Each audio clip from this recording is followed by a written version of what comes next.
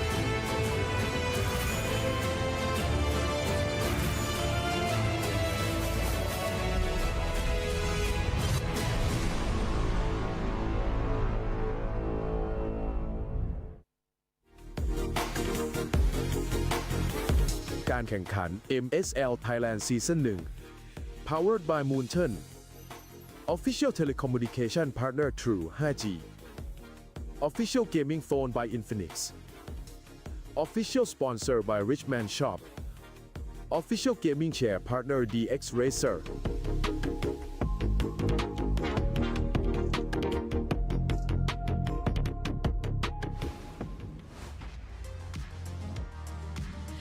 สวัสดีค่ะ ยินดีต้อนรับเข้าสู่การแข่งขัน Mobile Legends รายการ MSL Thailand Season 1 ค่ะ Welcome to Mobile Legends MSL Thailand Season 1 Assalamualaikum Tuan-tuan dan puan-puan Selamat datang ke MSL Thailand Season 1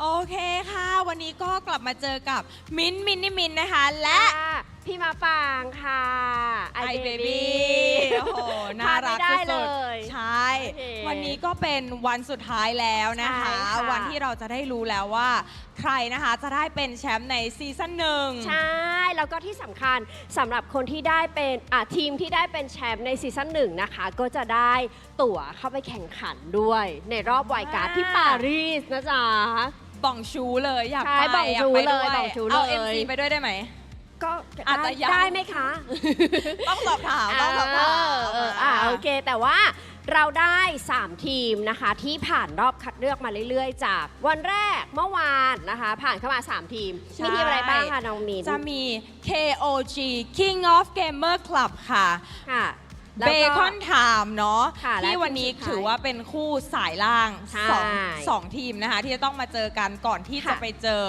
ACT Esport Club นะคะ ที่ตอนนี้เนี่ยรออยู่แล้วนะคะในแกรนด์ไฟนอล ใช่แล้วนะคะสำหรับคู่แรกในการแข่งขันในวันนี้นะคะ ก็เป็นการพบกันของ King of Gamer Clubs ค่ะ พบกับ Bacon Time สำหรับทีมที่แพ้ก็คือการันตีว่าเป็นที่ 3 อัตโนมัติ ใช่อัตโนมัติเลย ส่วนทีมที่ชนะนะคะก็เข้าสู่รอบแกรนด์ไฟนอลนะคะ ไปเจอกับ ACT นั่นเอง ใช่แล้วค่ะก็คือที่1เนาะอย่างที่บอกไปก็ พูด จะ ถึ ได้ ง ไป รางวัลกันบ้าง ได้ค่ะ รางวัลที่จะได้เนาะที่ 1 ก็คือจะได้ไป MSC 2026 นะคะ รอบ ค่ะ ไวการ์ดที่ปารีสนะคะฝรั่งเศส ใช่แล้วนะคะ ส่วนที่ 2 นะคะก็จะได้ไปทำการแข่งขันต่อค่ะ ในรายการ MCCM ซีซั่นที่ 7 นั่นเองอุ้ยซีซั่นที่ 7 แล้วมา 7 ปีแล้วนะคะน้องมิน เยอะมากเลยนะ แบบยาวนานอยู่กันมาอย่างยาวนาน ของเรา จๆ เพิ่งจะซีซั่นหนึ่งแต่ว่าทุกทีมคือทำผลงานให้ได้ลุ้นระทึก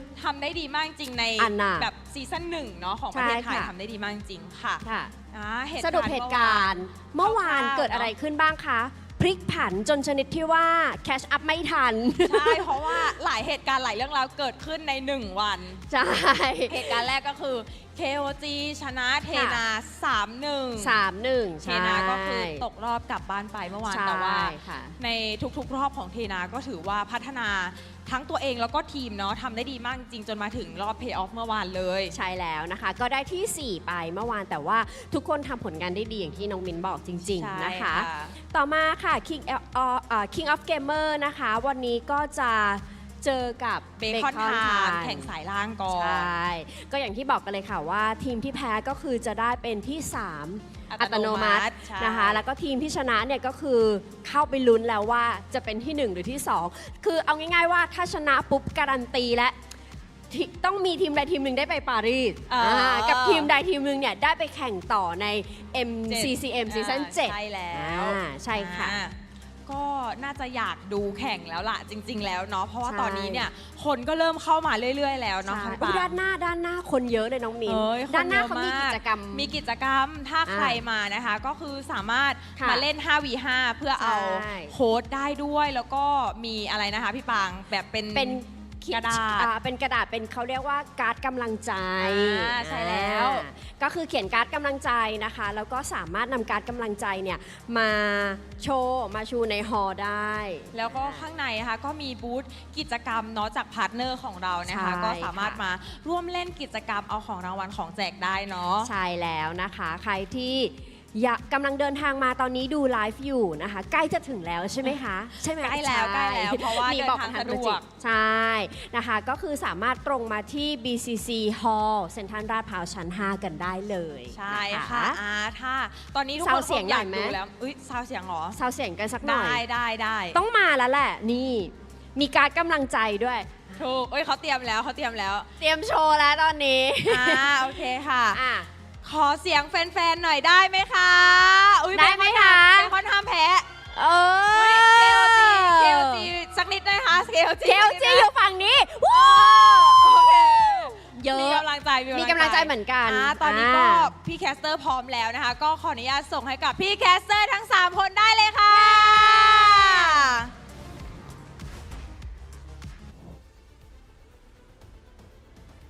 Lovely Minimint and of course the charming iBaby.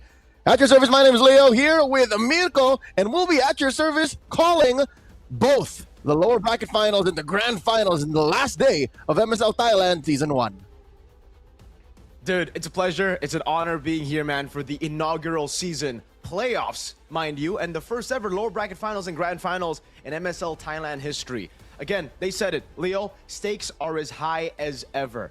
EWC is all the way in Paris. Everybody wants to go there, even the teams in Indo, the teams in the Philippines, everywhere in the world. You can feel the hype. I did not know you spoke Thai, but you know what? I'm learning a little bit about you every day. And they also mentioned that the He also mentioned that the winner of, the grand finalists, whoever's there, is at least guaranteed to go to Paris or to compete in MCCM Season 7. So regardless, it's international experience, and who'd have thought that who would be sitting on top of the food chain this early on? A qualifiers team in ACT. They'll be in action later on tonight, but for now, we have a best of 5 between two of the teams who everyone thought would be in the grand finals automatically. KOG and Bacon Time, but only one moves on. Hey, that's just the style right now, you know? The open qualifier team, we got ACT. Dude, I have had my eyes on them for as long as I've heard of the MSL Thailand series, right? I got the pleasure of casting the first week of MSL Thailand. Unfortunately, after that, I just had to sit and watch as a viewer. But ACT have always just been impressive, man. Every single time they play, it was very surprising to me, especially Leo, because after seeing so many of the global regions, even casting MSL Myanmar, there's definitely a gap that you see from the major regions into, you know, some of the MSL regions. But for ACT, they've learned through maybe watching their own VODs, maybe through, you know, figuring it out themselves, experimenting within themselves. But they have such a high level of play for a region that's in its first season. Well, it's not like they just figured it out on their own. They have had interactions with the best of the best. They traveled to the Philippines in late 2025. They have been scrimming with teams internationally. Again, to play like the best, you gotta be with the best. And ACT right now are the best team in MSL Thailand. That is undoubtedly true. Despite KOG's dominant run, undefeated in the regular season, they are floundering now in the lower brackets. One last chance to make it through alongside Bacon Time, who has been such a wild card. Did you see yesterday's matches? Did you expect Matilda and Estes to come back? Hey, I did not expect it to come back, Leo. I'll be honest with you again. I mean, we've heard kind of like, I think many analysts here and there talk about, okay, we're in like a crazy initiation meta. Maybe some of these healers can come back into the meta, but it really feels like opening up the map, getting vision, getting someone that can screen around with mobility, with, you know, tankiness, so that he can actually just walk up and check these bushes, takes prio over these healers. But hey, somehow they're able to make it work. Utility jungles are coming back as well, so maybe that's the way. That's the signature, I would say, playstyle for Spider Miles as well. So going back to comfort instead of playing through meta, forcing the team to play meta, that's always been, I think, a lot of the weaknesses for teams coming into the playoffs, right? Rely on your strengths and leave the weaknesses out the door. Because right now, there's no space for any weaknesses, man. It's a best of 5. We've seen many best of 7s in the lower brackets, a little bit more forgiving. But here in the best of 5, you lose the first 2, or you lose that first game, and momentum is going to hurt you. It's difficult to go into a lower bracket best of 5 when you've watched the bigger regions go 7, and I get you. Comfort and weakness are not exclusively mutual. So that's why you have to think about how this jungle matchup will go through, because Kaizen, you can see he has a slew of picks, right? B-Boss has started to pick up more of the Boxer. He just started playing Boxer in the playoffs, mainly because it's got banned, which is understandable. It gives so much to your team when you have a hero that, again, acts like a roamer. You know, he's a frontliner, can dig deep, can secure objectives. Very difficult to fight a utility jungler in the pit early on. But really, the standouts, I don't know if you agree with me, Mirko, are the gold laners. The junglers are just there to help activate them, because to me, it's all about grift. It's all about buy-in going into this best of 5. I agree with you. I mean, we saw it constantly here as well, especially considering some of these games actually did get into the mid-game, late-game stage where team fights started to happen, where it was all at the right time of the power spikes for a lot of these heroes. Again, even in our own MPLs, we've just been seeing the prio on Claude, and I think it's very, very similar, right? Obviously, when you get your hands on Freya, though, it'll be different. Freya's always going to take priority over anything else in the draft, and that's what made the win for ACT even more impressive, I feel. They beat a Freya gold, something that even in ID, it's just, it really feels like it's forbidden. You know, when you get the Freya, it's like, nah, it's an illegal move. No way I could have gotten my hands on this pick. But again, you play with the best in the world, you get your hands on secret tech, and you understand as long as we block the Freya, deny her the range, deny her, the opportunity to jump on us, you're just as good as a little heavyweight with short arms. Like, it just doesn't work out. So today, we already have said goodbye to Griff. Griff has already been knocked out.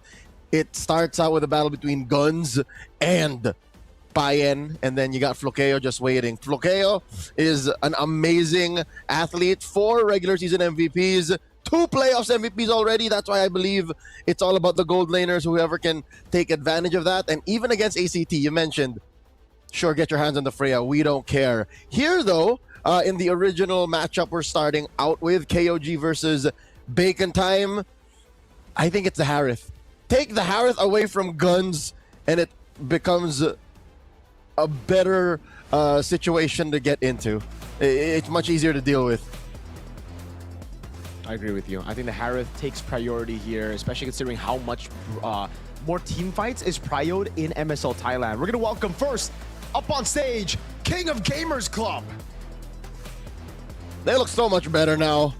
Again, them falling in the lower bracket wasn't something we expected. But last night, they indulged in a little bit of a K-barbecue. Coach Justin went out with a 33, and a few of the other guys, and they're like smiles. They're happy to be this close to playing in the MGCM or going straight to Paris, but they gotta go through Bacon Time. They're de facto rivals in the regular season. Bacon Time's been good, man. Bacon Time's really just shown how good they can be in the playoffs as well. So just signature prio picks here and there. We got to see a little bit of those pocket picks as well come through. This is going to be a good match. Bacon Time, King of Gamers Club. Dude, I mean, every time I look at 33rd, right? He's gone by a lot of different names in the past as well. Framesy back in the day, an MSC champion, mind you, 2017, the first MSC ever with IDNS. A legendary name, and to see him still here, up in the top 3 of MSL Thailand in 2026, Leo, I got nothing but respect for this veteran. He's bringing back picks like Esmeralda. He's playing like it's 2017 all over again. It's like he's in Jakarta and he's ready to win big. Here's a reintroduction to King of Gamers Club. Again, the aforementioned 33, Kaizen, Zed, Payen, Nile. What's surprising to me is in the regular season, sure, it was all about the Filipino imports. That's the easy thing to do. But later on, you look at their play and it makes more sense. Like, it's not just about Kaizen and Payen. It's a whole team.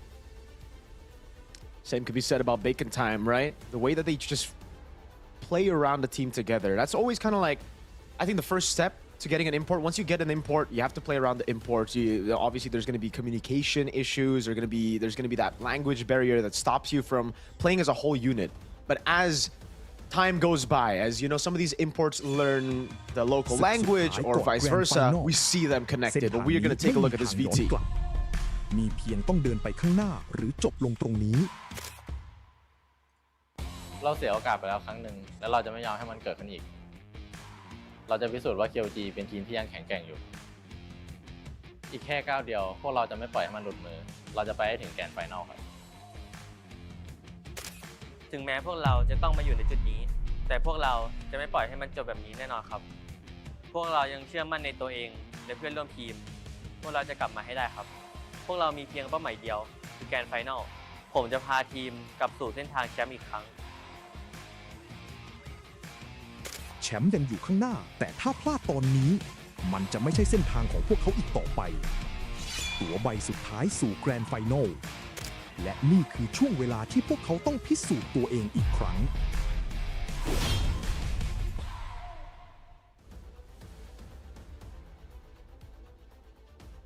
Let's take a look at the head-to-head for KOG and Bacon Time.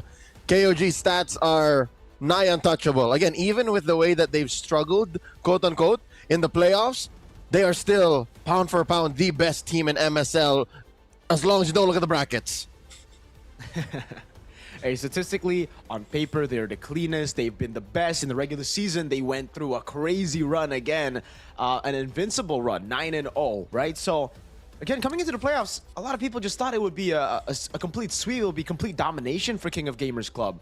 But as, you know, reality unfolded. It is a lot of times weirder than fiction.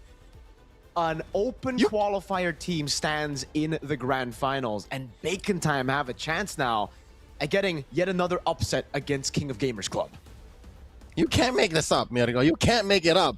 The fact that a lot of our even talents in Thailand, they would know best. They would know best. Did not expect for this to be the reality we live in.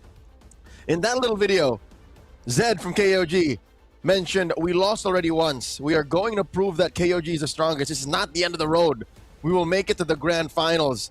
A statement, a message sent, not just to their opponents, but to the MSL Thailand community and the world as a whole. Shout outs to Facepalm for helping with the translations of that VT. Going into the map draw, let's see where we play the first game. It's Dangerous Grass. What a way to set the momentum. Hey, this is a map that's just, dude, I don't know about Bacon Time here, but I think I'm going to have to lean towards KOG just with their playstyle, right? They're really clean with it. They love going for those ambushes a little bit more, team fights as well, and that's why we can already see Bacon Time take the Guinevere out of play on Dangerous Grass, man. You don't want to have those ambush heroes ready for KOG. And it's weird to see the Freya ban on blue rather than red, but as you said, we are going to be seeing more of those marksmen, more of those even, you know, mages, technically the Harith, the traditional gold laners over the fighter golds here in this specific matchup. I think Coach Justin has just accepted the fact that, hey, it's either we deal with the Freya or we coin flip our way to fighting it, and they choose not to. And again, you mentioned how MSL Thailand is a very fighty-centric server. That's why the Valier is always such a prio ban. Even with Mimax out of the picture, even with Lord Guns out of the picture, Valier is still a strong hero when you just think of how often fights happen in MSL Thailand. The Baksha ban as well. Again, Bacon Time, they have been utilizing those utility junglers. I guess it's both ways here. The Akai in the first phase is definitely a weird one for me, man. But that's crazy. Again, once we get into the lower bracket finals, you want to throw ego out the door, right? The usual meta bans, you don't expect it anymore. You just expect respect. That's what you expect here. Bacon Time are going into this fully respecting KOG, but also doing so that they open up a lot of picks as they are on red side. We've been seeing, you know, this debate as well in Indonesia. Which is better, blue or red? Do you want to just secure that one broken pick? Or do you want to let everything go and just get the better trade with two? The Juicing gets left open, KOG pick it up, and now there's so much on the board. This is dangerous. They willy-nilly just threw that Harith right in Gun's face, who, by the way, mentioned in that VT, says, I believe in my team and in myself. We're going to make it to the grand finals. Hey, both players believe in what they stand for, but with a Harith, and even in Dangerous Grass, especially since they got rid of the Akai and the Phoveus and the Gwyn, it all points towards one direction, Mirko. It all just shows you that we're just gonna start. We're gonna one trick this Harith into the grand finals. I agree with you. I think the Harith should just come through here, and they pick up the Eve as well. They're just going to go for the direct counter straight up, man. They want to win out the mid lane. They want to take the Harith as well. It's such a simple answer, but it's an answer that I personally like more than the overcomplicated ones, you know? We've been seeing a lot of teams try to resort or lean onto execution instead of just going for a solid draft. I'm Team Bacon Time on this side. I mean, on this debate. Let's take a look at KOG. They go for the Harley. All right. Do they combo it together with a weak side Claude? There you go. Up against the Eve, against the Harith as well. KOG, same response, Leo. They don't overcomplicate stuff. They're just picking up what's prio. Coach Noel and Coach Justin, like Magneto and Professor X, just going at it forever. Playing a game of chess that only they understand. Bacon Time, though, digs deep. Usually when we have to go down to, like, the Fredrin or the Akai again, it's weird. With Akai getting banned in the first phase, you go to Fredrin first phase too. Are we throwing back to 2023? What's going on? We haven't seen a lot of this as well in ID though, man. The Fredrin in the first phase, especially for TLID. For some reason, when the Jote gets his hands on the Fredrin, it's just an easy done deal win. So maybe that could be the same reason that Bacon Time pick it up. They're going to go for a simple front to back, trying to beat this execution-heavy composition, I would say still, right? It is Prio, the Claude, the Harley, but it definitely leans towards more execution as Bacon Time can just play around those neutral objectives. Bacon Time ban out an XP that can stop the Fredgen. I think the Terizla should be next, or maybe even the Glue here. But KOG, they got to take away these physical damage dealers out of the XP lane. When we see these Fredgens, these utility jungles, Leo, we usually see it comboed with Arlet, but in Indo, we've seen even the Paquito. Well, Paquito did get buffed, and that's a significant buff. I'm surprised it doesn't show up as often. I actually expect Terizla to make it through. Terizla is like such a, which is, I disagree. People look at Terizla as a little like nothing XP laner, like a vanilla XP laner, but it's usually the glue that holds, not literally the glue, but you know what I mean? Like it's what bonds the whole lineup together. So I agree. I think ban the glue, let the Terizla through. Like you're losing out either way, because there's room for Bacon Time to invest in the whole high execution angle. And if it comes down to just a good flicker penalty zone, by all means, or rather penalty zone flicker, you know, mid execution. You've even seen very creative angles with the penalty zone flicker. They ban out the Khalid instead, taking away mid prio from KOG, and that might have already kind of given it away that Bacon Time are not going for a fast-clearing concussive blast roamer. Maybe they're going for, as we've mentioned earlier, a Mathilda? Perhaps? Something else? There's a world where it's also an Estes. I think they can, since they did the combo of Utility Jungler Eve. It's Utility Jungler Eve still. And then the Harith is kind of... You can put the Harith on a leash. He's going to Chrono Dash away, but not too far away. He's not going to go as far away as a Freya would sometimes. So, the Estes could come in here now. Or no, they can keep it for Red 5. Like, they can keep us at the tip of our toes. They can go for an XP laner first. Absolutely. I like that. I mean, right now, the Arlet's already banned out, right? That's the combo we were expecting with the Eve, with the Fredgen as well. No longer on the table. Bacon Time. They go for the Paquito here. Usually in Indo, we still see it Red 5. Again, we did see those buffs, but teams are still not comfortable picking it up Red 4. They want to still save for something else, or they would want to save the Paquito for the last pick. So if they do want to save it, they go for a traditional XP laner. Oh, damage. I guess the Benedetta comes through for Bacon Time. Kang feeling it in this lower bracket final. And it's, as you mentioned, as you predicted, Mr. Mystic Leo, I think we're going to see the Estes. I think we're going to see at least a healer, right? If it's not the Estes, it's a healer. And hey, shout outs to Blacklist International, that prime era. This really just looks like that kind of composition, you know? Oheb on the Haji on the Oheb on the Harith, Haji on the Eve. Yes. From break the code to bake the code. Oh, let's see. KOG got 2 more picks here, a roamer and an XP laner. They need some peel. They need 2 solid ones. Do they go for a revitalized roamer? That sounds like a good idea to me. Yeah, but Hylos are got the catch. I think just go for the Hylos here, right? And the Esmeralda. Okay. They got 4 out of the 5 picks they started off with yesterday against Tenacity. So they won that. And again, jaws were ajar when 33rd brought back the Esmeralda, but I guess it answers the Eve and the Harith. But still, when you put an Estes into the formula, kind of gets wonky. There it is! Oh! I mean, you called it, bro. You called it. The Estes comes through, and it was just a slow build up to that point to get to the Estes. We knew it was coming at the end of the day. KOG, I feel, knew it was coming as well. That's why they banned out the Flora, and something that could have been a bit more troublesome. But again, for KOG, they can't be afraid, right? The one thing that Bacon Time's composition does well is play it slow, go for neutral objectives. KOG needs to try to utilize the downtime in the game to try to go for those pickoffs, to try to push their advantage, because if not, then Bacon Time are just going to control all the neutral objectives. You mentioned something specific, downtime. As long as Bacon Time are able to manage the cooldowns on Spider Miles' skills, then there is no downtime. They can just keep going. They don't even have to go home. Like, as long as mana isn't an issue, this lineup can just keep weaving in and out of combat, applying so much pressure that Payan might not even come online. Let's get into game number 1. Draft scene from a mile away. Solid momentum starters for both squads. Again, they got both what they wanted. Let's see who starts off on the better foot in this best of 5. Welcome to the Land of Dawn, folks. Oh, early on already. 33rd, getting the better of Kang. Up top, lethal ignition for Kang. He's gonna go for the damage. Just a pure damage build with a utility jungler. Boss, brother man, that's a Brave Smite on the Fredrin.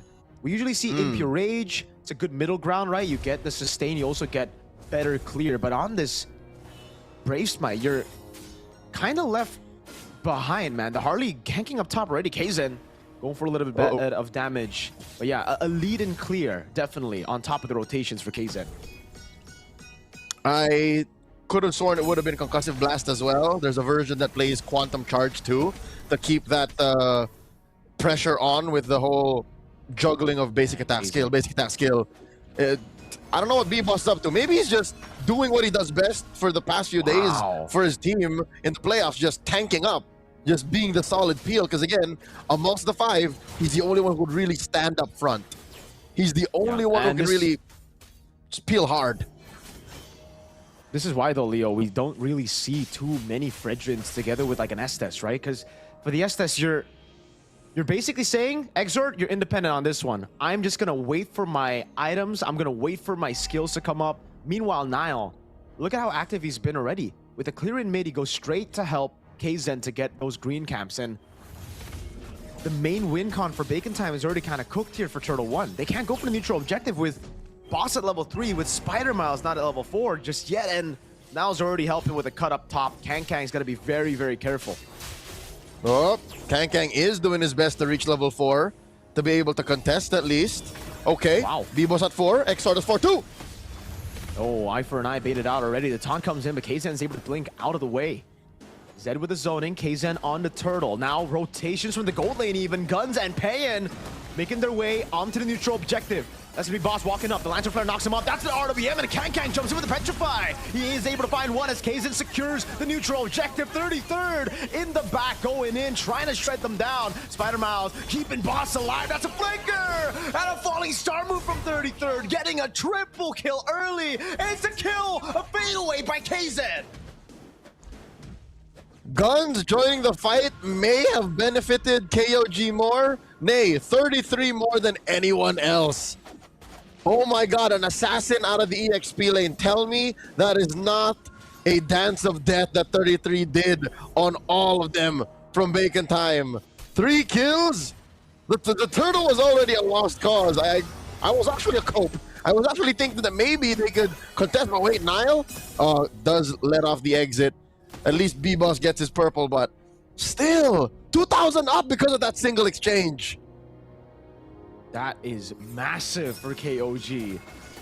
Kaizen walks up, Deadly Magic, not enough to kill him. Spider Miles able to get him back to full HP, but as you mentioned, Leo, dude, it really comes down to KOG being more creative with it, right? Having tempo as well. They rotate to the neutral objective first. They don't let Bacon Time hold. 33 up top. It's got to be careful on the Esmeralda. No flicker. Boss walks up, and at the end of the day, they're just wasting these rotations. Another thing about the Ube, the Fredrin on the Brave Smite, his clear is abysmal. So if you don't get Turtle 1, KOG has a chance to just snowball out of control through farm, and that takes away the comeback potential of Bacon Time. If there are no bounties, Leo, luckily now there is a bounty on one of the frontliners, but if there is no bounty on everyone else, comebacks get a little tough. I don't think I need 10-15 minutes to tell you that Ube is playing out of time. It's a different game now we're playing compared to how MLBB was like 3-4 years ago. Ube was king back then because of how slow-paced the game is, or at least how Filipinos tried to make it slow. But this time around, KOG says, nah, we fight ASAP. We want 5 kills in the first 5 minutes. And because of that, they can take their time. They can pressure Guns before they even go for the turtle take. Turtle number 2 now. Yep. Really smart by KOG. They don't want to secure the neutral objective straight up. That's going to be Lantern Flare now. Red Tree battle. Kang seals it away as he goes in as Boss walks in for the taunt. Good disengage by KOG, and Bacon Time are happy with just a neutral objective steal. Kang that retry battle wasn't won by a jungler, it was won by an XP laner. Okay, if 33 is all about them kills, Kang is all about cutting right through, breaking the formation, and denying takes.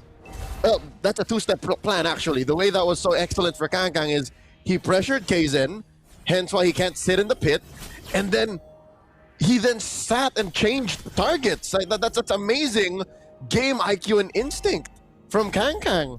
So that XP lane isn't so dead after all. Maybe Bacon Time can now rotate down bottom. They can start the pressure now Payan.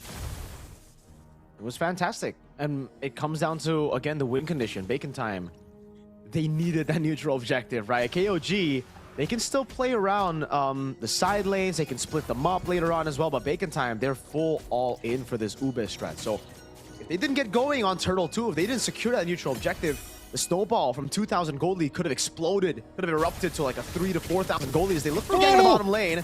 Blazing Duet by Payan. Guns pops in Zaman Force already. That's a big cycle down. Nile caught on the RWM of X-Sword now. He's still able to pop the Revitalize to get out. Boss, ooh. That's a big appraisal. That's a re-engage from Zed. Not too sure about that. Not in range. Good respect from the rest of the team of Bacon Time. Okay.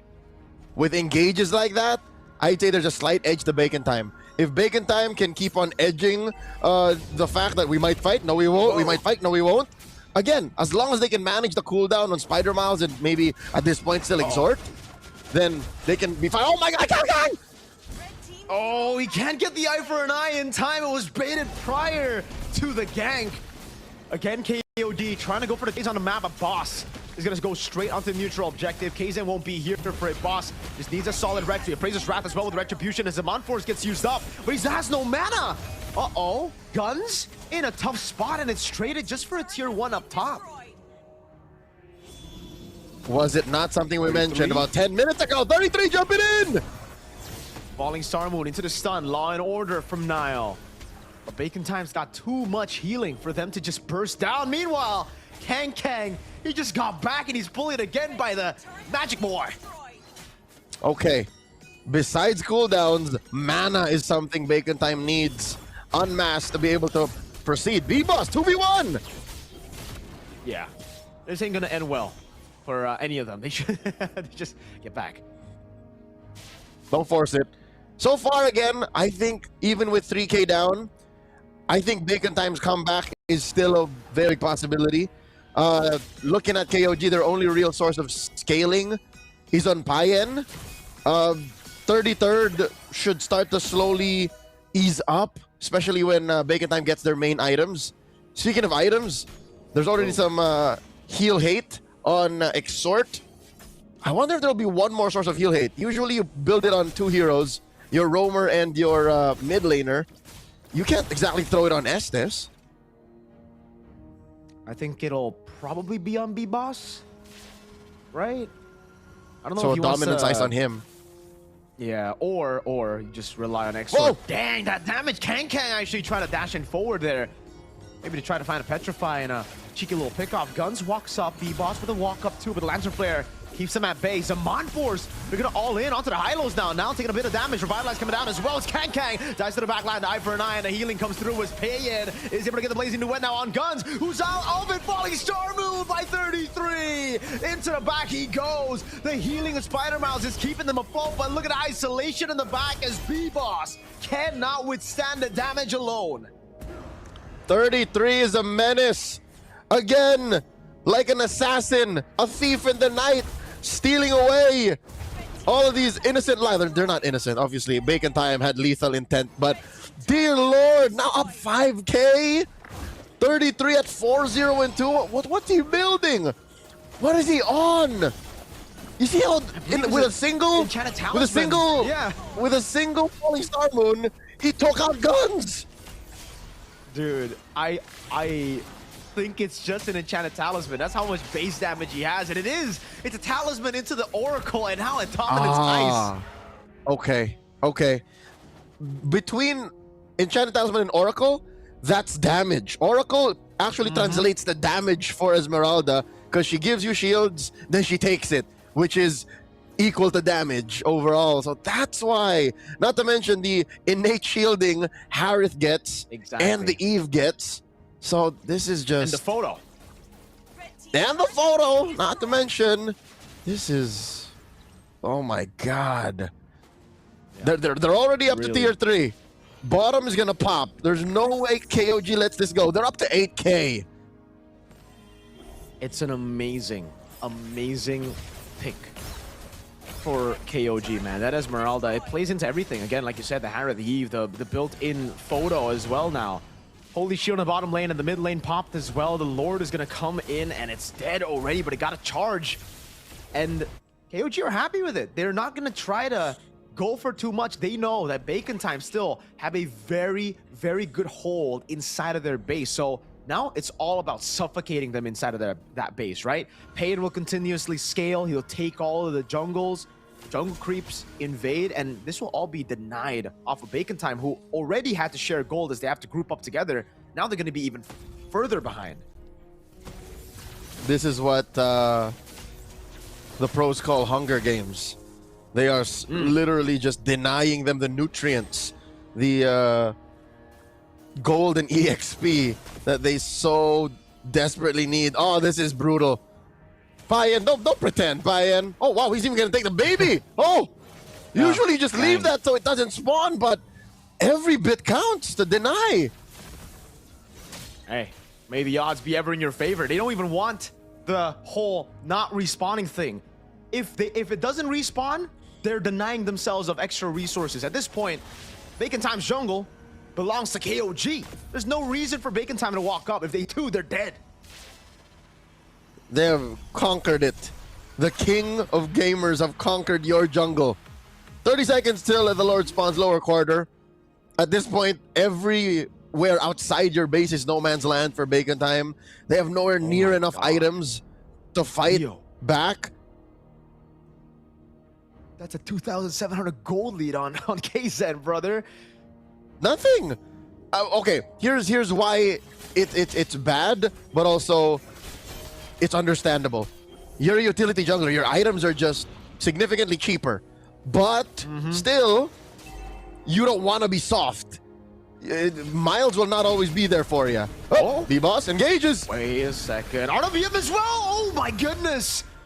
KZ almost with a bad play, a blunder. Walks up, tries to deal damage to B-Boss. I know of the gold lead there, but now, whoa, it's given the chance to Bacon Time to actually walk up. No revitalize on Nile. KZ's still on it. He's still able to get it down. Luckily, Zed puts the Lantern Flare on him. With a Blazing Duet in the back line, but look at the healing. Blessing the Moon Goddess, and a big burst through with a Petrifier and a final blow. Now 33 in the back line, holding 4 members at bay. B-Boss trying to survive as Amon Force gets placed down again, and Bacon Time have found a second win. KZ looking for flank again, has to blink away. B-Boss on now with a taunt. Now KZ walks up and it gets caught by the Void Blast. And I think this Lord will be for nothing. I think Bacon Time can just clear it out. It happened. At 13 minutes, it happened.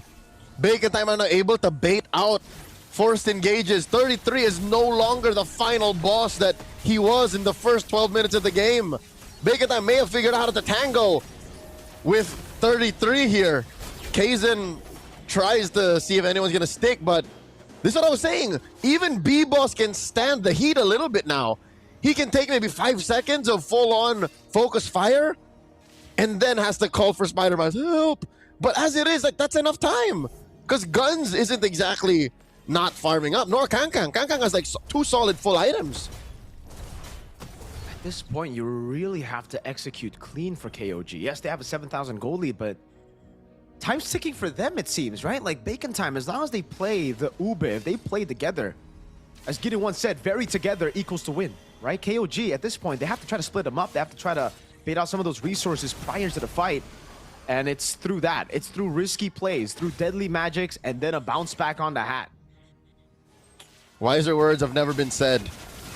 I'd give them maybe 2 more minutes before they get the full-on team-wide power spike. They need maybe 1 more key item on Guns, and Kankang got his 3rd full item. I'd say, oh my god, just in time for the 3rd Lord, lower quarter in a minute. That might be when they all just say, we finally contest. Okay, real quick, check. Okay, 3 items on Guns, 3 items on Kang. I'm not even looking at B-Boss. All he really is just a walking threat magnet. Is that a book? Is Spider-Man's also building an enchanted talisman? I believe so, you know? More mana, more magic damage as More well. heals. Bit more healing, and take a glance at that winter crown. So even if Spider-Miles gets caught in a tough spot, say the dive works for KOG, they isolate some of the targets, winter crown. Bacon time, have time to then regroup around the SS. I like how Spider-Man is building it. Again, rank games, you go in immortality. But Spider-Man is nope, I want to fight back. He wants to fight back. And maybe he's looking for those item swaps, man. He's a world champion. He knows how to do it. 33. Look at Eye for an eye baited out. The deadly magic comes through. Oh my goodness. Okay. Kang gets away with the final blow. They don't bait the blessing of the moon goddess just yet. And now the hold. This is what we were talking about earlier. KOG, instead of just going for a full commitment onto a neutral objective, they got to build slow pushes. They got to try to play those side lanes. They have a Claude and a Harley, and they're playing around that now. Benedetta, Kang, sent up top as B-Boss. Holds on a neutral objective. Now KOG looking to go mid, getting the prio, shoving it in. Bacon Time have to respond. And that's why they disperse around from the neutral objective. Look at the mid lane. Uh-oh. Guns out of the fight.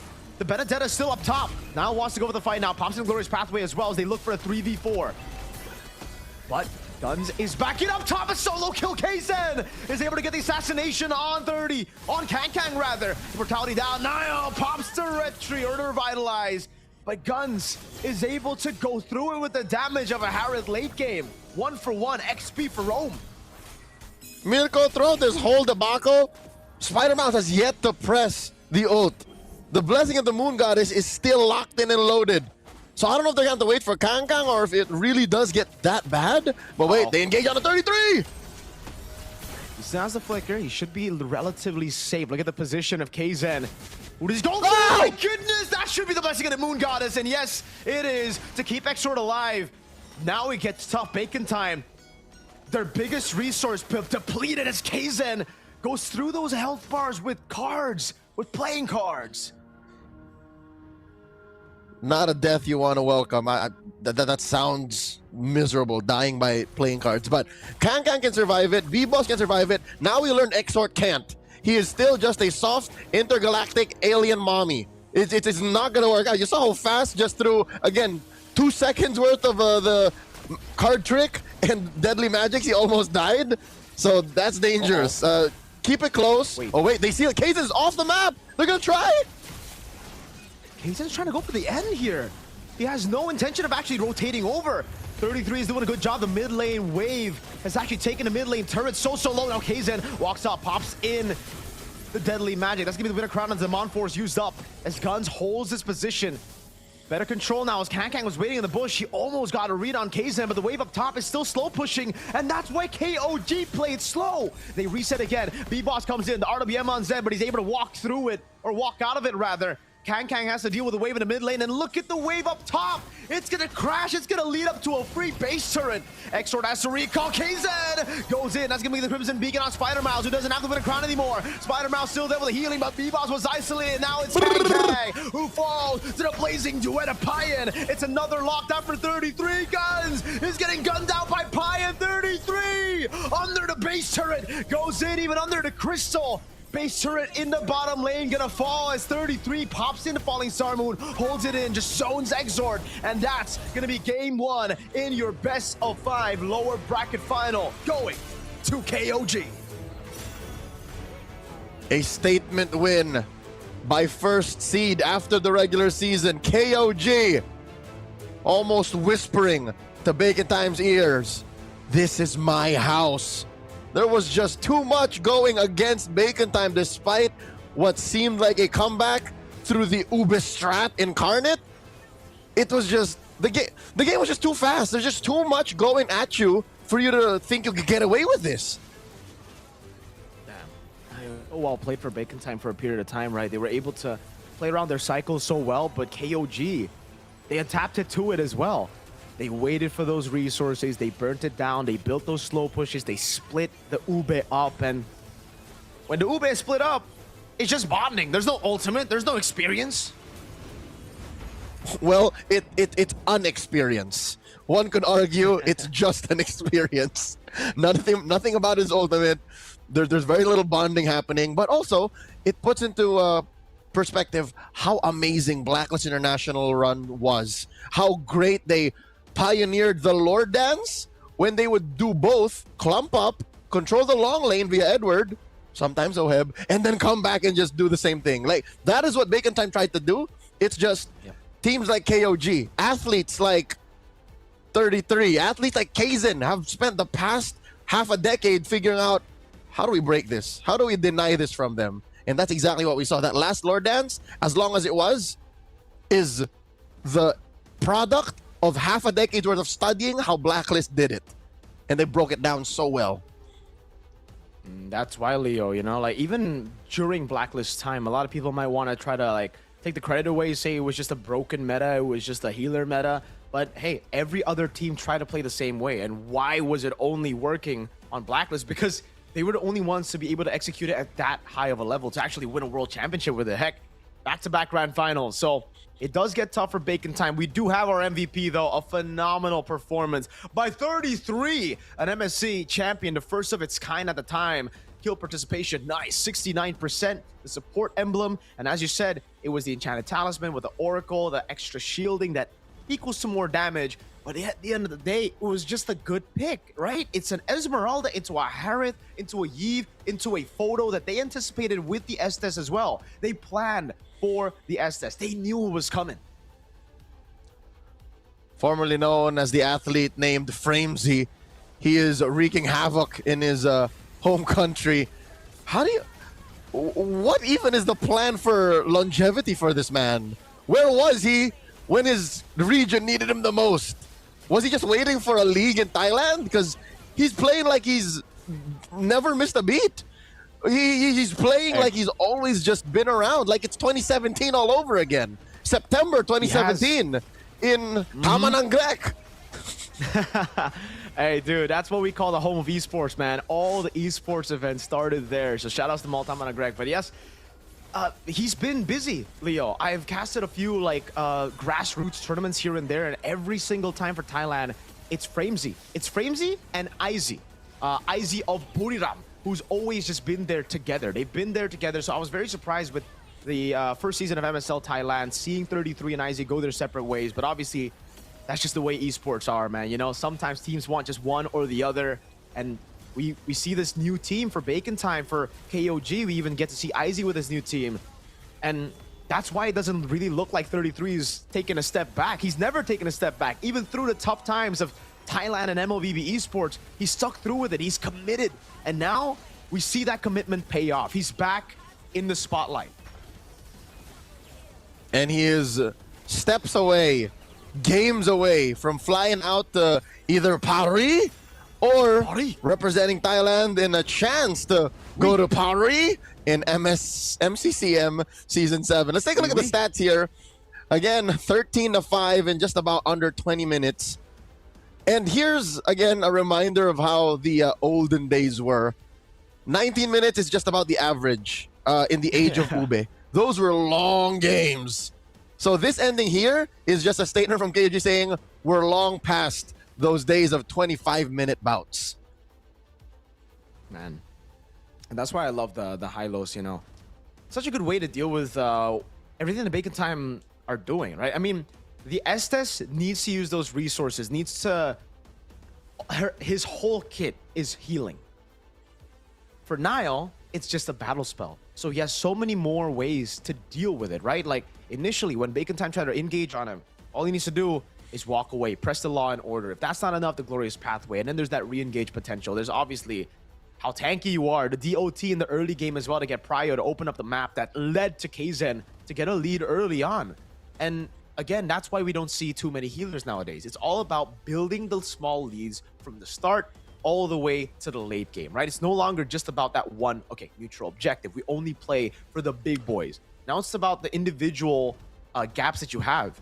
And yes, on a utility jungle, the individual gap isn't as big as per se like an assassin versus assassin, but it still hurts a lot when you aren't able to out-retro your opponents on a utility jungle. When you're 3 levels down, 4 levels down, even on a Fredgen with skill 1 Retri, the Harley can still win out in those battles. And at the end of the day, they needed to still execute it perfectly, Leo, for it to work. They needed the Benedetta to be able to get a Petrify, a clean one, on towards Kaizen in one of those big fights to steal the Lord.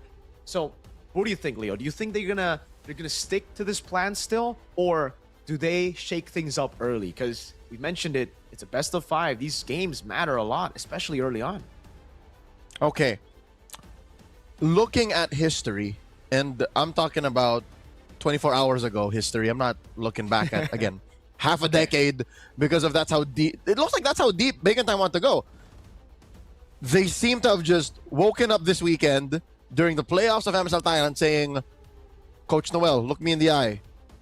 I'm going Ube. Because against ACT yesterday, they tried to play to the current metagame. They tried to play, you know, the Grox, the Rome Glues. They tried to, again, one time bring the Matilda back. And it seems like either way, it's a coin flip, but they look more comfortable and confident with Ube. So, I'd say play what you planned for. Don't play to whatever KOG is forcing you to do. If you decided this weekend that we're going to go and play and win MSL Thailand with Ube, then just force Ube into the wall until it works.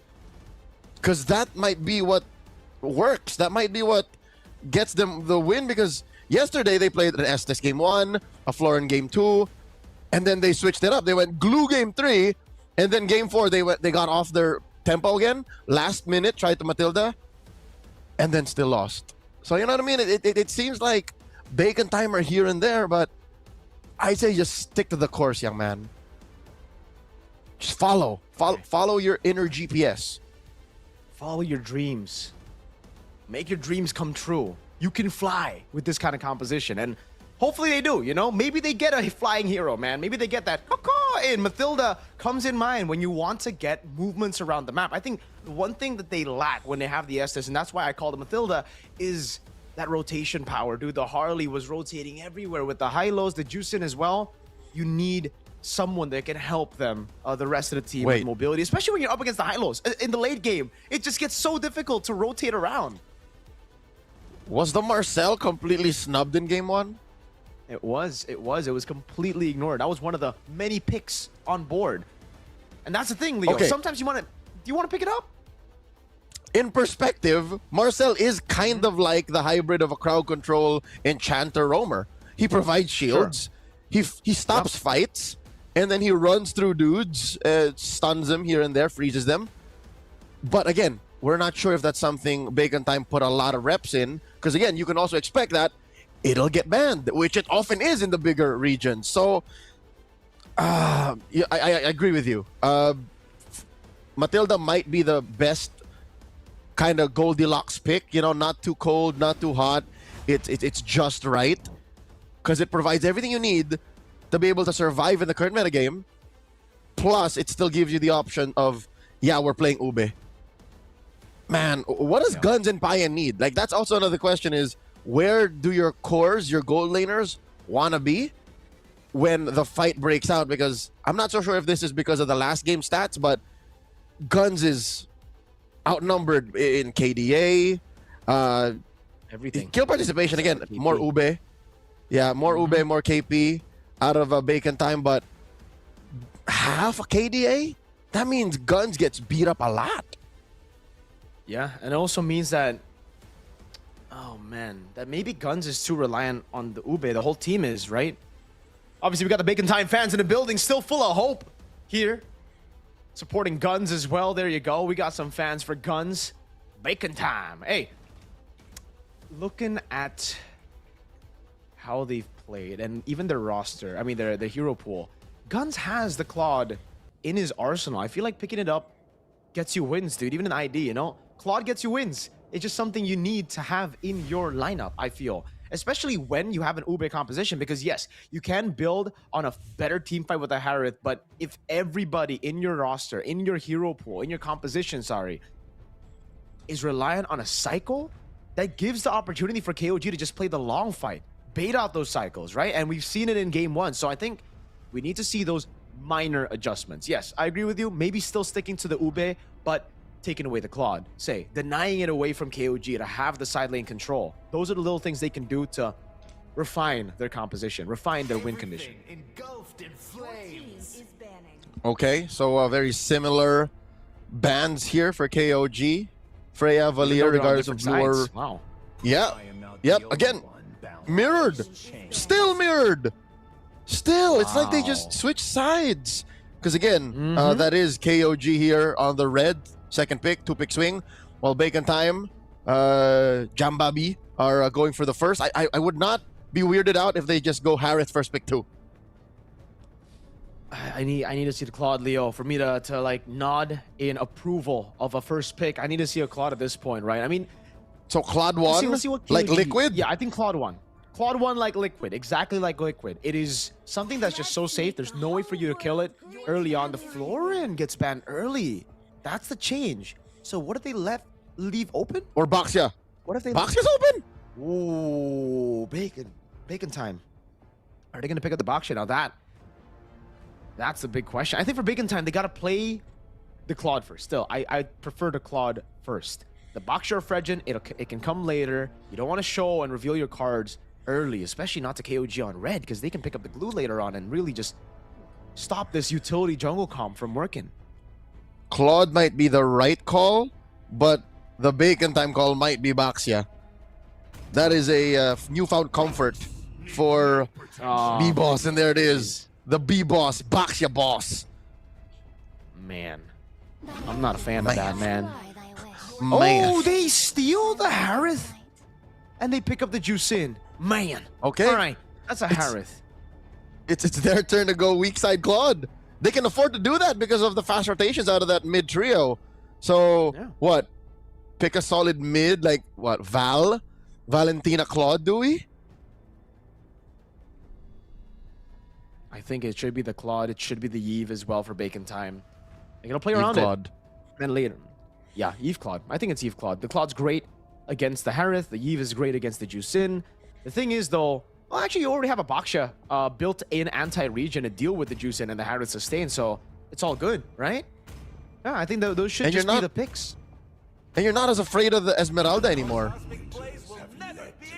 Okay. Oh. So, Hylos. They are leaving the Ube out of the way, right? Okay. Like, there's no... Unless it's Hylos XP.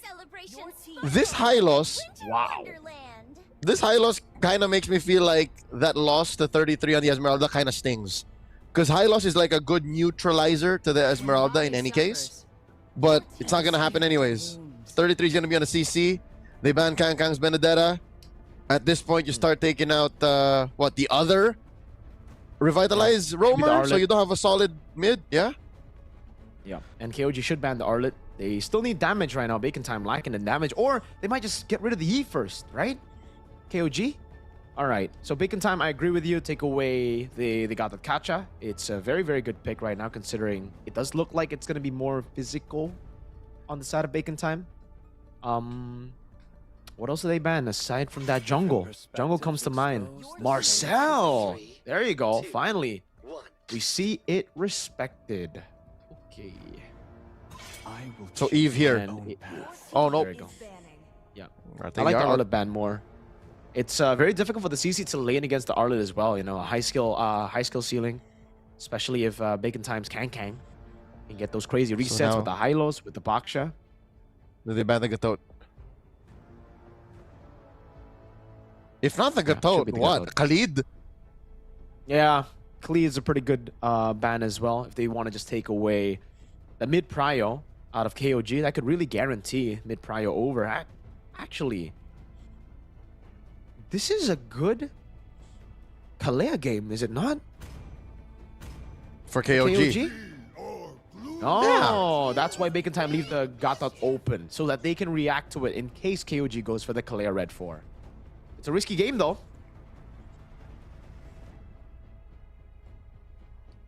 I'm not so confident because neither team's mid-duo or trio are locked in just yet. Yeah. How often does this happen that the junglers roam free, man? What happened to our metagame? What happened to our drafts? Harley, Suyo still out there? The Mord? Yeah. What? Yeah. I think the Mord is... Whoa! What? From KOG? Oh, God. Are we time traveling? Oh, Are we man. slowly time traveling? We are. Oh. If you take away the CC and the Juice in, you would just think this is M3 all over again, man. Oh, Okay. what? The Barat. This is not flex. And It's just and- jungle. and right? Here's Yeah. what's hilarious. I don't know what the hell Coach Justin is thinking, but he might just go Matilda, Florin, or Estes himself. Well, no more. No more Florin, but Matilda even. Look, Matilda Barat is ridiculous. It truly is ridiculous, dude. And they will have so much sustain, so much consistent damage as well with the CC and the Harith and the Juice in. The Sora comes in with the Lilia. I like the Lilia. I like it a lot there. Up against the Barats, up against the CC. Even the Juice in the mid lane. If KOG don't go for fast clear, Spider-Mouse and Extra are going to win this duo mid hard. Bring it in, Matthew Hilda. It's gotta be.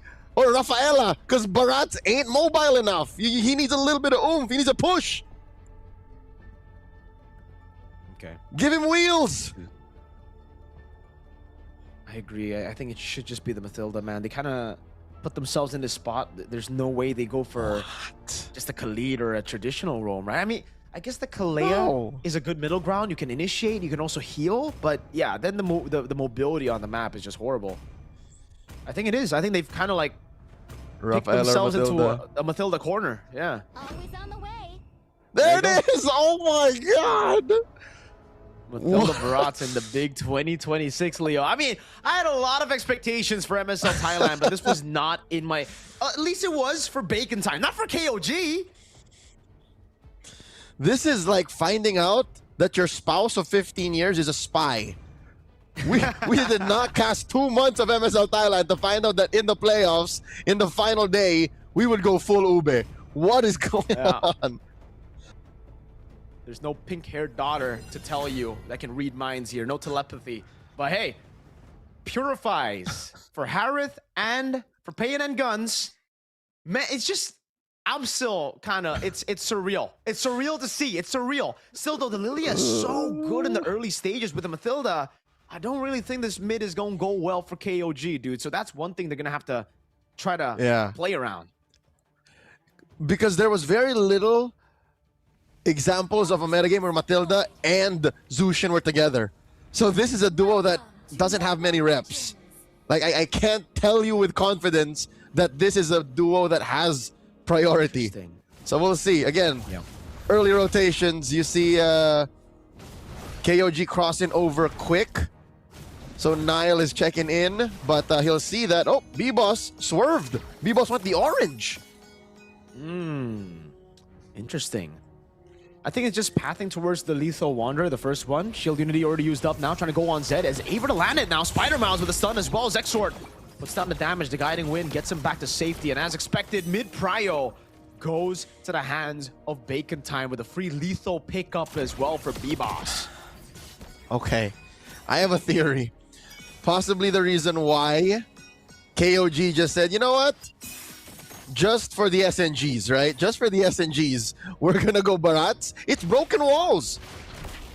In the heyday of Barats, his mobility was always an issue. But wait, 33? Oh, he should be fine. Okay, in the heyday of Barats, the walls were solid, but now he can kind of walk through them. Even Deathless Welcome through them. Okay. This is slow build. Nothing crazy. I think this is what we expected, though, with the healers. This is, oh, never mind. They're gonna go for the fight. Guiding Wind.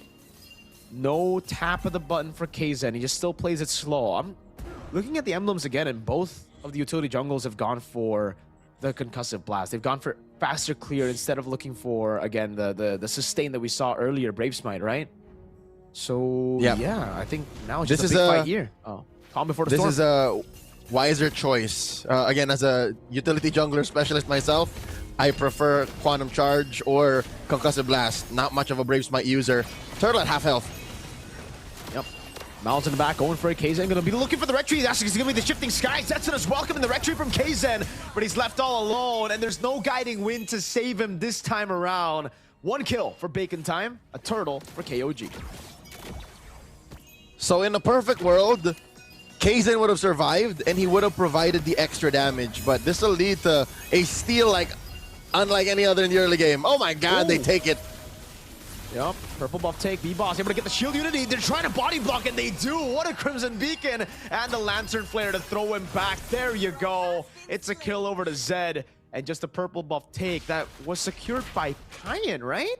Yes. So it went from great to good. At least it didn't go over to B-Boss. He gets punished bad. So it's still, I think, a massive win for KOG regardless. Dang. So this is just so good for Payan, man, in this lane against Guns. He was already kind of struggling, and with the purple buff, Payan can just spam those skills over and over again. So lead still, I'd say, in favor of KOG. The early kill onto the utility jungle was on the utility jungle. Like, it was B-Boss who got the kill. Meanwhile, the other kill for KOG went to the hands of Zed, who most probably will be going for the Sky Piercer this game. And more important now than ever, that is something that they have to do. We've seen maybe 1 in 5, 1 in 8 Zushins let go of the Sky Piercer, but here with a lineup like this that has only one real source of damage, the Harith, you need a Sky Piercer. So Zed has to build its stat. I'd say no later than 8 minutes. That's what they need if they want to be able to snowball with this kind of lineup in 2026. So please, please, I hope he starts buying those gloves now. He needs those gloves, man. It's getting cold out here in the broken walls. B-Boss. Oh. Whoa, I don't know about that. Shield Unity and even a Poisson's used to poke right before the neutral objective spots. You need that against 33. He hasn't been part of the fight just yet. Oh, God. I don't know about that.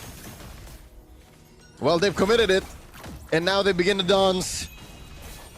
Both gold laners are here too. Circling Eagle.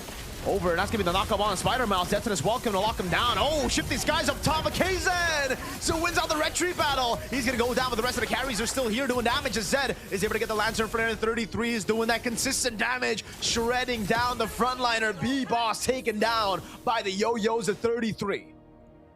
Another turtle and a fair trade at least when it comes to kills, but this will allow KOG to still snowball through again.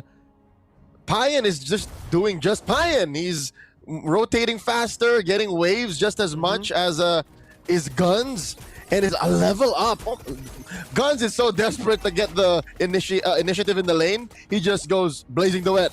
Okay, I'm gonna go for it. I need to clear fast. Dude, the damage is really starting to hurt, man.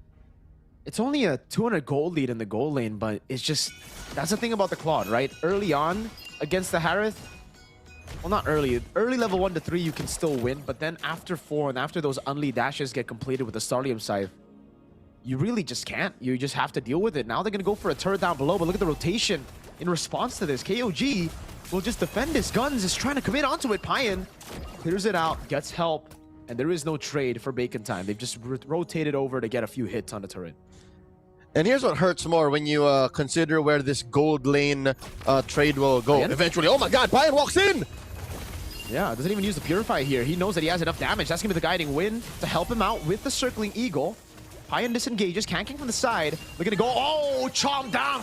Detonus welcome and a spit out there with a stun, but he's able to get out in time, and it ends up being a turret for turret. Down below for the one up top for 33. Okay. Truth be told, that was what you should expect to happen when you go 4v5. But I think Bacon Time was okay with it anyways. It's just a matter of who spent more resources to be able to get the winning trade. B-Boss, Unite, looking for an engage. Okay, jumps into that turtle anyways. 6.5 minutes, final turtle up for grabs. Spider-Mouse knocked up. Oh, look at the damage of the Yo-Yos. He's gonna have to go for the Glorious Pathway. First retreat for B-Boss as they go in. Kankan with the walk-up too, but Payan comes in late this time around. Goes on over to Kankan, who doesn't have enough stacks to go in the air. Kaizen gets a big chomp down, and it's 2 kills for the neutral objective. 33 jumps in onto 2. Has the Vengeance. Is all good zones.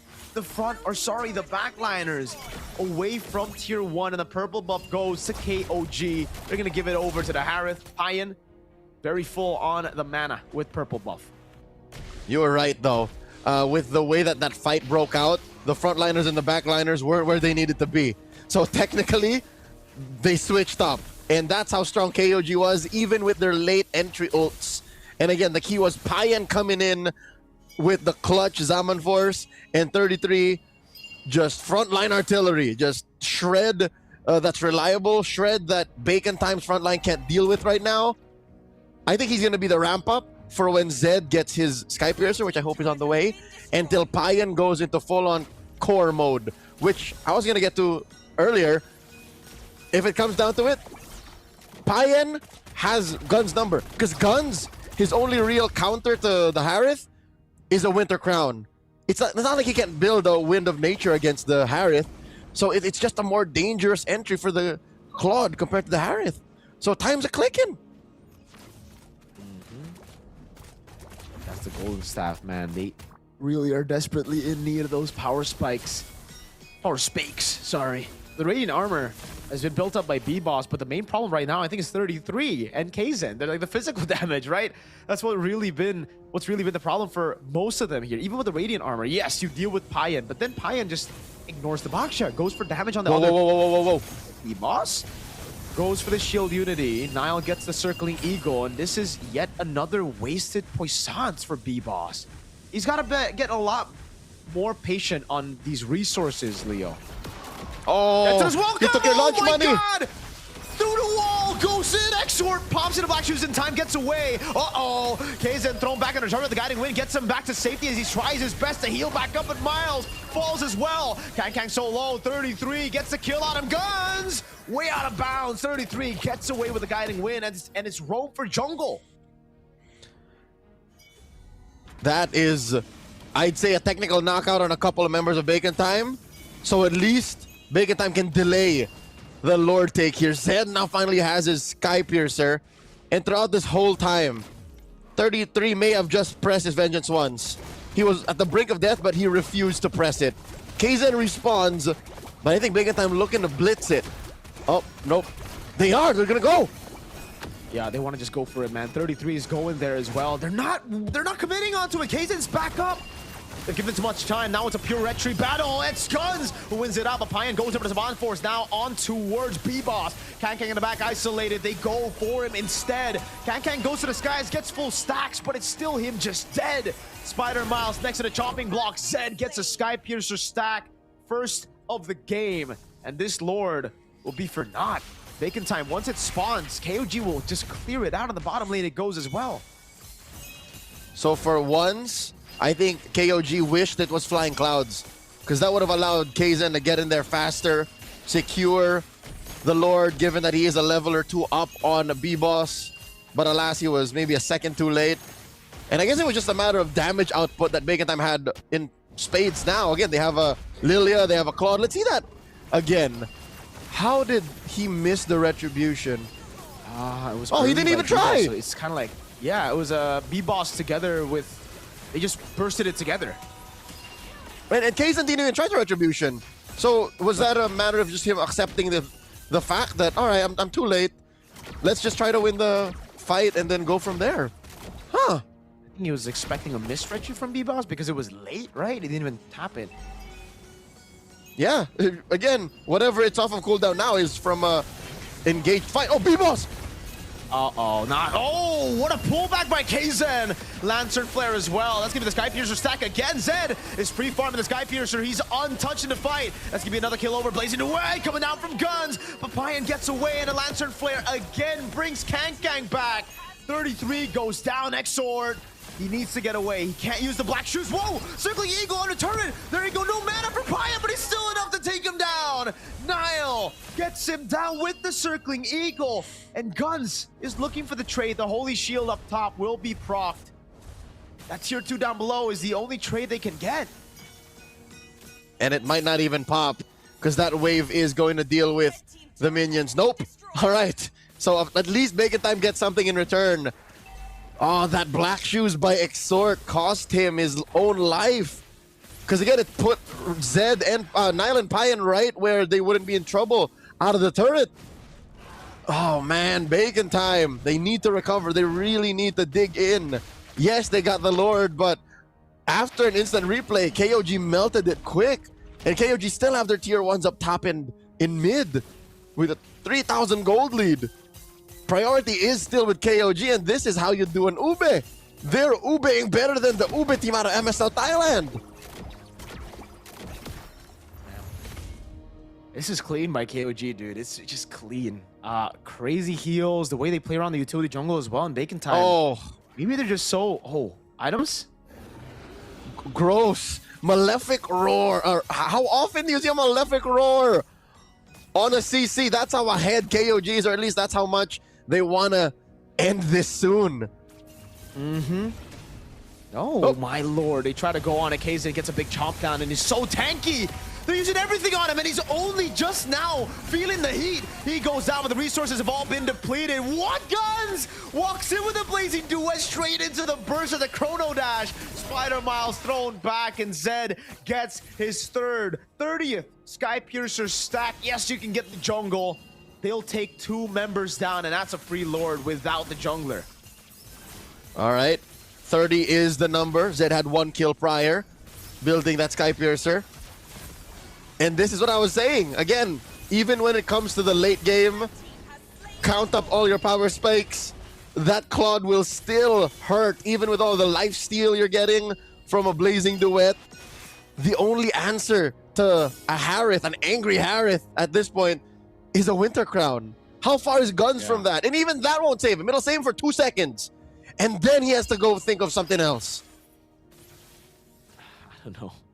It's just so tough now. It's all on they him. have those power spikes. There you go to Winter Crown. But the thing is, KOG just have crazy healing. So even with the Blazing Duet, as long as the fight is an all-in, right? Like, I don't see a way for Bacon Time to win. Like, Bacon Time, they need to do what KOG did. Split them up, bait those resources, but they don't have a composition to do that. They have a composition to go and just play front to back. Guns can try to wait all he wants, but by the time he waits and, you know, he gets those resources down, a few of his members would have already died. Pine just going through these turrets like a hot knife through butter. It's counterproductive. If ever they wanted to split, it would be off of Guns, maybe off of B-Boss, but they're both needed in team fights. They're both who start and end fights, so they can't split it with them. It's a non-starter. Where's he going with this Detonus Welcome? Oh my lord, they burst B-Boss down to half HP. They're doing a good job with the waves as well, though. Wave in the bottom lane coming down, and the Lord up top as well at the same Top's time. gone. They get the turret, top's gone. And it seems like they want more. They don't want to just end the siege here. They're going to clear out mid, they're going to wait for that next wave, and then they're going to try their best to go in again. Maybe this time with a Detonus Welcome that lands. It is off of cooldown, so again, that is a mechanic of the ult. If you cancel it, its cooldown is significantly reduced. They will just continue to play the Hunger Games, and I think the safest route to victory is still a Lord in a minute. Same spot it spawns. They'll have to start pressuring long lane, which I can say KOG are built to do. They can do it off of 33. He's very chunky, he's very sustainable, and also deals a good amount of damage, so that means you have to send like 2-3 dudes to take him down, and then the rest of them can just start dancing. But also, Nile can pull 33 out of there. He can like run through the jungle, get him with a guiding wind, and then, you know, re-engage. The map just belongs to KOG. It's inevitable. It is. In-game equipment check again. Wow, that's a Legion sword. They feel like they are lacking damage, so Kang's gonna have to build even more damage, it seems. Is that a Malefic Roar? It has to be, right? Malefic Roar or Halberd. Which makes sense because, again, so many shields, so much healing. There's a photo on that Matilda. One Exactly. that's so, it. uh-oh, conceal. Again, they go on KZ, but that's not the right target, man. Every time you go on the utility jungle, it's just an auto lose. Exort gets picked up there, is able to pop in the black shoes, or rather he just flickers out of the way. A safer choice. And now, oh man, Lord's taking a half HP. Spider Miles tries to brute force it. but he gets shredded down. The Shifting Skies comes down, but that's his welcome is right there. Now it gets the chop down. Sky Piercer on Immortality. Can goes down. The shred's too much for them to handle. Zed is unstoppable. Pion's going through, and it's Zed who also secures the neutral objective. Everything going right for KOG, and it's crumbling down for Bacon Time. Only X-Sword and Guns. He pops into BMI. He still gets shredded down, and that's a base turret that falls. KOG don't want to wait for the Lord. They're going to go straight for the end. Match point for KOG. Undefeated in the regular season, dominant as anyone could be. One game away from the best of 7 in the grand finals. Bacon Time are running out of time. 2-0 so far. And they did it, Mirko. They did it with a lineup that you could have sworn was drafted by their opponents. Yikes. When your opponents play your draft better than you, that's a big question mark, Leo, right? Like, this is a very similar composition to that game 1 for Bacon Time. And at this point, Bacon Time tried to just all in on team fights again instead of playing towards those side lanes, trying to build it up. And mainly, I think it was because it was too late for them at the end of the game here, right? They just needed to go for the fight. Obviously, it was KOG who held the neutral objective, so it's kind of a forced error, but it's all the mistakes they did prior to this big one, to this big moment, where they could have split up, they could have looked for other avenues to take control of the game, but they didn't. They just wanted to have that brute force kind of play style. Team fight, we just out-mechanic them, and it doesn't work out when you have a guy who's built to tank up the damage. Kaizen, far shot away from that Harley performance with so many deaths, but it's equally as impressive because he's on a utility jungle. That's his job. For a lot of people who have not been familiar with Kaizen before his debut and again, Renaissance run in MSL Thailand, he played amongst the greatest utility junglers that you could ever play with in MPLPH. So in his time, he's been on the receiving end of a Barats, an angry Barats. He's been on the receiving end of a Baxia, of a Fredrin. So he knows how this works. Through the, of course, leadership of Coach Justin, who is also a big fan of you know, that heyday of that kind of MLBB. We should have seen this coming. It shouldn't come as a surprise. So there it is, our MVP, Payen. This wouldn't have happened if there was no solid core. What is an Ube strat without a win condition? 6-0-11, there for 100% of the kills. Wow. Speaking of the KP lead that Guns has over Payen, I think right now, I mean, the stats are definitely going to move on over towards Payen's side, over for the KP as well. This was brilliant, really. Well played by Payen. Not just in the way that he played the late game team fights, but especially the early game, right? That's when you really get to see a good Harith shine, because he was so active from, I believe, even Turtle 1, rotating over, putting down the aggression, putting down the damage on the opponents, and we get to see it all in the highlights again, how Payen played it. And I love the fact that his targeting, Leo, is so good. In the skirmish, it would have been very easy to just go for B-Boss, but he went for Kang instead. He knows the Radiant armor has been built up by the main tank, so the targeting is always on the other dudes who don't have the magic defense. And this also brings up what if, right? We're talking about item specifics and them being built in the right time. What if more anti-heal was built into Bacon Time sooner? Because we saw, we'll never know. Maybe there is some semblance of it in the post-game stats, but Kang was on his way to maybe a halberd. Confirmed, I think we only have one real anti-heal, right? In Exort's Glowing Wand. B-Boss has it built in with the Baxia marks. But what if one more? What if one more? What if two more? Would that have been enough to kind of soften the blow and give Bacon Time a little bit of a fighting chance? I don't know. It's hard to say, because if they did go for Dominance Ice, then they would lack in magic defense, right? It's like one or the other. If B-Boss... The thing is, I think it's because they already have a box share that they didn't build another Dominance Ice. They were like, okay, we have enough anti-regen just with the passive alone, but clearly it wasn't enough, right? I think mainly it was damage as well, Leo, that they just didn't have as much as KOG. KOG had an abundance of damage, I think, through Zed getting a lead early. Dude, that first kill really set him up for success. A Sky Piercer built up early, easy executes, great damage. The Harith together with 33 again.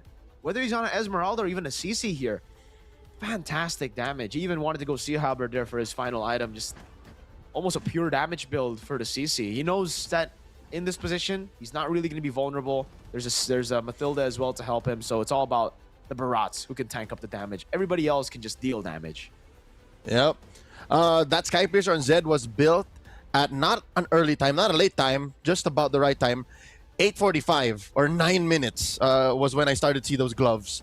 And then they started to snowball on him. I think the game ended with him on 5 stacks. So 50, which again, if this game went longer, would have just all the more made it inevitable for KOG. This is a much faster game compared to game number 1. So what does this mean? Is Bacon Time running out of gas in the tank? Because, again, we mentioned this post game 1. They go back and forth, back and forth. Do we ube? Do we play closer to what the 2026 meta demands? And here we're seeing that live in action. It's happening before our eyes, before the good people in Ladprao Hall. They're like, so what is it, Bacon Time? Are you the ube team or not? We questioned it, whether they're going to have a change in style in game number 2, and they did. I think it was too much. We expected micro adjustments. We discussed through it as well. You still got to play through it towards your strength, but then we see KOG kind of steal those picks away, and maybe it was a case of Bacon Time did want to replicate the same style from game 1, but KOG just denied some of those picks away from them. The heavy team fighting with the Hara taken out, the juice in as well to split them up and to go for those long team fights. So I just give KOG props and credit for outplaying the boys over on Bacon Time. And now it gets, again, I know I sound like a broken record, but really difficult for Bacon Time. The first game, already momentum for KOG. The second game, now it's not just momentum, it's morale. Dude, it's a big mental blow to lose to your own strat, Leo. I'd like to think it's less mental and more of just professional. It's more of just fair play, sir. You played the draft better. We move on.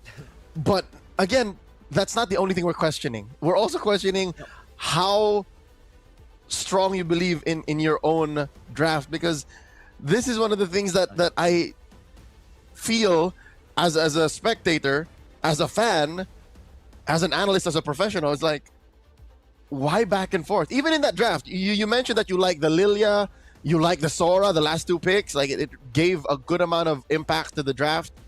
But where were they going? Sure, they got the power picks that you wanted in the Claude, and they started strong with the box. Yeah, you know, those were good Bacon Time picks. It's just, where is it all going? Like I can't see the big picture now.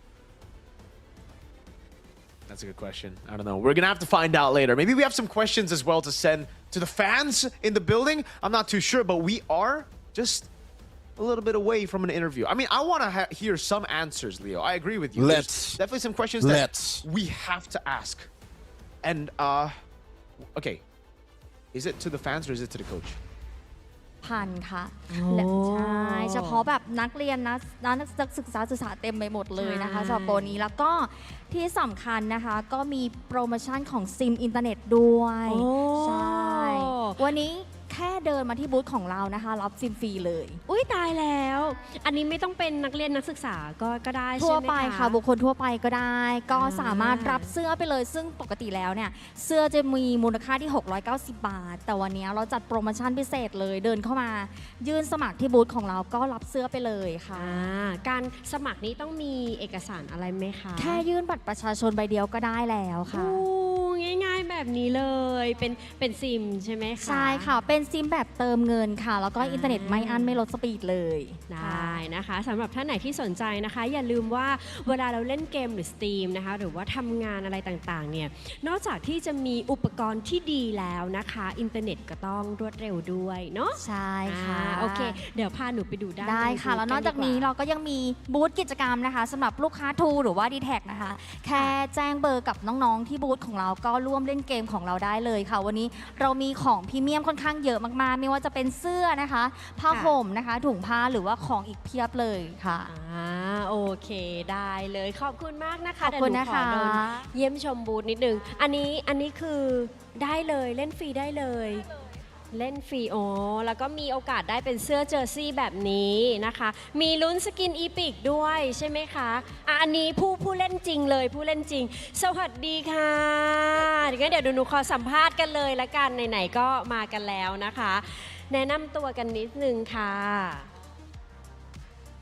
ชื่อปอนค่ะ ค่ะ วันนี้มาเชียร์ทีมแน่นอน วันนี้มาเชียร์ ACT ค่ะ ดูจากเสื้อก็รู้ สีชมพู เดี๋ยวก่อนเดี๋ยว เล่น ก่อ ค่ะ น มาเชียร์เบคอนค่ะ มาเชียร์ไปเขามีใครมาเชียร์ใครเป็นพิเศษไหมคะ ไม่ค่ะ เบคอนก็คือ เบคอนทั้ง ใช่ ทีมและทั้งใจ แต่ว่าช่วงนี้ก็จะเน้นนิดนึงพูดอยู่คำเดียวก็คือบอส อย่าเหลืองอย่าเหลือง บอสอย่าเหลือง เออ ประมาณนี้ค่ะ ได้ค่ะอีกท่านหนึ่งค่ะ แนะนำตัวกันนิดหนึ่ง ค่ะ ชื่อมิ้นท์ค่ะ มิ้นท์ ค่ะ อ๋อจริงๆแล้วไม่ที่นั่งคุยกันอยู่เมื่อกี้ไม่ใช่ มิ้นท์มาอยู่นี่แล้ว cover ค่ะ พยายาม cover ให้เหมือนอยู่ อ๋อ cover นะ อันนี้มาเชียร์ทีมอะไรคะมิ้นท์ แน่นอนค่ะ KOG นะ ทั้งใจเหมือนกันค่ะ มิ้นท์นั่นก็ขวัญใจ KOG นะ แล้วอันนี้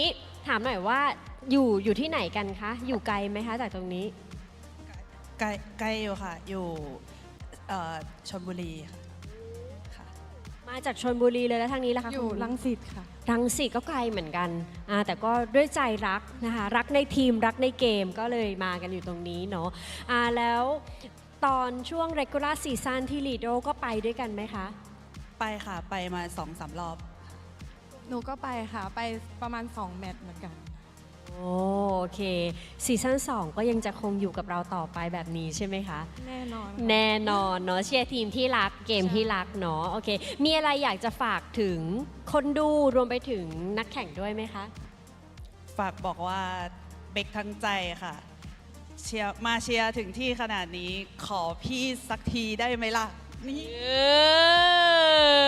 ต้องอย่างนี้ต้องอย่างนี้โอ้ ทางนี้บ้างอย่าให้ KLG ต้องเหงาอยู่คนเดียวเดี๋ยวช่วยเจอขนาดนี้จะยอมได้ยังไงคะเมื่อกี้หลังบ้านเสิร์ฟแอปเปิลไทเซอร์เป็นกัมมี่แต่นักแข่งบอกว่าอยากกินเบคอนค่ะ โอ้เบคอนอย่ายอมโอเคก็เดี๋ยวไปลุ้นกันในเกมต่อไปหวังว่าเกมจะสนุกขึ้นนะคะโอเคขอบคุณทั้งสองท่านมากเลยค่ะ เอาละค่ะอันนี้ก็เป็นส่วนหนึ่งนะคะแต่ต้องบอกเลยว่าสำหรับท่านไหนนะคะที่ชมอยู่ทางบ้านนะคะหรือว่ากำลังจะเดินขึ้นมาหรือว่าออกไปพักนะคะตอนนี้ก็อีกสักครู่หนึ่งนะคะเราจะพาทุกท่านเข้าสู่การแข่งขันในแมตช์ถัดไปแล้วนะคะตอนนี้ก็เตรียมพร้อมกันได้แต่ก่อนอื่นเลยมาป้างอยากจะให้ทุกท่านนะคะที่อยู่บริเวณด้านหน้างานนะคะเข้าร่วมกิจกรรมสนุกๆบริเวณด้านนอกฮอลล์ค่ะเขามีทั้งในส่วนของการ์ดกำลังใจสามารถเขียนนะคะแล้วก็นำการ์ดกำลังใจเนี่ยมาชูภายในฮอลล์นะคะเพื่อเป็นแรงสนับสนุนแรงเชียร์นะคะให้กับเหล่านักกีฬาที่เราชื่นชอบได้รวมไปถึงยังมีกิจกรรมค่ะถ่ายรูปภาพคู่กับสแตนดี้นะคะของนักกีฬาเหล่าไอดอลต่างๆก็ไปถ่ายด้วยกันได้นะคะแล้วก็ยังมีกิจกรรม 5v5 ด้วยค่ะก็สามารถไปเล่นเกมรุ่นลับโคสกินกันได้นะคะที่สำคัญเลยนะคะบริเวณด้านหน้าทางออกเรามีในส่วนของ QR code สำหรับทำแบบสอบถามนะคะเพื่อมีการเสนอในส่วนของข้อแนะนำคำติชมต่างๆนะคะใครที่อยากจะเสนออะไรมีข้อเสนอแนะอะไรเนี่ยก็สามารถที่จะสแกนเข้าไปใน QR code นะคะแล้วก็ติชมกันไปผ่านลิงก์นั้นได้นะคะข้อเสนอของทุกท่านเนี่ยก็ถูกส่งมาจนถึงทีมงานอย่างแน่นอนนะคะแล้วก็หวังว่าเราจะนำในส่วนของข้อคิดเห็นอันนี้ไฟกันแล้ว มีนำในส่วนของข้อคิดเห็นต่างๆนะคะไปปรับปรุงค่ะให้ซีซั่น2ของเราดีขึ้นอย่างแน่นอนนะคะเอาเป็นว่าตอนนี้ก็พร้อมแล้วนะคะเดี๋ยวมาปางขอส่งต่อเวทีนี้นะคะให้กับ3หนุ่มแคสเตอร์ได้เลยค่ะ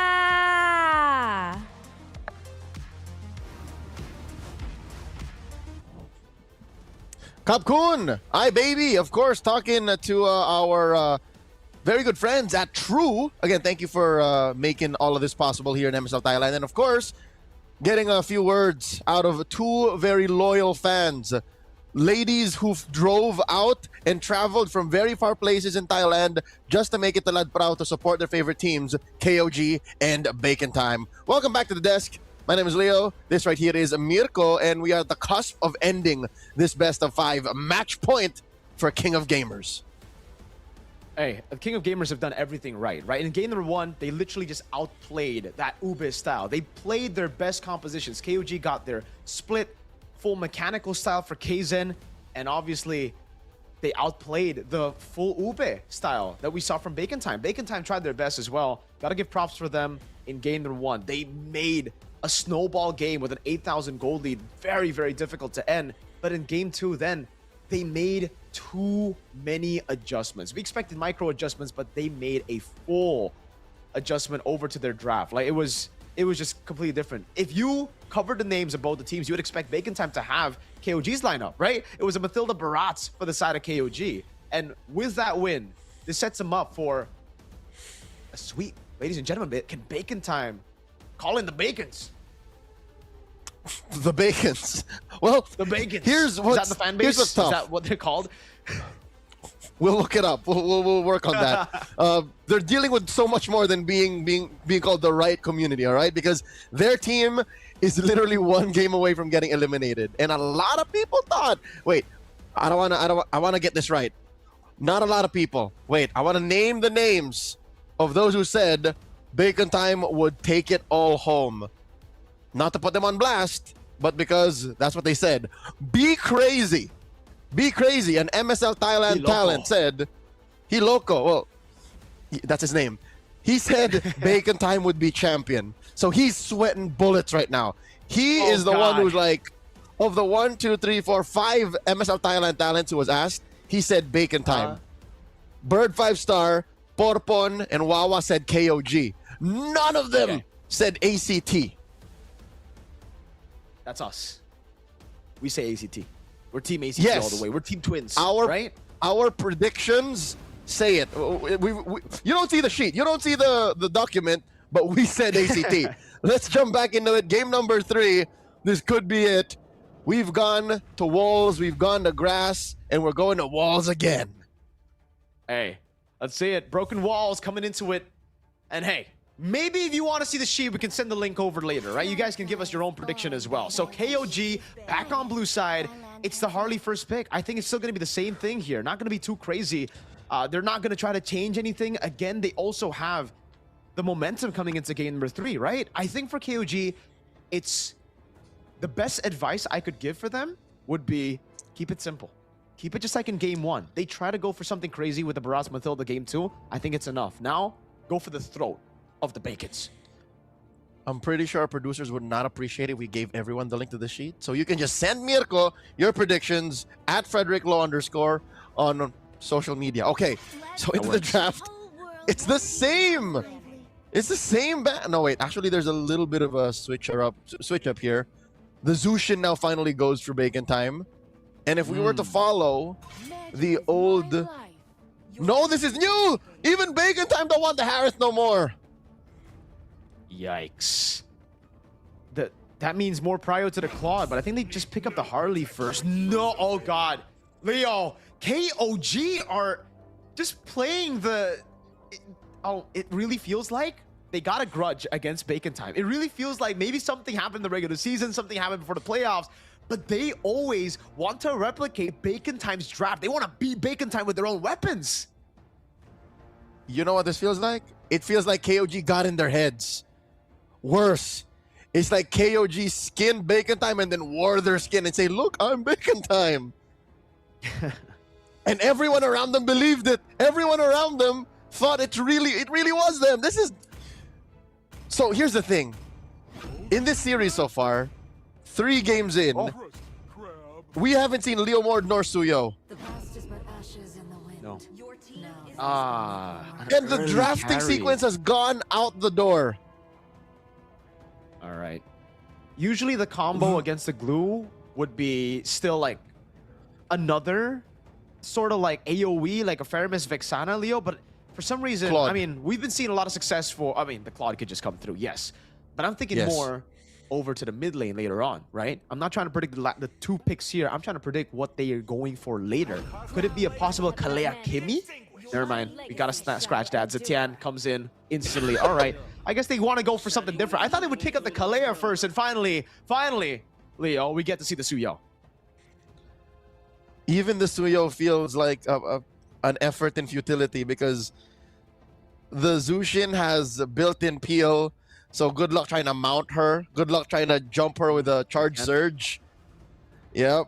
Oh, Zetian rather. Zetian. The Baxia almost undoes the Baxia only really scared of the carry. But what if the carry never takes off? I don't really like the carry in this new meta anyways, you know? I think the Claude should have been the first pick there for Bacon Time, deny it away from Payan. We know how good Payan is, but maybe it's more of comfort as well for Guns. We didn't really see too good of a Claude game in game number 2, and then now they're already starting to nail down the comforts. The Badang taken out, the Lilia, a good answer could have been for Bacon Time to deal with the Baxia. So KOG, it just really seems like they're building for this comp really, really well, right? Again, the Kalea isn't banned out just yet. We've seen so many ways to deal with the glue just because nowadays we see more of a damage-built glue that Kaleas, Chos, just these pick-off heroes can be a really good option to deal with the glue. He's so squishy. You get caught once and it's cooked. Most used heroes, though, I'm pretty surprised that 33 didn't get his hands on the Phoveus, and it's still not banned. There you go, the Khalid. So we're going to see a Phoveus here, folks, for game number 3, possibly on the hands of 33. This is the first time in the series that Phoveus was not touched. Because again, teams are focused on the Harith, so they wanted to get that out there. Now it's open. Because Harith was chopped off the block too, so this could be another solid mid laner. Valentina, maybe. Or Valier's out. Eve, close that range gap. Yeah, carry Eve Valentina is a good. better band though, right? With the... Or neither. They just go for... Okay. They expect the glue to still be going roam. And you know what? Speaking on the Phoveus, now that I see it again, the glue pick actually is very, very good. They can just save the roam/XP pick for last pick because the glue can be flexed all the way. They pick up a roam... they pick up a mid lane first.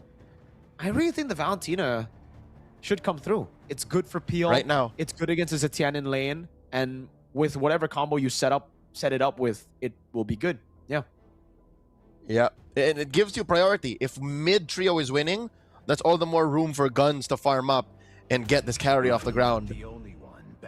Instead, they reveal it. Is this fear? Could this be fear of 33 picking it up?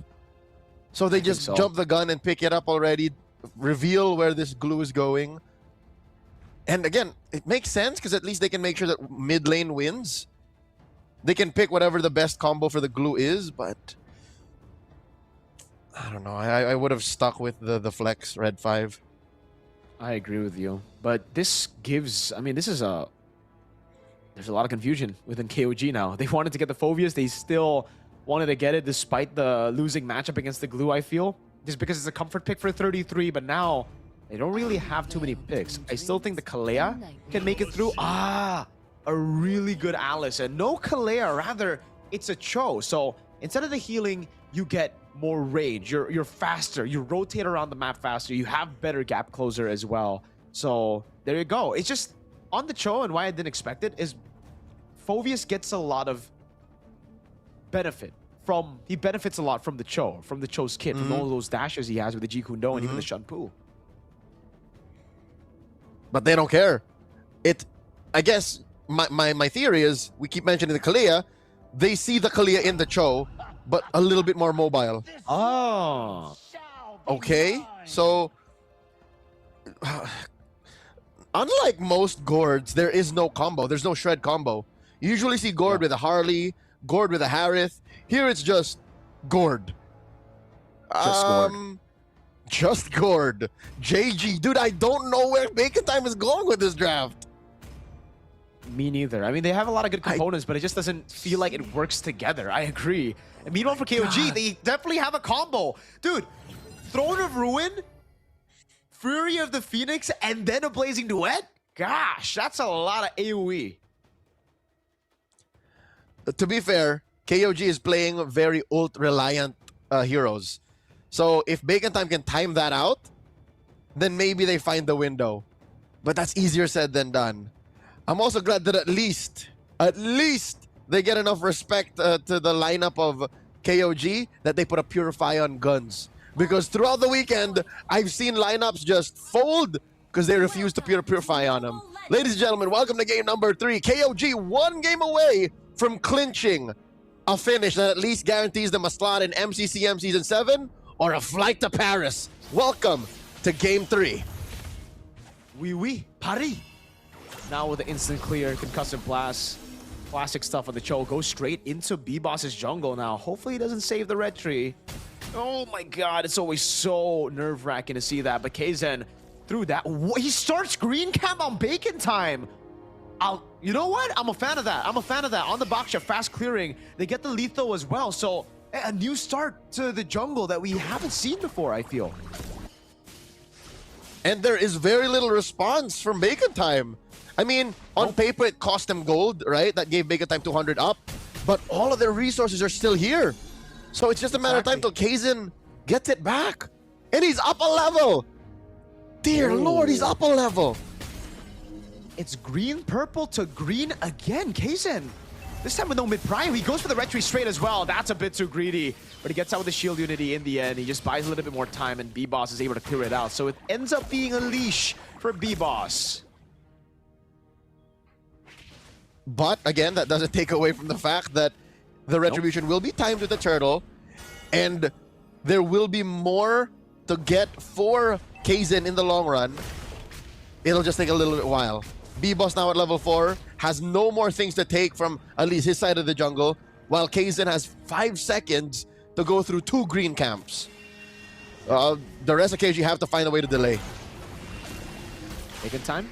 That's a Queller that lands on Zed. Just a bit of poke here. Mid cleared out. Zed level 4. So is Exort. Nile walks up, dashes away from the slam, and 33 and Kankang both are level 4. They're fighting for the XP crab right now, and 33 is getting better of Kankang. He's got to be careful against the Alice. He can't just walk up like that. And he does get the XP crab, but he loses health for that. Oh, B-Boss, maybe a quarter XP down. Oh my god, gosh! Oh.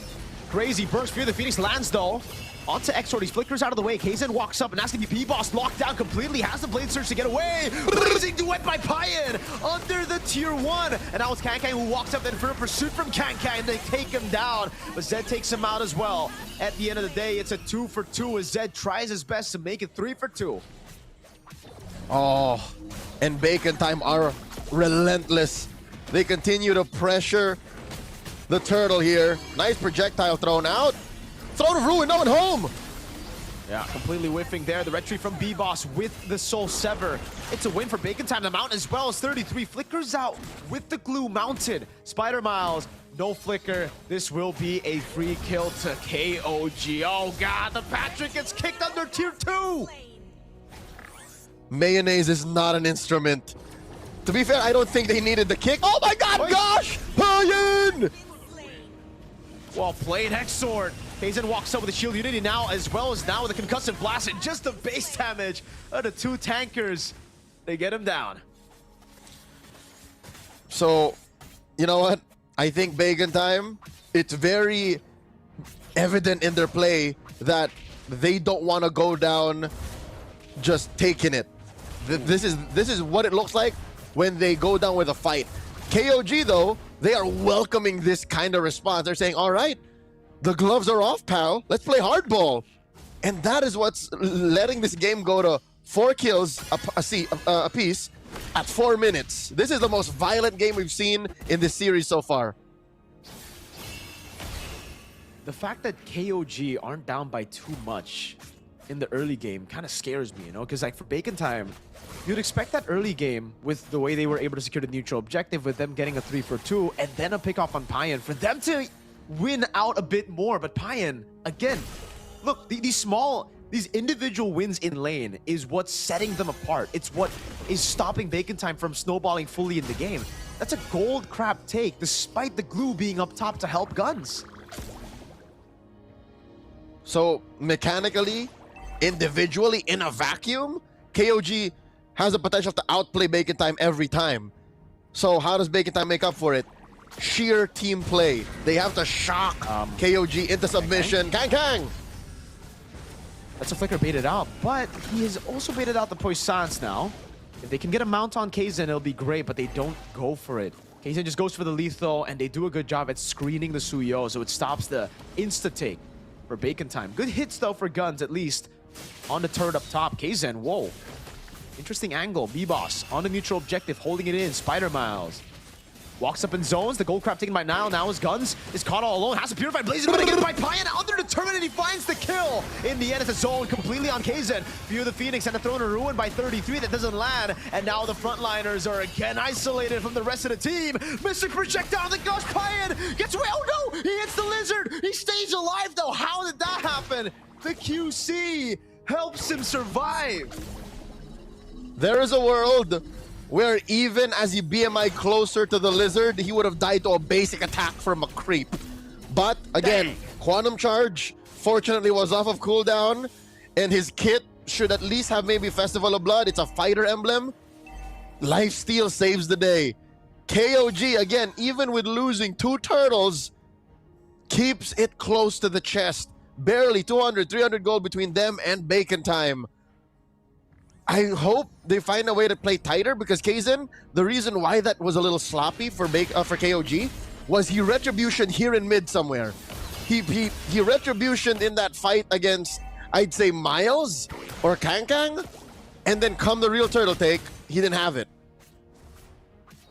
And the trades are always just equal here, right? Like, what Bacon Time have in neutral... Wait, okay, I was about to say, if that turret doesn't go down, it's gonna be very, very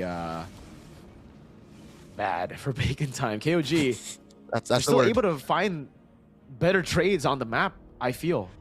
Again, Bacon Time's lead, it's non-existent with the first 2 neutral objectives here. You should be able to outfarm to get a better lead at this point against Kaizen. Like, B-Boss on the Suyo, he's just a level ahead against the utility jungle. And he's just on his way to his Hunter Strike. There you go, just built it. 0 stacks, I'd reckon, on the Sky Piercer. KOG are just about to hit a power spike. That's what's scary. His Guns can't exactly stand in front of KOG either. Yes, he's very dangerous on a carry, but it's not like it's free hits. Their front line isn't a steady front line. It's not a front to back. They're trying to burst it down. Payan in the bottom lane goes for a Mystic Gush onto Kaizen, but the Fury of the Phoenix cancels it in the end. Kaizen with the Shield Unity tries to go for the reinitiation. Thrown a ruin by 33! Lands on 2. The Blazing Duet not just there yet. Payan, and the end goes in. PMI out of there as B-Boss gets baited with a Blade Surge, and Zed is trying his best to peel for him. Now it's 33 caught in the midst of it all as they deal some more damage with Spider Miles there. But look at him sustaining through it all. A mount out by Spider Miles going in again. Inferno pursuit 33. Brings him on the turret, but Spider Miles gets a double, and Payan just goes into the bottom lane instead, pushes and shoves the lane over towards the tier 2. Great team fighting IQ by Bacon Time on display. They knew to compromise Payan. They knew to make sure Kaizen's peeling wasn't sound. Even 33 could not find a good Throne of Ruin. And that led to a defensive Blazing Duet, a BMI through, and then just, I guess, a consolation prize of a wave down bot, threatening a little bit of that HP on the turret down bottom. KOG are getting out-tempoed by Bacon Time. This lineup is somehow working. They are just doing it through sheer damage. Bacon Time with every gush out of Exort forces something out of KOG, and now it's their turn. Kaizen wants to jump. All right, he's respecting B-Boss. It's on Payan now. It's on how he can play around these side lanes, split Bacon Time up. It's back to game 1 all over again, right? Although it's not the lead that you would expect for KOG early on. And yeah, it's just pure damage that Bacon Time's been able to outplay KOG through 33. Even though he's gone the passive on the glulets of Spider Miles, it's still A-OK. Glowing Wand of the Lightning Truncheon though, so good poke should come down for Zed. It is the Glowing Wand start for the Gourd. Classic stuff on the Gourd. And Sky Piercer, that's the thing about B-Boss. He actually hasn't gone a single stack on it yet, right? Nope. 0 stacks. So KOG can at least rest assured that there are no sudden pickoffs. Oh, another gush on Zed! Ooh. It's a big resource. Zed gets away without the flicker, so, I mean, Exor definitely would have wanted, I mean, obviously the kill, but at least a flicker. Now he just recalls back, wave in the bottom lane. It seems like Niall's trying to reset it so that Payan can push it in. This should be the angle to push in for Payan, but he instead just rotates. Oh, dude, a bit of hesitation there. Yep. He's still just That circling cost around him. that orange buff. That cost him. He's not even taking the orange buff. At about 10 minutes, he took about 20 seconds to decide, am I going to push this? Uh-oh. Am I taking my Bottom lane. orange? Yep, B-Boss playing man-to-man defense. And they're aware. They allow for this dance to happen. I don't know. I think for Payan, he should have just left the wave there, no? Like, it was a slow push anyways. It could have just been a rotation into Lord, and they could have taken the 4v5 if B-Boss rotated down below. But instead, he chose to shove in the wave. Niall's just trying his best to just open up. And I don't really think for Bacon Time they can even get on the Cho. He's too mobile. Oh, wait, that was a full shove by the Claude. He cut the wave. Yep. Full-on proxied it. Niall now deep. Looking for it. Way the Dragon. Instant Purify, but the throw in the room and locks him down. 33 in the back line, and now the follow of his guns is able to burst him down. It's Payan and Zed in the back line doing damage, but it's going to be K-Zed brought into the Mystic Gush and the Shred. Payan with a blazing duet gets the kill, flickers it forward. A crazy move by Payan, and he gets a double. In the back, though, it's Zed who picks up the kill, but now gets caught as B-Boss gets 2 stacks on the Sky Piercer, and it's all on Payan against 2 members. The Mystic Projectile, Payan is able to dodge away from it. And Bacon Time get all the wins with a turret in the mid lane as well. And even if it looked good for Payan, the order in which the heroes fell was not the way that they wanted to. BMI just a check. Payan comes through. Oh! What a play! Pops into BMI, waits for it, and B-Boss left Exort alone. He instead went for the neutral objective. What an MVP performance by Payan back-to-back games. Asserting himself, and now they will secure Bacon Time with a single mistake. Exort gets punished, thinking he can take Payan one-on-one. They lose the Lord from underneath their fingers. It slips. It slips from out of their grip, Miracle. A free turret in the mid lane, a wave up top built up, and you see the timing, they delayed the Lord take so that it spawns over at 1240 instead of 1210, so they would have time to set up the waves properly for a siege. Payan, what a dude, what a guy. Leo, we said it was all up to him, and he took on the task. I mean, the way that the team fight started, it was all on Payan, and it ended on Payan too. So he saw an image of it in his head. All he had to do was wait for it, and he did. Exort was where he needed to be. Exort knew what was gonna happen, and it was just all basic attacks. That's what's ridiculous. There were no duets involved in that pickoff, and that scared the bejesus out of B-Boss. Without Exort, there was no way he was gonna do that against Payan. He knew he was gonna lose the 1v1 too, so now they're staring down the barrel of a 3-lane push. They might lose even an inhibitor or 2. This is painful. Lord shoves in the bottom lane. They have really good clear. Now try to go in there, but wow, even just with the Lord, they burst it down. A bit of hesitation from Bacon Time to actually clear that out. Guns save the ultimate for quite a while, and they lose out on far lane, so massive win for KOG. KOG are in the driver's seat. They are in control of this game. They can take it as slow or as fast as they want to. And you know what? If Kaizen is happy with his kit right now after his 3rd item, of all the heroes on their lineup, he's the one who can actually afford a Sky Piercer. Call it random pub stompy RG build, but he could build a Sky Piercer and that would help end this immediately. And he will just go in, what is that, a Holy Crystal or a Blood Wings? Either way, they don't have to actually get risky and spend 1,500 on a Sky Piercer. They can just slowly ramp up to this Lord in 30. Yeah, it should just be a Blood Wings, man. The winner crown for 33 is going to be great, too. He's been taken out in most of the team fights here, despite being the Alice. Just goes in with the Throne of Ruin, but gets bursted down by the carry, so the Winter Crown will certainly help him. The Immortalities as well for Kzen and Niall. Very, very good to cycle through that spinning light wheel. As long as Guns only uses that cycle of ultimate to get one, it's a win for KOG. And if they're able to cycle through these frontliners, then Guns won't even get a single person. And I don't know, dude. This is the thing about this kind of composition, right? If you snowball, you're in for a treat. You're in for a great game. But if KOG are able to keep it even, and if they get the far lane and split you up, this is what happens. You're just gonna get caught in the lore dance.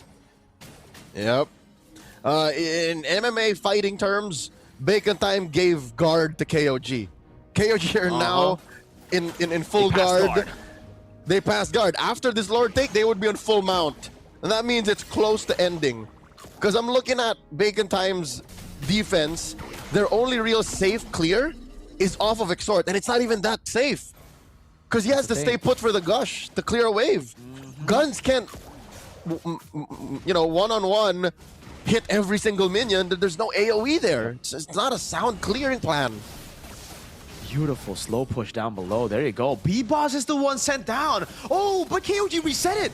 Instead, they go for the fight. Niall with the conceal now jumps into the back line. Is able to get the G Kundo, but no way the Dragon. He just gets away with the Shun Pu, and now it's an all-in onto him. Lord bursted down by Payan and the folks. Spider Mouse in the midst of it all right now, going to be taken very low and taken now. Thrown to Ruin. Only to the front. Zed playing the front up by Payan again with a blazing duet. Goes through Guns. An all-in now as that's a double kill picked up, and it's all on to Payan again. A flick around on the BMI forward. Extra going to be taken down by Payan. A full-on chase for Payan as 33 is able to hold him down. Payan going to be walking up against the Spider Mouse, puts in the slam slam and a pass over, and that's 33 walking up, and it's a full-on fight, a big skirmish.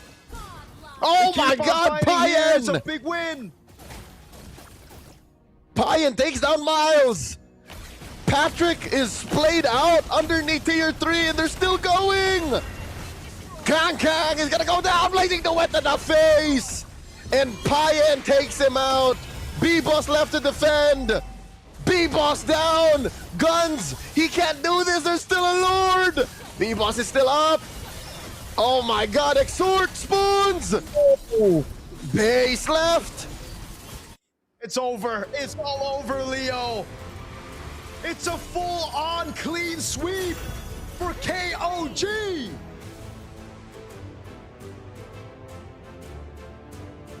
Undefeated in the regular season. Dominant throughout the maiden voyage in MSL Thailand. KOG, King of Gamers Club,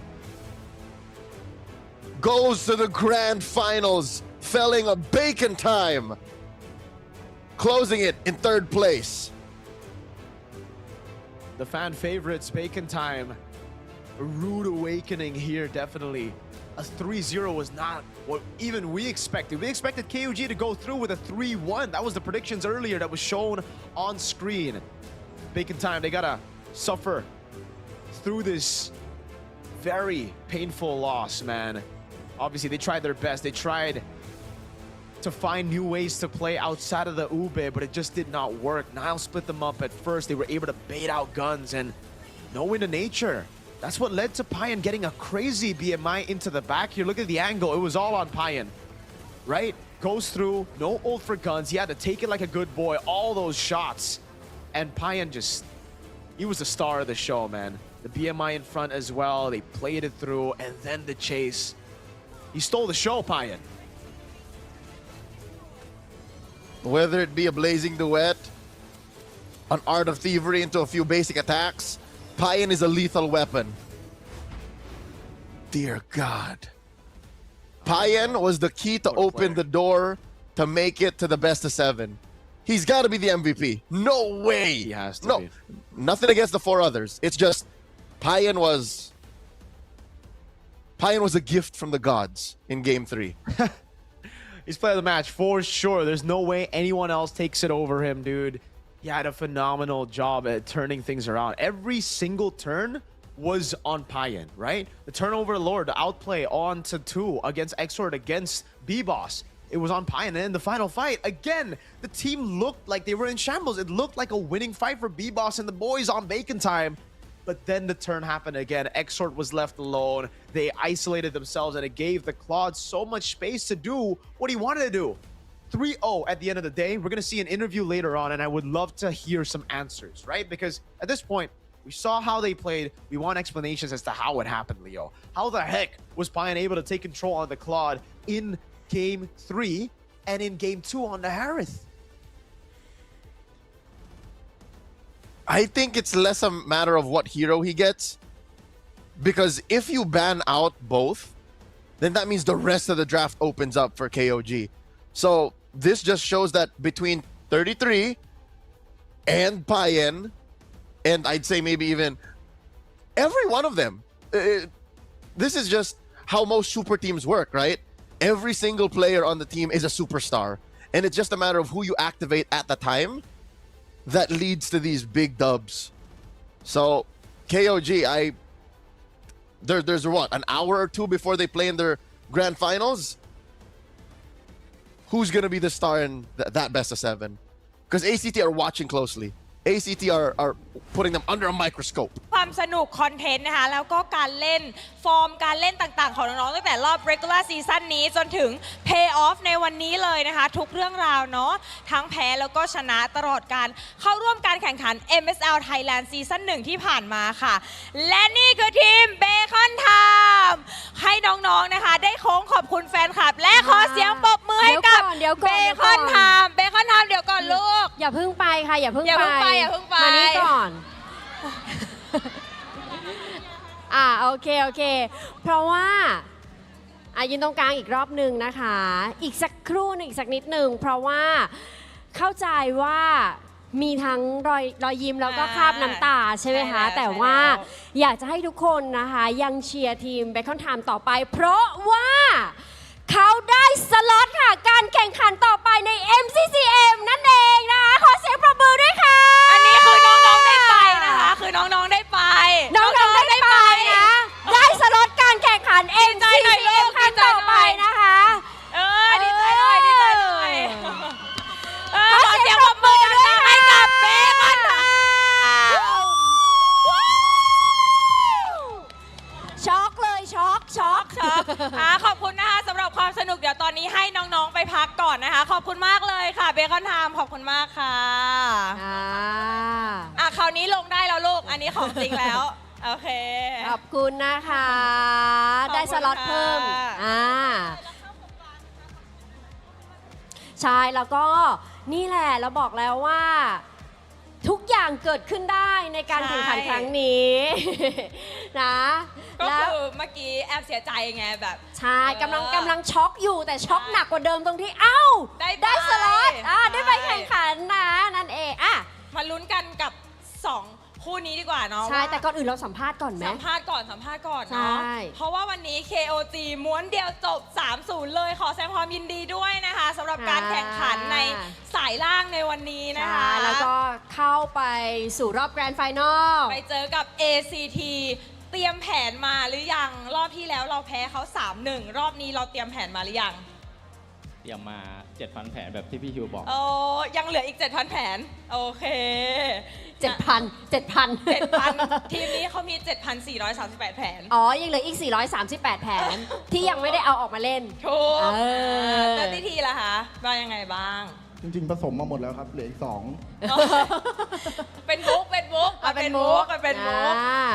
อยากถามว่าวันนี้คิดว่าจุดไหนที่ทำให้ทีมเราเนี่ยกลับมาชนะได้แบบม้วนเดียวจบเลยผมคิดว่าน่าจะเป็นเรื่องของความเชื่อใจกันนะครับผมแล้วก็การพูดคุยในทีมกันว่าเราอย่าโฟกัสที่ชนะให้โฟกัสเกมเพลย์ของเรามากกว่าครับเซธค่ะคะก็ให้เราโฟกัสเหมือนที่เราทำตอนใน regular season ครับทุกคนทำตามหน้าที่ของตัวเองให้ดีที่สุดครับผมทำให้ดีที่สุดในหน้าที่ของตัวเองในแต่ละตำแหน่งใจเย็นดีใจอยู่อันนี้แอบเห็นว่าถือไม่แล้วสั่นอยู่เลยยังดีใจอยู่เจอกันครั้งนี้เนี่ยแตกต่างจากรอบเก็บคะแนนไหมคะกับเบคอนในครั้งเนี้ยค่อนข้างแตกต่างครับเพราะว่าเบคอนทำแผนมาเยอะครับแล้วก็เปลี่ยนสไตล์การเล่นครับผมก็คือเปลี่ยนบีบอสไปเล่นแทงแล้วให้2เลนข้างแบกครับก็เขาค่อนข้างทำแผนมาหลากหลายครับซึ่งผมเลสเปค น้องบอสมากนะครับที่แบบ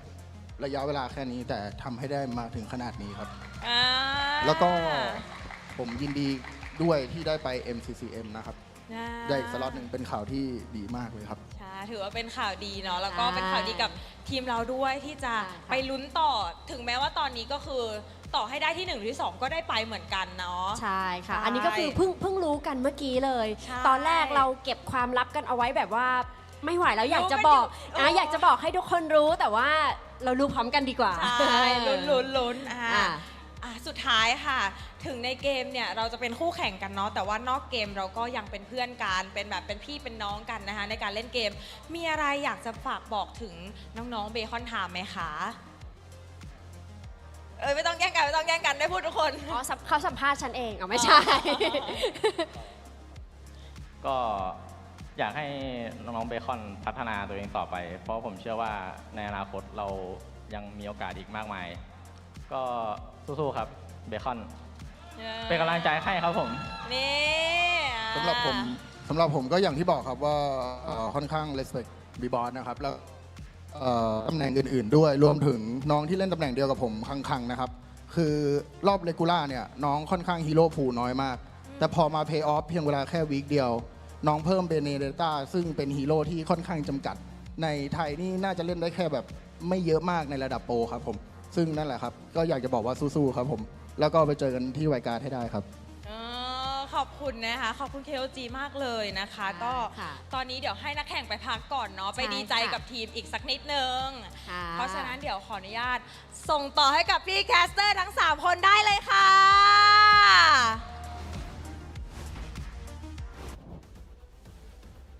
Here from Zed and 33 after winning that bout again. Zed, also known as the Thai Kyrie. I have a few translations from that interview. Our host asked them, are you prepared for ACT? Zed mentioned we saved up about 7,000 plans for them. I don't know if that's an actual figure. 7,000? When asked about, I don't know if that's an actual estimated calculation. Facepalm was just feeding me translations. What are the turning points for this match? Zed said focus, just like in the regular season, and doing our parts. And 33 said communication and trust and supporting each other emotionally. Man, that's a very important part, you know, the bonding between the team, right? Having the chemistry, having the synergy built up, it's through bonding. It's through helping each other emotionally, physically, and getting there mentally as well, right? And I think they were ready in all those aspects, Rio. Especially, I guess, emotionally. They were ready for that lower bracket final. And should be ready for grand finals too, emotionally. If we're ready emotionally, you know? Yep. Also, 33 was asked about the difference between facing Bacon Time now and in the regular season. He mentioned how he gave a lot of respect to B-Boss. B-Boss definitely improved so much over the regular season. So kudos, even if they did get swept. At least he got his hands on heroes like the Baxia and the Fred. Definitely power picks in the right situations, but KOG was just ready for it. And now, the question is this enough time? However much time we have between now and the finals, can they switch up between Bacon Time and ACT? Because ACT are a different beast. ACT are monsters in the playoffs.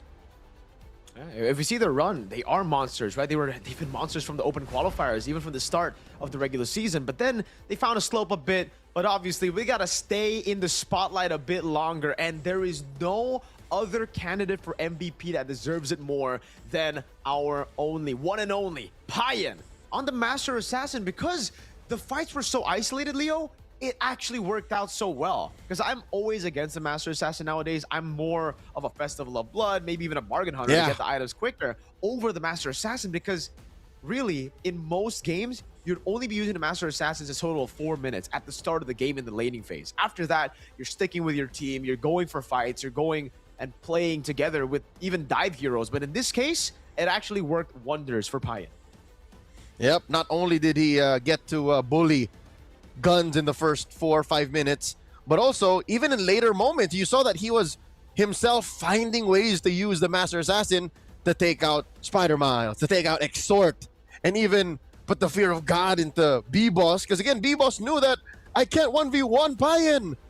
Not maybe only because of the Master Assassin, but because he knew that it was too late. The Claude had already spiked up to its final form. So again, not just MVP of Game 3, but I'd say even of the whole match. This is a Payen match. Yeah. Can't agree more with that, man. He's definitely player of the match. He played it all so well, even in game number 1 where they won, right? Obviously, Kaizen stole the show in game 1, but it was very, very different in game 2, game 3. When they needed Payen to perform, he did. And man, you see it again in the highlights, the way he was able to get in those blazing duets. And this outplay against Exort, man, he's so patient with the Claude. That's one thing that I think was lacking from Guns when he had his hands on the Claude. And when you play in ranked and you have all of your items as the Claude, again, just to relate this to everyone watching, patience is one of your key weapons. So do that, use that. Look at Payen and say, I want to be like Payen. Because even in the bigger regions, right? MPLID, MPLPH, MPLMY, this is something we see in the best Claudes in the game. They just know exactly when to use AOT, when to commit to like full-on gun downs, when to blazing duet. It makes the difference. It's all the small things, the small wins. It's a hero that gives people advantages through just, again, being patient, playing it slow, playing it smart. It is a very high skill ceiling hero, and Payen showed us that ceiling here today against Bacon Time, which, again, is going to be a tough pill to swallow for all the Bacons out there. I still don't know if the Bacons are what they call their fan base, by the way, you know? El Crazy, how's he doing? It's a 3-0 sweep, Leo. That's it. El Crazy is El Sad right now. Loco. And that means only the 3 remaining MSL Thailand talents could be correct. But also, that's a coin flip because ACT are waiting. None of them said ACT, dog. None of them said ACT. We believe in the twins, Leo, because we are twins as well, you know? For those out there, fun facts, me and Leo, we're twins. Not fraternal nor identical. It's a different kind of twin. But regardless, I've spent the past 5 minutes looking for what Bacon Time calls their fans. I can't see it. I'm pressing translate. I'm trying to figure it out. At this point, I guess we just call them Bacons for them, right? Yeah. We just it's we either just call the them Times or the Bacons. Bacons. Come on, there's no in between, right? You're either a Bacons or a Times. I'd rather be a Bacons. Okay, the Bacons. We wish them luck, and again, even their opponents in KOG, show them love. And I've gotten word that the 7,000 plans are just an inside joke from their team captain / roamer / analyst Hugo. So, you know, he just assumes everyone has thousands on thousands of plans. Everyone that they fight is Batman. Bruce. Hey, they did fantastic this time. Hopefully, Bruce, behind the scenes, can continue to work on plans, you know? Hopefully it's more than 7,000, just like this one for the grand finals, because if they had 7,000 plans for Bacon Time, they're gonna need maybe double that. 14,000 or more for ACT, because they've shown through the regular season, through the playoffs as well, that they can be very surprising, not just with their picks, but sometimes with standard picks, but an extraordinary execution, all right? Like, their execution has been fantastic, Leo. The twins, bro, I'm telling you, these twins are special. They got that telepathy. Hey, the last time we saw twins, well, to be fair, across many different regions, there are many twins that perform at the highest level. Malaysia has twins. Indonesia had twins. Now in Thailand, there are yep. Now that got split up across different regions at one point. There's a pair of twins in the grand finals. It's a pair of twins calling the grand finals. And this is a good point of comparison as well, because it is the... let me double check. I don't want to call this wrong. Okay, confirmed. It's an all-Thai lineup in ACT versus the import experiment for KOG.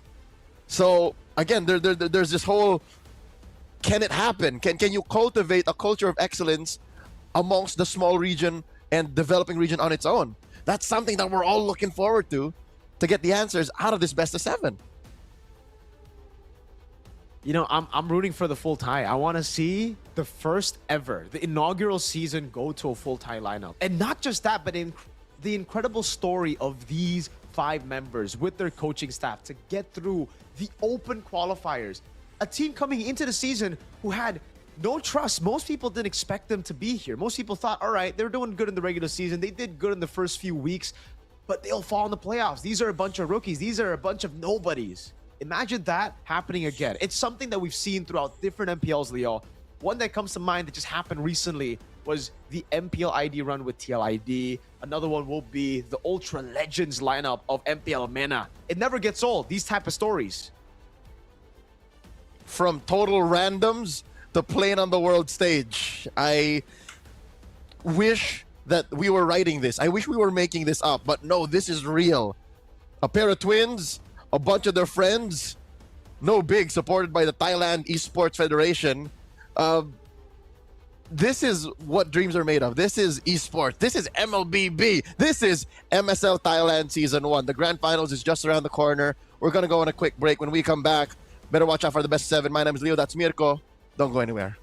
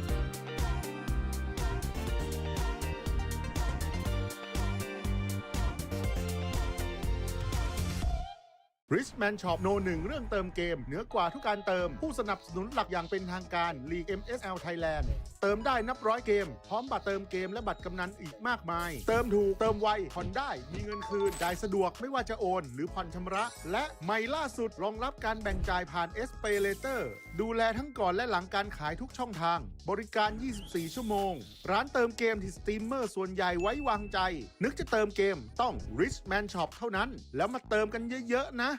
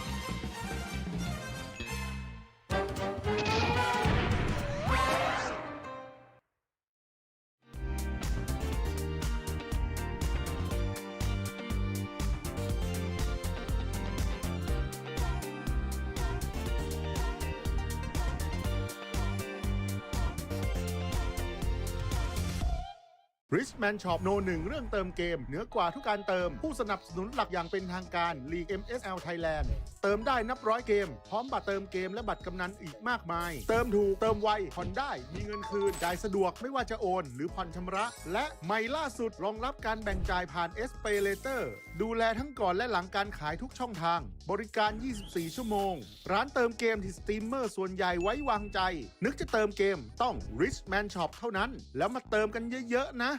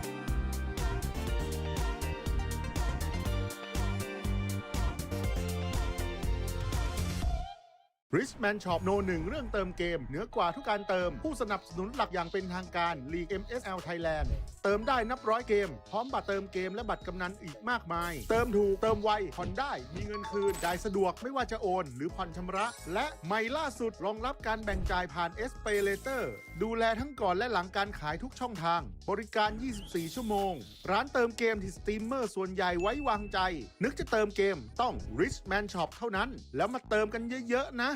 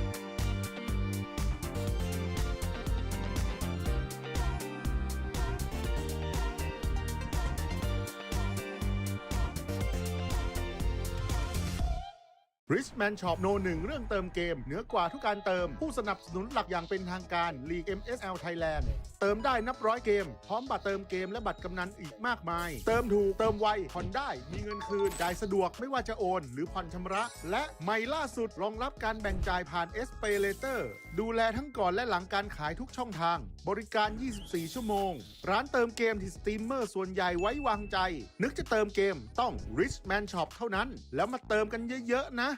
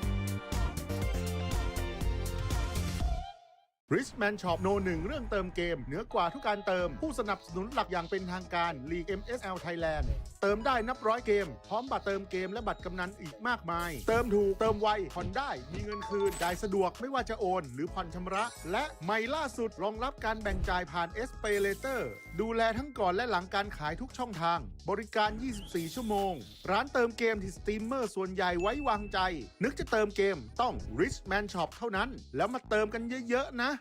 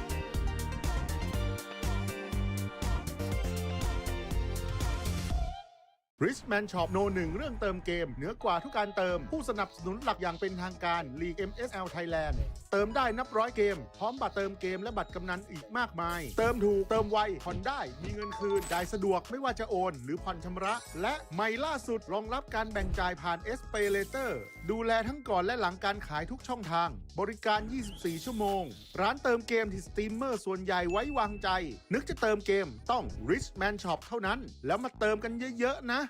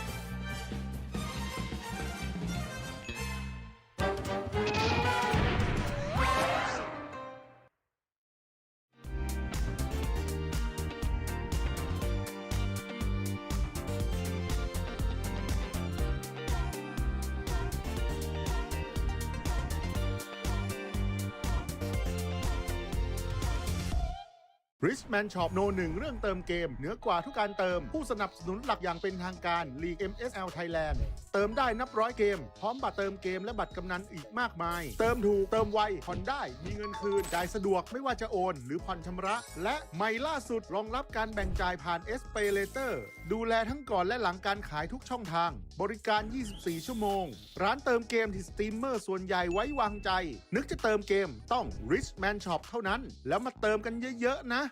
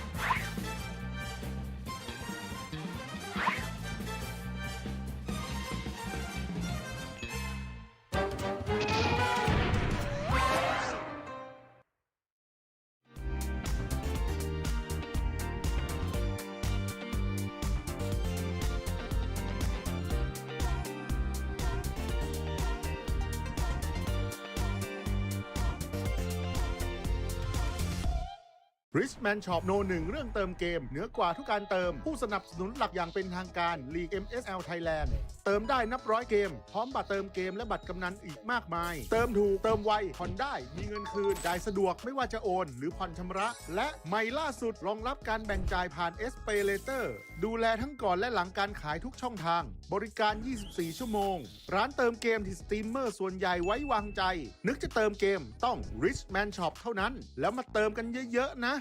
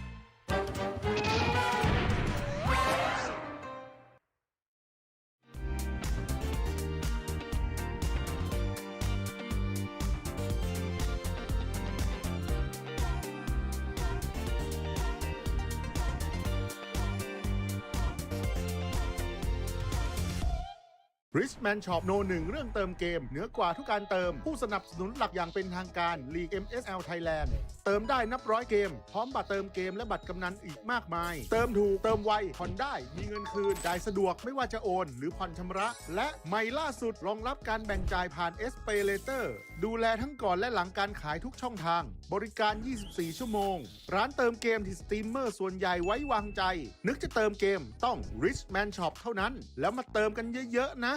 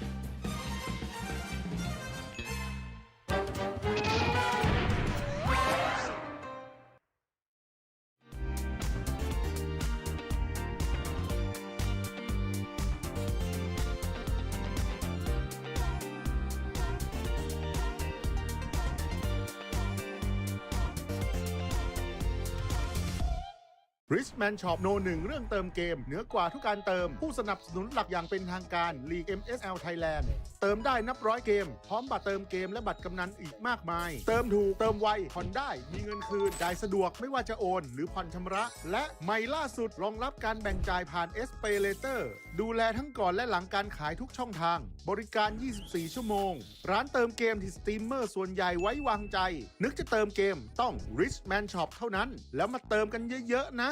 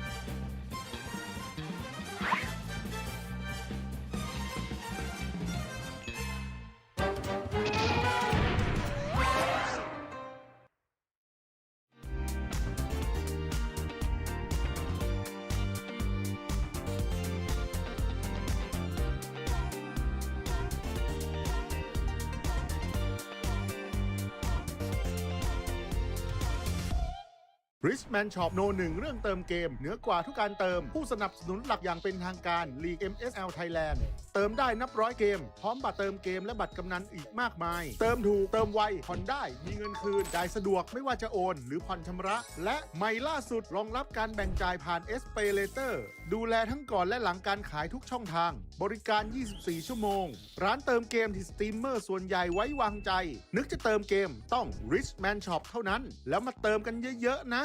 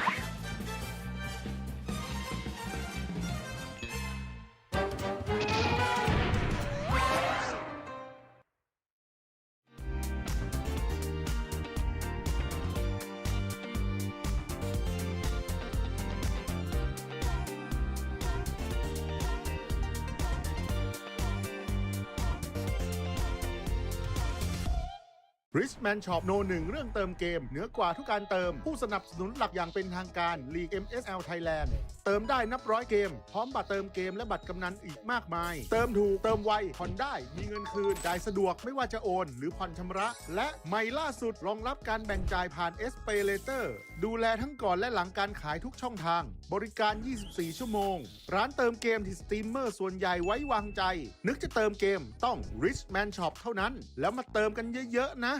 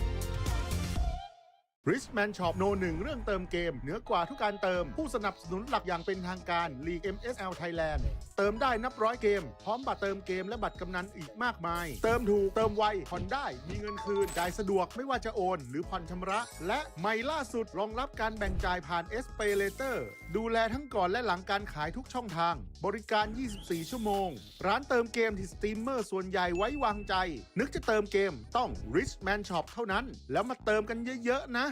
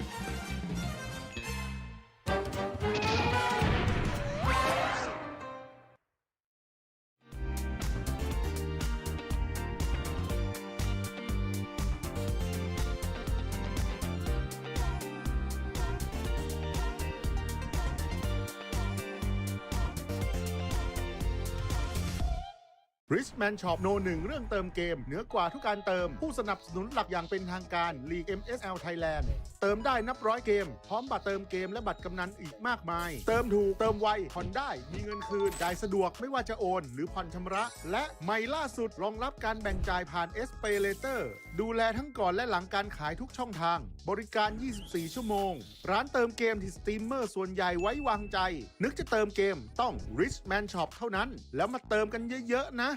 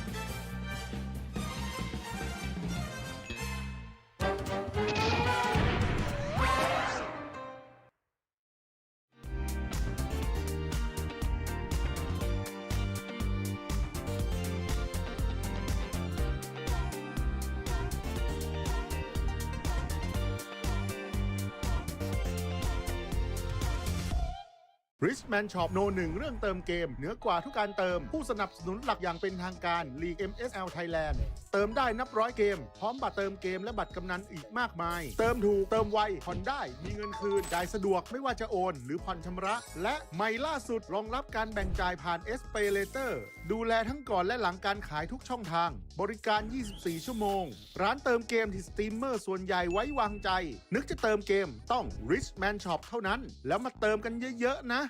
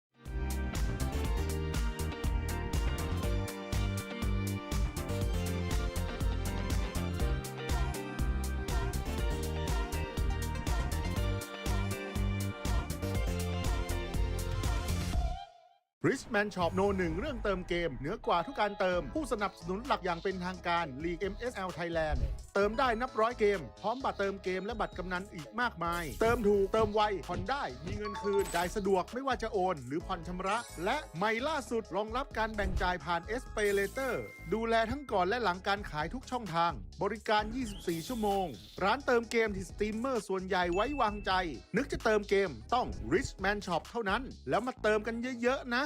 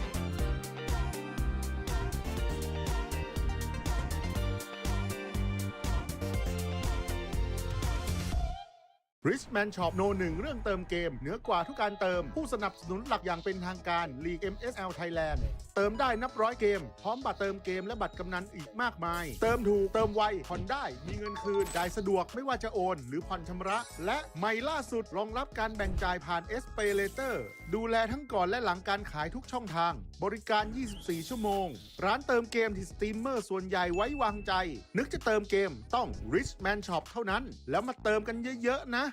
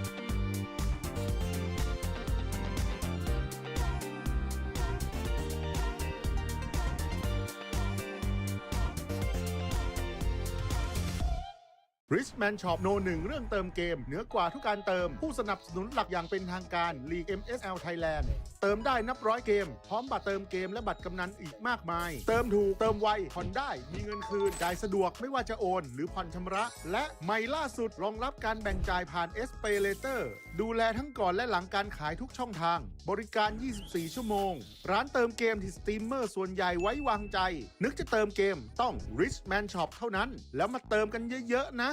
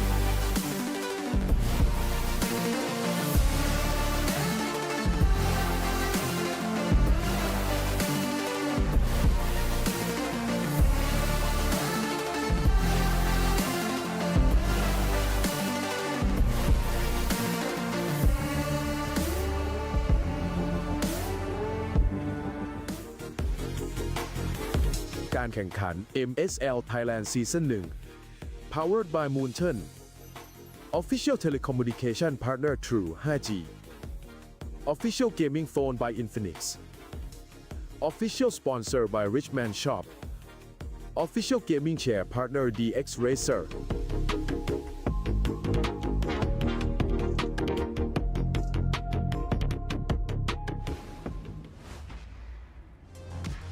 สวัสดีค่ะ โอ้โห พี่ปางตอนนี้นะคะ ก็ใกล้จะถึงเวลาสำคัญนาทีประวัติศาสตร์ของ MSL Thailand Season 1 แล้ว ใช่ค่ะเพราะว่าอีกสักครู่หนึ่งเนี่ยเราก็จะได้รู้แล้วนะคะว่าใครจะได้เป็นแชมเปี้ยนในซีซั่นนี้ ใช่ คือลุ้น คือบอกเลยว่าเกมเนี้ยมันต้องเดือดมากแน่ ๆ เลยนะคะ ใช่ค่ะ เพราะว่าผู้ที่ได้เป็นแชมป์นะคะในซีซั่น1รายการนี้นะคะก็จะได้ตั๋วไป MSC 2026 ค่ะ รอบไวล์การ์ดนะคะที่ปารีสประเทศฝรั่งเศสนั่นเอง ใช่ค่ะ และสำหรับที่ 2 และที่ 3 นะคะ ก็จะได้ไปกันต่อที่ MCCM นะคะ ใช่นะคะก็ไปตามลุ้นกันนะคะ เรารู้เบคอนได้ไปแล้ว ใช่ คือเบคอนได้ไปแล้วนะคะ แต่ทีนี้เราก็มาลุ้นกันเนาะว่าใครจะได้ไปไวล์การ์ดใช่ค่ะพูดถึง ACT สักนิดหนึ่งเพราะว่าตอนนี้ก็คือ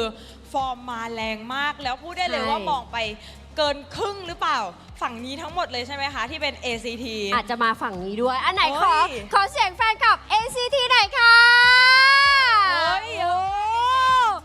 แยกฝั่งชัดเจนมากเฮ้ยอันนี้ของจริงเขามีการ์ดกำลังใจเยอะแยะเลยนะเต็มเลยแถวหน้าเต็มเลยก็คือ ACT เนี่ยแพ้เบคอนในรอบเก็บคะแนนเนาะแต่ว่าเมื่อวานฟอร์มดีจนทำให้เข้าไปรอในแกรนด์ไฟนอลก่อนแล้วใช่คือฟอร์มดีสำหรับในรอบเพลย์ออฟเนี่ย ACT คือแบบว่ามาแรงมากจริงสุดยอดมากๆทำผลงานได้ดีมากแล้วก็ดราฟได้ดีด้วยเช่นเดียวกันแต่ไม่รู้โดนเจาะเกมไปหรือยังนะในคอมมูเห็นอยู่ไม่แน่ใจโดนไปหรือยังส่วนทีม KOG ที่เป็นอินซีดัมไร้พ่ายของเราเนาะก็ สุดท้ายแล้วเขาก็ทำได้นะ ใช่ สุดท้ายแล้ววันนี้ ใช่ เขาก็มาเจอกับ ACT ในรอบแกรนด์ไฟนอลจนได้ ค่ะ ก็รู้เลยว่าเตรียมตัวมาค่อนข้างดี ใช่ นะทำกันบ้านมาเยอะนะคะ แล้วก็อาจจะดูรีเพลย์กันเยอะด้วยแหละเมื่อคืน หาข้อบกพร่องของตัวเองแล้วก็พัฒนานะคะ วางแผนกันมาภายในวันนี้เพราะว่าเขาทำผลงานในวันนี้ได้ดีจริง ใช่แล้วค่ะ เอาละค่ะ ทุกคนที่อยู่ในฮอลล์วันนี้นะคะ แล้วก็ผู้ชมทางบ้านนะคะ ที่ดูทางออนไลน์ในทุกๆช่องทางเลยนะคะ ค่ะ ตอนนี้เนี่ยวันนี้เนาะเราก็จะได้ร่วมกันนะคะ เป็นสักขีพยานว่าใครทีมไหนจะได้เป็นแชมป์นะคะ จะได้ก้าวขึ้นไปเป็น Time to Rise และคว้าแชมป์ Mobile Legends MSL Thailand ซีซั่นแรกไปครองค่ะ ๆ ตื่นเต้นมากๆ เฮ้ยเป็น ลย โมเมนต์ประวัติศาสตร์ มากนะคะ เพราะว่าเป็นซีซั่นแรก ใช่ แล้วก็ แล้ว คน ค่ะ มาเยอะมากๆ แล้วก็ฝากกันเอาไว้ด้วยอีกนิดนึงนะคะสำหรับท่านที่กำลังเดินทางมาเราจัดกันที่ BCC Hall เซ็นทรัล ใช่ ลาดพร้าวชั้น 5 ค่ะ ใช่แล้วนะคะ แล้วก็มาถึงภายในหน้างานนะคะ เราก็มีกิจกรรมให้ร่วมสนุกเยอะแยะมากมาย ใช่ค่ะ ถ่ายรูปภาพคู่กับ Standy Player หรือว่าจะเล่น 5v5 นะคะ เพื่อรับเป็นโค้ชเป็นส ใช่ กิน โค้ช โค้ชใช่ไหม สกินใช่ แล้วก็ยังมีเป็นเขียนการ์ดให้กำลังใจแบบที่ทางฝั่ง ACT มีแบบนี้ ใช่แล้วค่ะ โอเค ทุกคนคงอยากจะดูแข่งแล้ว เพราะว่าอันนี้จะต้องเป็นเกมที่ยาวนานแน่นอน เพราะอันนี้เป็นโบเจ็ด ใช่เราซาวเสียงทางฝั่ง KLG ไปบ้าง สัก ยั นิ ง ดนึง เพราะว่าเมื่อกี้ซาวเสียง ACT ไปละ อ่า ขอเสียงแฟนคลับ KOG หน่อยได้ไหมคะ ฝั่งนู้น นี่ เขารอ มี ปร ป้าย บ ไม่ มื แพ้ อ กัน อยู่ ไม่แพ้กัน ตอนนี้ไม่มีใครยอมใครแล้ว เพราะว่าศึกนี้คือศึกตัดสินแล้ว สุดท้ายจริง ๆ แล้วนะคะ ในวันนี้ทุกคนคงไม่อยากเห็นหน้าพิธีกรละ ใช่บอกแล้วว่าเริ่มเบื่อแล้ว ไม่อยาก เริ่ม เจอ เจือด แล้ แล้ว วโอเคถ้าอย่างนั้นนะคะ เดี๋ยวเราสองคนขอส่งต่อเวทีนี้นะคะ ให้กับ3หนุ่มแคสเตอร์ค่ะ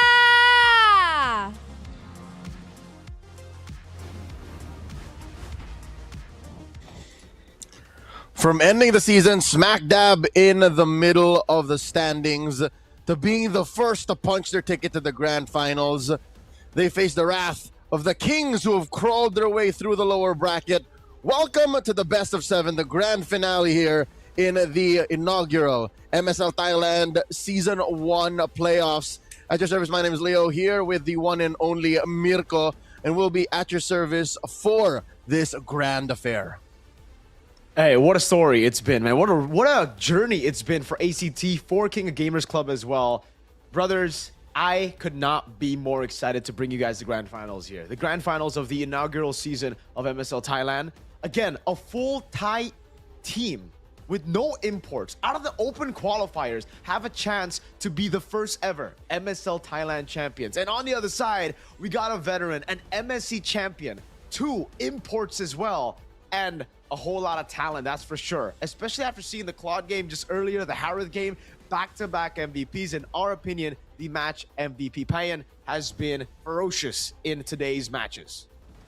For years, King of Gamers Club has been running amok in the MCCM. I've known this team, and again, out of Thailand, it's a shame that it's only now we get an MSL for the region, but here today, I don't know who the underdog is. ACT was first to the top. They were undefeated throughout their run in the playoffs. And how perfect is it, Mirko, that the name or the saying, the motto for MSL Thailand Season 1 is time to rise. As soon as the clock ticked playoffs o'clock, they said, we're rising. That's it. We're rising. Because King of Gamers were already at the top. There was nowhere to go but down, right? But for ACT, from what? 4th seed, was it? No, 5th. They were in 5th seed. I can't believe it. They were in 5th seed. And then suddenly, out of nowhere, where have you seen that? I don't think I've ever seen that in the history of esports, MLBB esports I've ever called, that a 5th or 6th team would be the first. It's been a hot minute since we've seen that, right? In ID, we saw it, but it was Onyx in Season 15 after their not so great run in the regular season. Obviously, the whole Yep Tolong Yep arc, and they were able to get the dub. They went to the upper brackets first, they got into the grand finals first, and then they ultimately won 4-3. So maybe we get to see that, right? I mean, if we were to crown a champion today, and if it were to be all the way for 7 games, I'd love to see it here in MSL Thailand, dude. KOG have been great. In the regular season, they were spotless, 9-0. And today, we saw more of that version of KOG, Leo. They were able to get a 3-0 victory, finally. Their first sweep of the entire playoffs against ACT. Obviously, they lost. It was a 3-1. Against Tenacity, they won, but it was 3-1. So it's finally them getting back to form up against now ACT, who have had the time to rest, to maybe even watch those games and read out some of the strategies that KOG displayed. It's going to be a close one for sure. It's time to go king mode for KOG. ACT, the main challenge for them is to get into the heat of things. Because KOG have already played a best of 5. They've won 3 games straight, so they are just all stretched out, warmed up, if you will. ACT still need to find their rhythm. How does this best of 7 start? Who is first to the board? I think that'll definitely prove a lot, given that we just learned how KOG is just as crazy. KOG is just as crazy in drafting. Who'd have thought that they would rock the Baxia? Who'd have thought that they would rock the Ube strat, or the utility jungler centric strat? But here in the final showdown, the winner goes to MSC 2026. They punched their ticket to fly out to the land of croissants in Paris, France, while the runner-up gets a ticket to fight for that in the MCCM Season 7, which I also got confirmation. All of the bacons watching confirmed all around the world, MCCM Season 7 gets another slot for MSL Thailand. So that's second and third. That's great. I mean, great news, obviously, for just Bacon Time. Earlier, they did lose, but they will be able to participate again for the Grand Finals, though. We get to look at, again, how they've been able to make their journey into the Grand Finals, right? How are they first into the Grand Finals? And it's been through, I think, simple drafts. And I'm not trying to say that to disrespect them, but it's mainly front-to-back compositions, playing around Fukeo on the Obsidia. Once he's on an Obsidia or a hyper carry, just a hyper carry in general, the composition just builds around him. And here we get to see KOG with their signature playstyle as well. And I can't really pinpoint their playstyle because it's been so mixed, especially here today, Leo. Up against Bacon Time, they played Bacon Time strat. Up against Tenacity, they just beat Tenacity flat out with the signature Claudipayan, but also the Moscovs and then the Joys, the Assassins for KZen. So again, we've seen such a good mix of heroes for KOG, and for ACT, it's mainly that. It's mainly through playing through the meta or hyper carry gold and a full front-to-back comp. I expect this to be Flokeo versus Payen all the way. Oh, yeah. Again, as long as a Flokeo gets, as you mentioned, a hyper carry, a Claude, a Obsidia, which is a little bit more of an exotic flavor still, even for me today. And of course, a Harith, like that's where it all begins. But also, what if you run this new KOG Ube into ACT? How do you reckon they'll take that? Because that's something that none of us had on our bingo cards. Like, who'd have thought you would see Nile on a Matilda this morning? Where'd that come from? Not me. I don't know.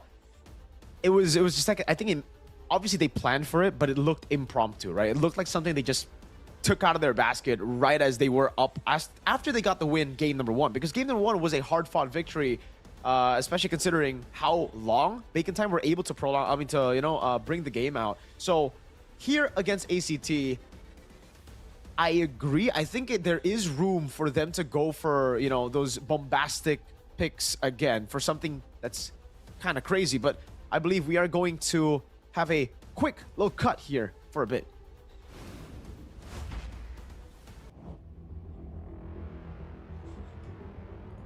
จากวันแรกของ Regular Season ทุกทีมต่างๆ เริ่มต้นด้วยความหวังเดียวกัน คือการไปให้ถึงจุดสูงสุดของ MSL Thailand Season 1 จากรอบ Qualifier สู่เวทีแกรนด์ไฟนอล และพวกเขาเหลืออีกเพียงก้าวเดียวเพื่อไปถึงแชมป์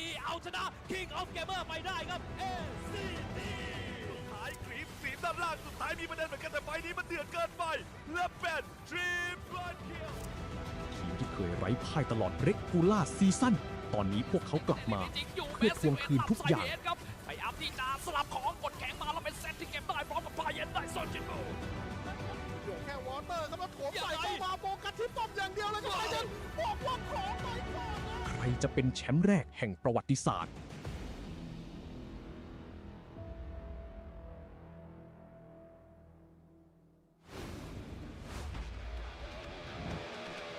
เรากำลังเข้าสู่ศึกสุดท้าย ก่อนไปเวทีระดับโลกกันแล้วครับ กับ Mobile Legends Super League Thailand ผู้ชนะในคู่นี้จะได้ถ้วยใบนี้ในซีซั่นที่ 1 ไป และในตอนนี้ครับทั้ง 2 ทีมพร้อมแล้วครับเตรียมพร้อมกับ MSL Esports ครับและ King of Gamer Crown มาแล้วครับทีมแรก ตำแหน่งนี้แบกเงินของทีมนั่นคือโกเลน่าฟุกโย LCT ผ้าเย็น67จาก KOG 2 หนุ่ม67ครับ ต้องบอกว่าฟุกิโอเนี่ยเป็นผู้เล่นที่พัฒนาการอย่างก้าวกระโดดครับ ส่วนทางด้านของไทเย็นนี่ต้องบอกว่าเอาเพย์สุดสวยนะครับกล้าได้กล้าเสียกล้าเล่นกล้าไฟท์ปะทะเหมือนกันนะ แล้วตำแหน่งที่ต้องการหาข่าวครับ หาข้อมูลให้กับเพื่อนนั่นคือโรบิงซิลวีและนาย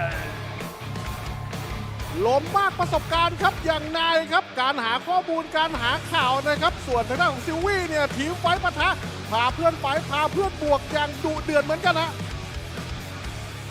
โอ้เดือดเลยครับสำหรับในแมตช์นี้และแน่นอนครับแกนกลางสันหลังของทีม นั่นก็คือมิดเลนเนอร์มากับการแอนซี่และก็เซตไครีไทยแลนด์ครับ เมดที่มีความนิ่งนะฮะรอจังหวะจ่ายสกิลทำไฟให้เพื่อนนะครับทั้งจังหวะเปิดและจังหวะพาเพื่อนออกฮะ โอ้และอีก 1 ตำแหน่งครับที่จะต้องการไฟออบเจกต์ให้ได้เปรียบครับการกดมือสำคัญตำแหน่งจังเกิลธาตุมืดเซอร์รอสกับเคเซน ต้องบอกว่าเป็นป่าที่โดดเด่นทั้งคู่นะครับเพราะว่าเน้นในการเล่นออบเจกต์และการคุมไฟนะฮะทำให้เพื่อนเนี่ยเข้าไฟนะฮะแล้วเล่นในไฟได้ง่ายมากๆเลยครับทั้งเคเซนทั้งเซอร์ลอสฮะ และตำแหน่งนี้ครับแม้ว่าจะอยู่ห่างไกลแต่เขาอยู่ใกล้เต่าเสมอ EXP เลนตำนาน33ปะทะกับไคโรโซล่าลู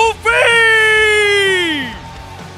EP มากประสบการณ์อย่างเติร์ดทีครับต้องมาเจอกับน้องใหม่ไฟแรงอย่างไคโลครับนะการจ่ายดาเมจการเข้าทำไฟนะการเปิดไฟต้องยกให้ 2 คนนี้ฮะ และนี่คือโฉมหน้าของ 2 ทีมที่แข็งแกร่งที่สุด ตลอดระยะเวลา 5 สัปดาห์ที่ผ่านมา เตรียมเข้าสู่ MSL Thailand รอบ แกรนด์ไฟนอล จากจุดเริ่มต้น พวกเขาฝ่าฟันทั้งชัยชนะ ความผิดหวังและแรงกดดัน เพื่อมายืนอยู่บนเวทีแกรนด์ไฟนอลส์และ1 ทีมเท่านั้นที่จะกลายเป็นแชมป์แรกของ MSL Thailand ซีซั่น 1 จากรอบควอลิฟายไม่มีใครคิดว่าพวกเราจะมาถึงตรงนี้ พวกเราเอาชนะมาแล้วทุกทีม ACT ไม่ได้มาที่นี่เพื่อสร้างปาฏิหาริย์พวกเรามาที่นี่เพื่อเป็นแชมป์ พวกเราไม่ได้มาถึงแกรนด์ไฟนอลเพื่อมองคนอื่นเป็นแชมป์ KOG ยังมีเป้าหมายเดียว และพวกเราจะทำทุกอย่างเพื่อคว้ามันมา เพราะเป้าหมายของพวกเราคือการเป็นแชมป์ นี่คือบทสรุปของฤดูกาลช่วงเวลาของ Time to Rise ช่วงเวลาที่ประวัติศาสตร์ของ MSL Thailand กำลังจะถูกจารึกขึ้นเป็นครั้งแรก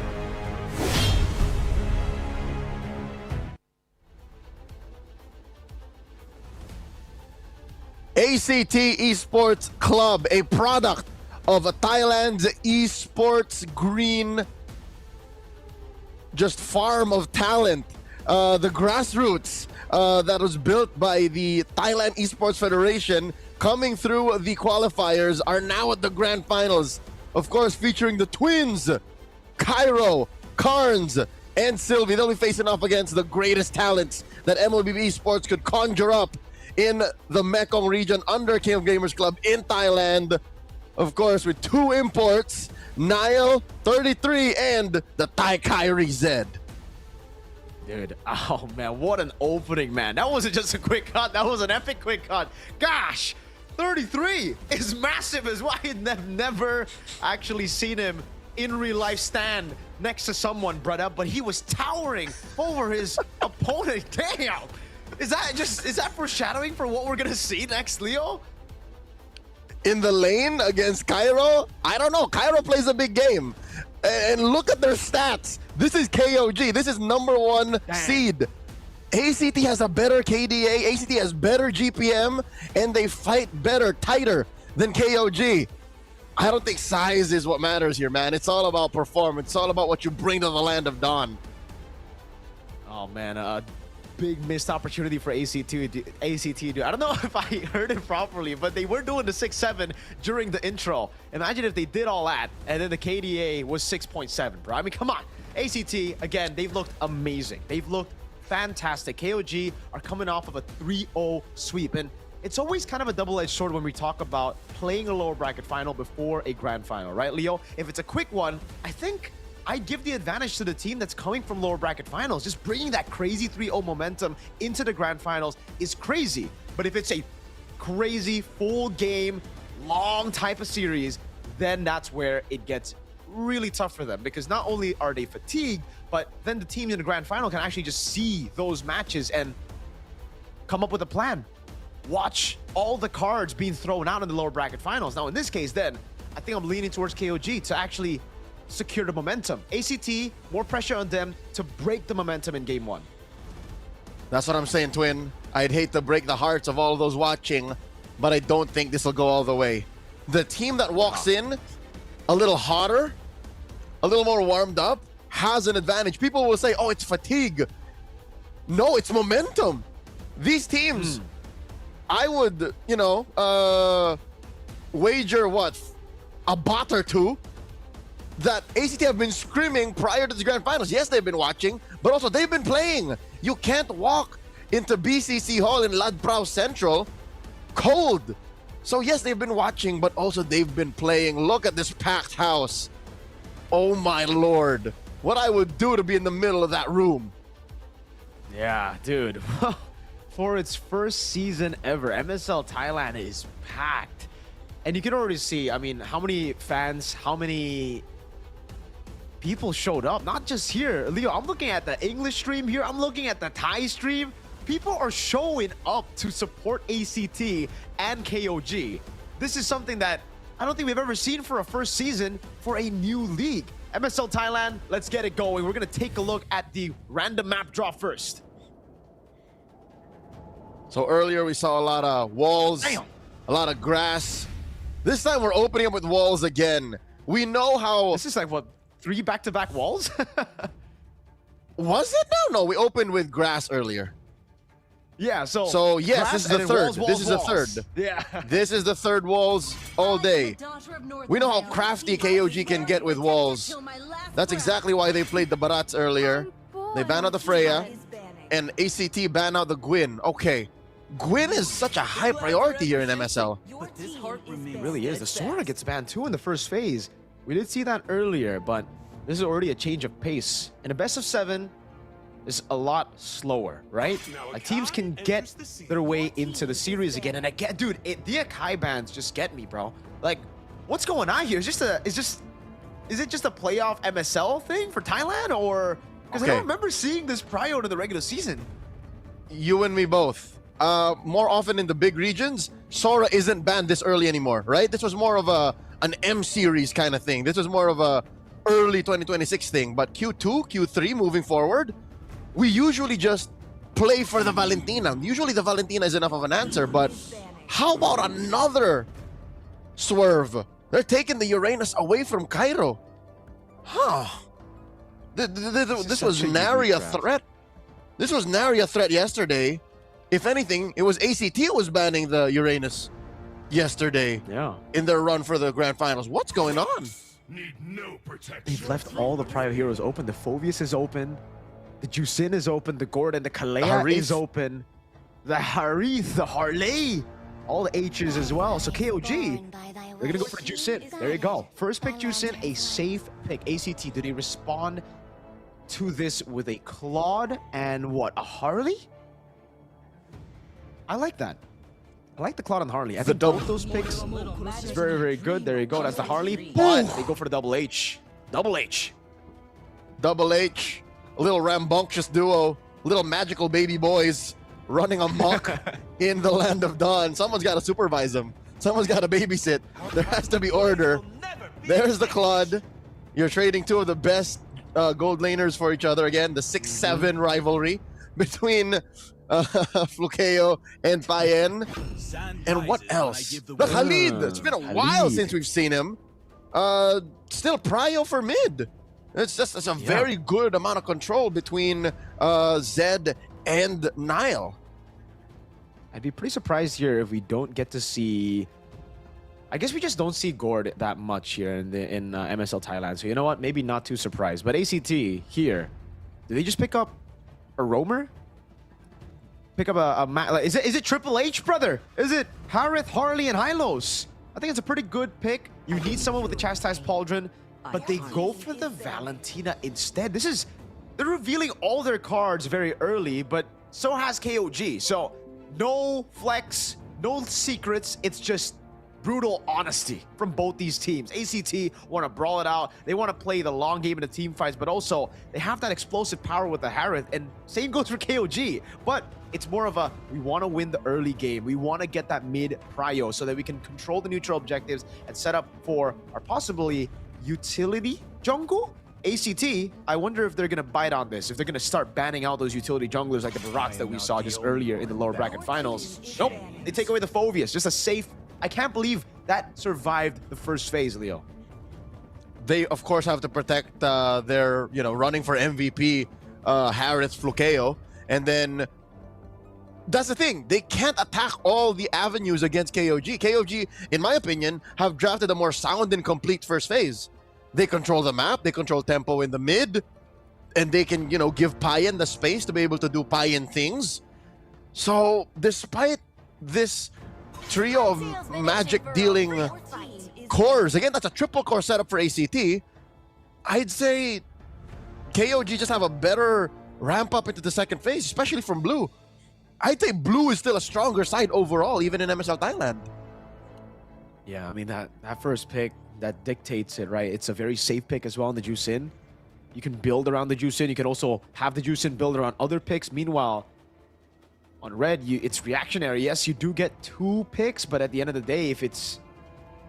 we'll see. We'll see how they actually, conclude the drafting phase. They do end up biting on the bait, or the utility jungle choice, perhaps, of Cog is the right way to put it. The Kalea gets banned out, and now another roamer. They get rid of the Hylos? I think it's a wise choice to get rid of the Hylos, or perhaps maybe the Gatot Kacha. Now that I'm looking at KOG's lineup, they only have the Juice In as magic damage so far. I would rather ban the Gatot. I think Gatot is just the better choice, but okay, this interesting is telegraphing they might still play an assassin. Yeah. We've seen the joy for KZen just against Tenacity as well, so maybe that could be the response up against the Harley. ACT, they're gonna have to ACT first here in the red side, second phase of picks. They picked up the Valentina. Now, I don't know how they do in Thailand. I don't know how crafty Cairo is, but in ID, we usually see Valentina as flex for Dewa United.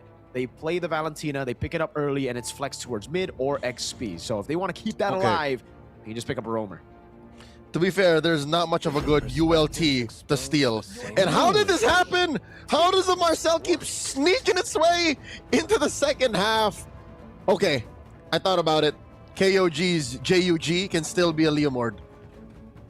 I think that's a very, very good pick right now, but... Right? It's safe. I think it's safe, but against the Marcel, Leo, I've seen a lot of golden hours really stop that Phantom Steed, take away that duration of the one cycle ultimate. So KOG might want to rethink that. Maybe a safer pick would be Baksha, right? You have the movement, you're very quick, you can deal with the Harley as well. And with the tempo that you already have with the Khalid and the Juice In, I think it makes a lot of sense. Then you go damage XP. I'd like the Baksha too, but it's banned out. Oh, my bad. Okay, so that's good. No Arlodi then. Oh, okay. Whoa! Hayabusa glue.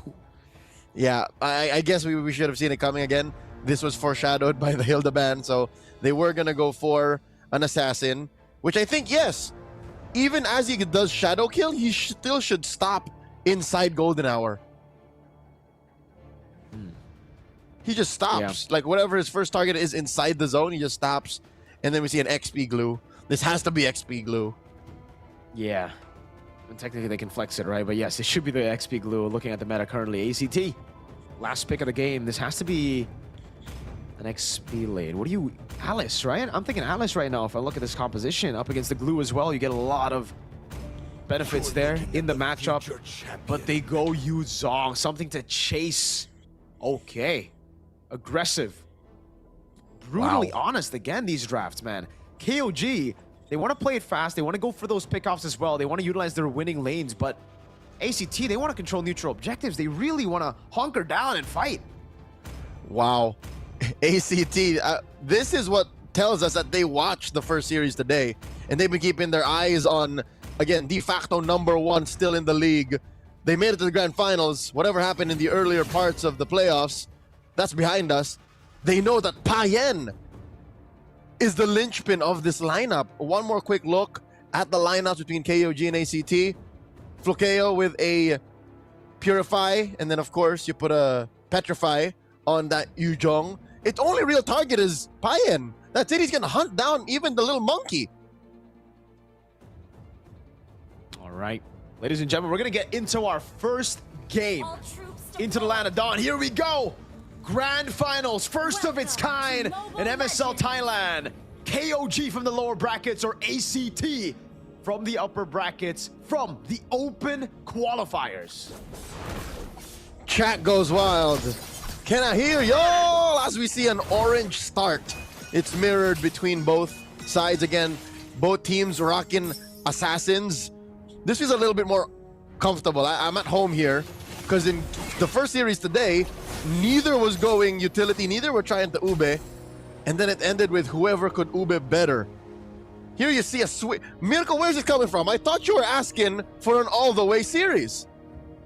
Hey man, you know what? My predictions have to always go against what I want because of the whole curse gimmick thing. You know, actually, it's real. It's very, very real. I've done it a lot. All right, trust me, Leo. It's gonna be a 4-3 now.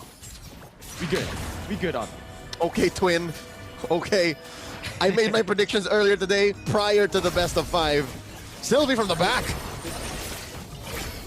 Dang, Sylvie. Oh, still going to be caught by the poker trick that last hit. Zaros with a walk up again with the hat now. Oh, plays around that passive. That's a risky game that he played around against Zed. Now Sylvie compromising Kaizen's take. Kaizen should be fine here. It's just Nile that got compromised, but it sucks that he had to spend his flicker there. Up top, Kairo's bullying. 33, did you see that? Like he's down on XP bars, even with that siege minion still up. Yeah, Kairo's doing a good job here playing around the XP lane. Very, very good in lane. Now, he doesn't, oh, he actually does have level 4. He also took the XP crab, Leo. This is tempo for ACT, not something we expected with a Khalid on the hands of KOG. Yep. Again, Sylvie is just keeping tabs on him. The man-to-man defense is just enough pressure from ACT to be able to get into a beneficial start to this turtle. Zeros wailing away at it. This is a 3v4. Yeah. Hayabusa still in the bottom lane. Kaizen doesn't look like he wants to participate. The Yu Zhong here goes to the Black Dragon form. Free neutral objective over to ACT. Cairo going to be caught by the Slam Slam on the pass of 33, but he's not going to mount him just yet. Just a battle for the XP crab. Oh, he actually goes in, mounts him, and brings him back to the team. The all-in now with the quad shadow and even the Crimson Beacon to get Cairo down. They hired an army to take down Cairo. And he didn't even try to petrify. He knew it was coming. So with that, KOG, even with the turtle taken by ACT, closed the gap. And not to mention, the gold lane situation, we haven't really checked in on them. How's Payen and Flukeo doing? As long as Payen, I think, does well into the mid-game, he can still buy the game back from no matter where KOG is. Oh, great take by Kaizen there as well. A retreat on the Lethal Wanderer. And yeah, I agree with you. Really, it comes down to the gold laners later on. Payen... okay, we only have one ACT, so hey, Leo, technically ACT is the majority. Me and Hugh, we went ACT. KOG only has 2 votes from the talent predictions here for the Tiecasters. And the audience prediction seems to also be leaning towards us with the ACT boys. I don't blame them. Everybody loves, technically it's not an underdog story, but everyone loves a dream to come true, you know? Like this is, again, a qualifiers team out of the grassroots of the Thai esports scene. And again, a lot of them are considered green. A lot of them are newer names compared to, like, again, an MSC 2017 champion in 33 and the rest of KOG. But KOG are doing well to keep it tight. Look at this. They take a little bit of the gold back, and then it swings like by 100. And this is with them losing the first turtle, mind you. Yeah, I love that it's so slow, though. Flukeo can't get his hands on it. Kaizen wanted to get a quad shadow. But this is something that I think the Thai teams have been able to do for such a long period of time as well. Even back in MSC 2017, the reason they were able to win up against, what, quote-unquote, the bigger regions was because of how smart they are around the game. They don't play it super quick. They don't just brawl it out. They wait for the moment. The golden hour catches the turtle, gives Zeros time necessary to make his way down. But look at the bottom lane. A quad shot on the shadow kill over. Oh, Flukeo was able to survive. That's giving the Raging Sandstorm by Comes. That's a flicker route as well. A stolen Raging Sandstorm now. Oh, a flicker to catch Zeros into the retribution. The Dragon's a bit late, but it is going to be the re-engage. No, Cairo stops and he walks back. It is a free neutral objective to KOG. That was a crafty approach to that turtle. Pressure Flukeo. Feign risk. Oh my god, Sylvie gets picked off! Dang! Kaizen! What an angle. You see Sylvie walk up way too aggressively. No golden hour. Knows the flicker has already been burnt out, and what crazy timing. Unfortunate for Sylvie. Fantastic for Kaizen. The shadow kills back up. Like a thief in the night. Kaizen with just killer instinct. Now he's gonna start taking camps. Oh wait, does anybody see this? Zeros is stealing the orange, and he might actually get away with it. Oh, at least some traves on the map here for ACT. 2-1 in the first 5 minutes. I love how slow it is. I keep on saying that, but I just want to keep on saying it again, you know? Double down on it. Payan in a battle against the Synchro Fission. Not really a battle he would win there. Good take. Starlium Scythe also already done. Hey, Flukeo's doing well for himself, you know? Even in this matchup, level 1 to 3, we expect Payan to do better, but it's still a 200 gold lead right now for Flukeo. He's still scaling, so that's why ACT haven't really committed on these fights just yet. They still want to wait for Flukeo to get those item power spikes. Sylvie. And I think that benefits them. Because again, when you come down to it, it's just so much easier for a Harith to win. Claude can't counter the damage output, the burst of a Harith. Like, there's no wind of nature in your way out of that. So, if anything, I think it's KOG who's on a clock. They're the ones who have to push the tempo here. Nile gets run through. Payan looks for the punish. Oh, jumping in! Yeah, Purify out by Flukeo. He's still able to get the gold crab while he was fighting there. But that's big info. No Purify on the Harith. I think he's going to have to sit this one out, as it might be a 4v4. But KOG are in no rush to actually get into the turtle. They go for the purple buff instead. What a steal. Oh, never mind. Zeros actually secured it. Uh-oh. He's on the quad shadow. Deadly magic coming down now with the cards as well. But great body block from Payan, and Nile stops that assassination attempt.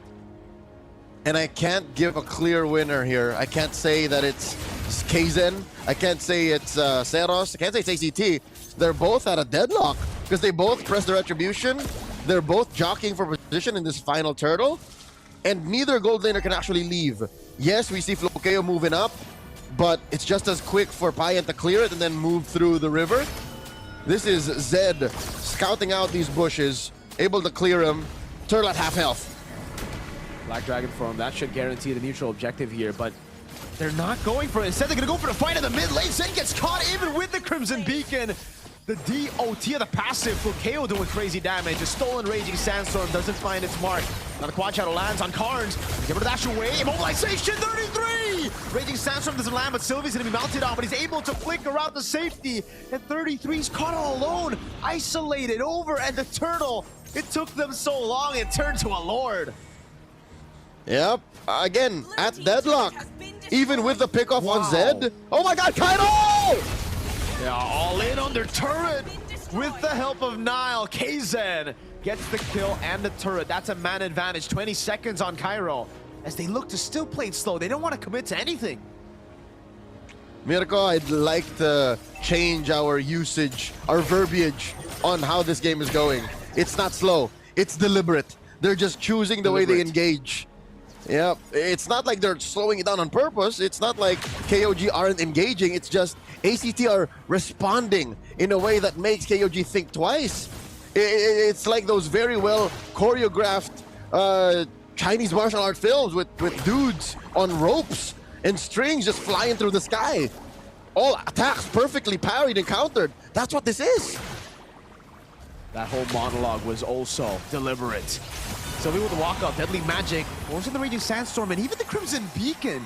A trade in ultimates here. Oh, 33. I thought he was going to go in there. KZen jumps in, able to find Carnes, but had the quad shadow back. Oh, Flukeo walks it over. KZen's able to find a kill, but now gets caught by Flukeo, and it's a big shutdown. Zaman force over to 33. The Petrify still up, but he doesn't go for the Furious Dive as Payan walks back up with the BMI, or rather blinks back up.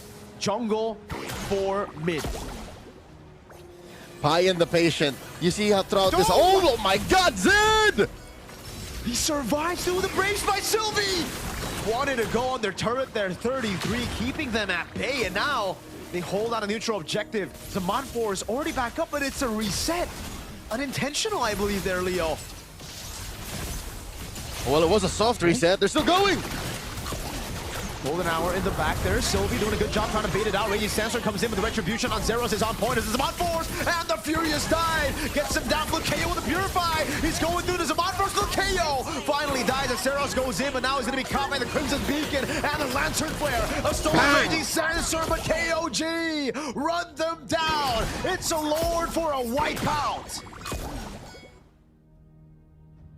Take what you will. May it be the Lord. But through Payan the patient, going through ACT, they risk life and limb for that Lord, but they get nothing in return. They lose their mid lane tier 2, or rather 1, and tier 2 should be on the way out, but dear God, let's see that again. Holding on to that Blazing Duet to the very last moment, putting that BMI behind the Golden Hour, and then this was just impeccable team fighting out of ACT, and here's what sucks. KOG knew exactly how to respond to it. Yes, KZen died twice to find that angle, but the Lord just gets taken care of as we go through the instant replay. It's almost like it never happened. But it's still so good. After all that hold on, Shadow Kill, good flicker out by Carnes. He steals a Shadow Kill! Oh, he follows through, but KZen brings him into the Quad Shadow that he placed in the back. At the end of the day, Flukeo's still able to get a tier 2 for that trade, so I don't even know who to give it to. KOG with the lead, but it's only a 1,400 gold lead after all that. I'd say we gotta wait till the items come back up. We need to see where the gold is and how difficult it is. Shadow Kill on Sylvie! Woo! Alright. So how much money is on Payan compared to Flukeo? And even KZen to Zeros? Because, sure, KZen has died twice, but you can see that even against Sylvie, he can just Shadow Kill, put him down to a quarter of his health. So that's a respectable amount of damage out of that Hayabusa. It really is, man. The endless battle. Oh, God. War. Interesting So, itemization. almost 2,000. Yes.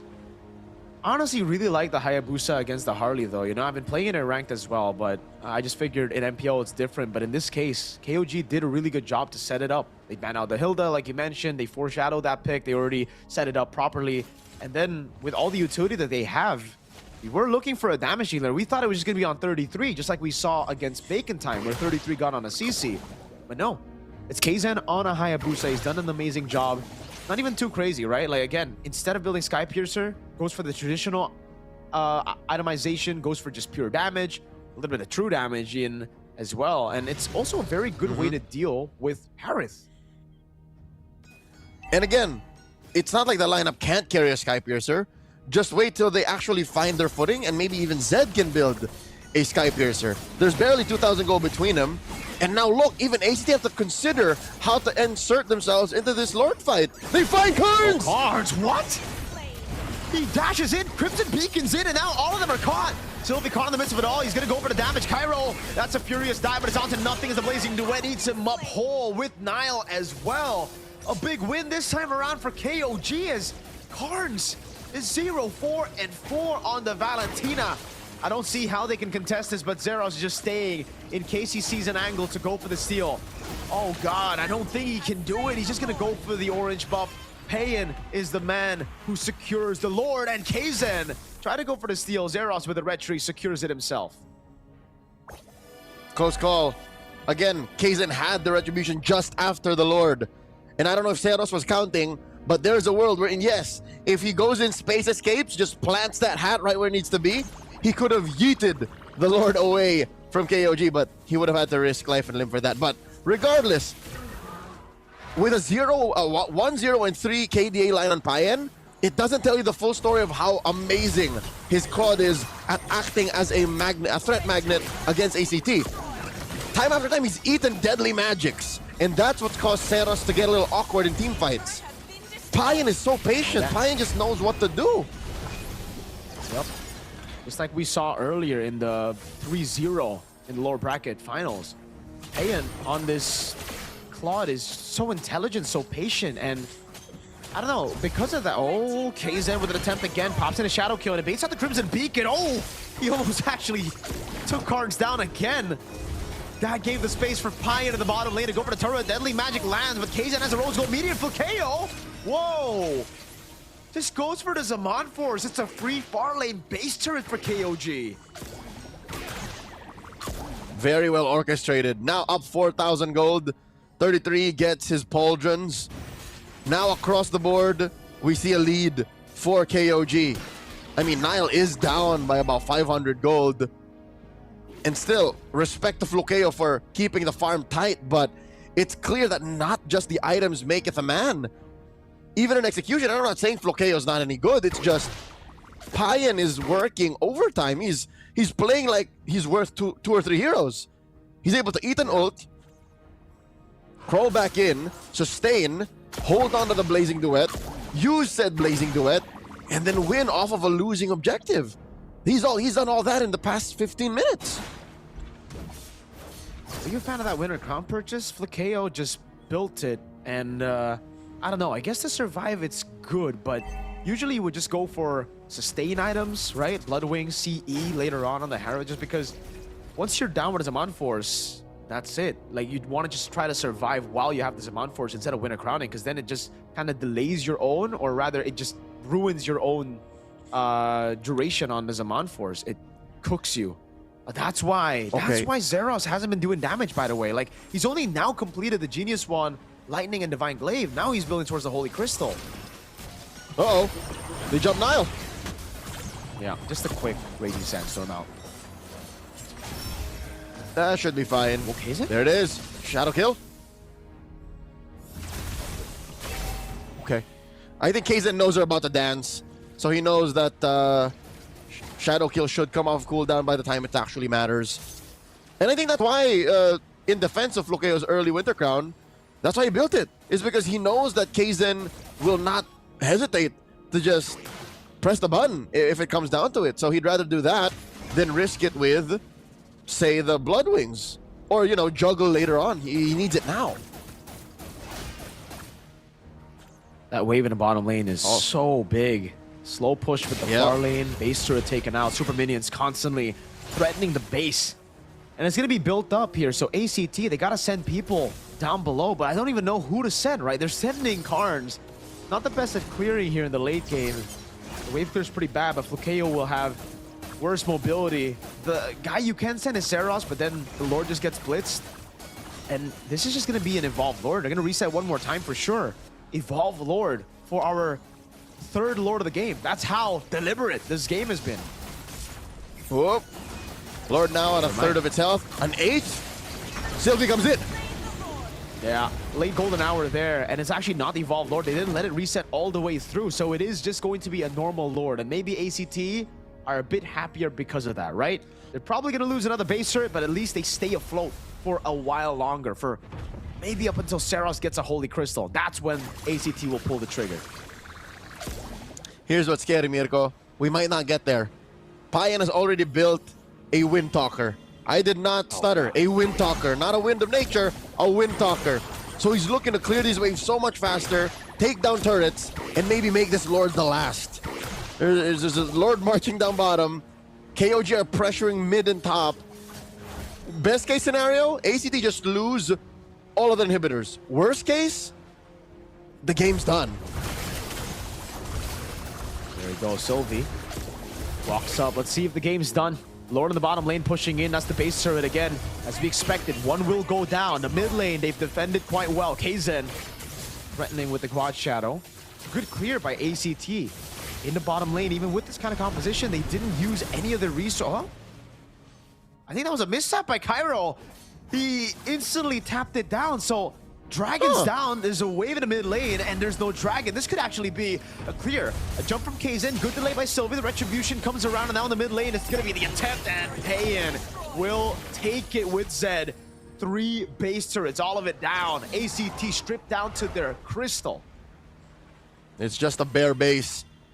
One thing that ACT can be thankful for is despite Kairo's, again, what we can assume, flub, he fumbled and pressed the ult, is it'll be up for the next Lord take. That's where I think it'll be more important rather than that in-base defense wherein they already lost their base turrets anyways. Now Sylvie gets spotted by 33. Ooh. Dang, Hazen. All right. To go in. Item check, quick one. Still pretty close where we've already checked on it. And still the major difference is on the junglers. That's 3,000 gold between Seros and Kaizen. Everywhere else, you can just kind of swing 500 gold back and forth. Yeah, the Chastised Pauldron also great pickup there on ACT, but now also picked it up. I was about to say, why is there no Chastised Pauldron? That's actually a very, very good way to slow the Harrod down with the unlead dashes here. And Flukeo, man, he's getting a lot of shields there just with the Chrono Dash. Again, wave up top, going to be slowly building for KOG. So for ACT, they gotta ACT, they gotta act. They gotta find a way to just 50-50 it, take the gamble, because at this point, it's just full Lord Dance for KOG until the end of the game. I'm not sure they're allowed to gamble, especially now. Black Dragon form coming through, Lord here at an 1/8 of its health, Nile to the back. Oh. Winter Crown, Raging Sandstorm comes in with Carnes as well. Zeros able to go for the jump onto the back, now jumps back in again, trying to go for the Retribution. It's Carnes who secures it. Now Flukeo with no mana is still able to survive, pops into the crown in time and buys the immortality. But there's no Zaman Force, and Kaizen doesn't care about the neutral objective. He pushes it in. The Golden Hour is able to buy some time as Kaizen takes a turret aggro. But in the end, it's game 1 to KOG. Sylvie only delays the inevitable. Golden Hour does stop the minions from rushing in, does stop Kaizen from smacking that base. But after that elapses, everything else follows through anyways. KOG proving that going through the lower bracket was no hindrance to their dominance in MSL Thailand. An emphatic statement in game number 1. This is our house. Let's take a look at the replay. Dude, that was, well, this is one of the bad fights there where Carnes actually dashed in forward, opened up the bush, stole the Crimson Beacon, and then Crimson Beacon in. And in this position, it's really hard to blame ACT. They try to go for the fight, and that's what they needed to do. There's no way that they would let KOG constantly just cycle through those waves and continue with the Lord Dance. So, hey, unfortunate, it was a forced error. Well played, though, to KOG. They knew exactly where their advantages lie. They don't force anything. They literally didn't force anything all the way to the very end. They just kept on adapting, kept on looking at what to play around. If they were going for the 50-50, there was no reason for KOG to take the 50-50, right? It's the desperate call by ACT. Just go mid, go top, go somewhere else. Kaizen was able to end the game. Almost a save by the Marcel's Golden Hour, but unfortunately too many minions, and he's already hit the crystal too many times. Now we ask an interesting question, again, at least for the short term. More on the post-match adjustment discussion later on. Who's the MVP? do you give it to Payan still? Or is that last-minute clutch backdoor play all on Kaizen? Because that's the only way I think that could have elapsed, because Payan died for the first time in a while. Payan got his immortality popped, and then he got compromised. But was that part of the plan? Was that all Kaizen's call? Or was ACT there to rely on Kaizen to say, we can do it?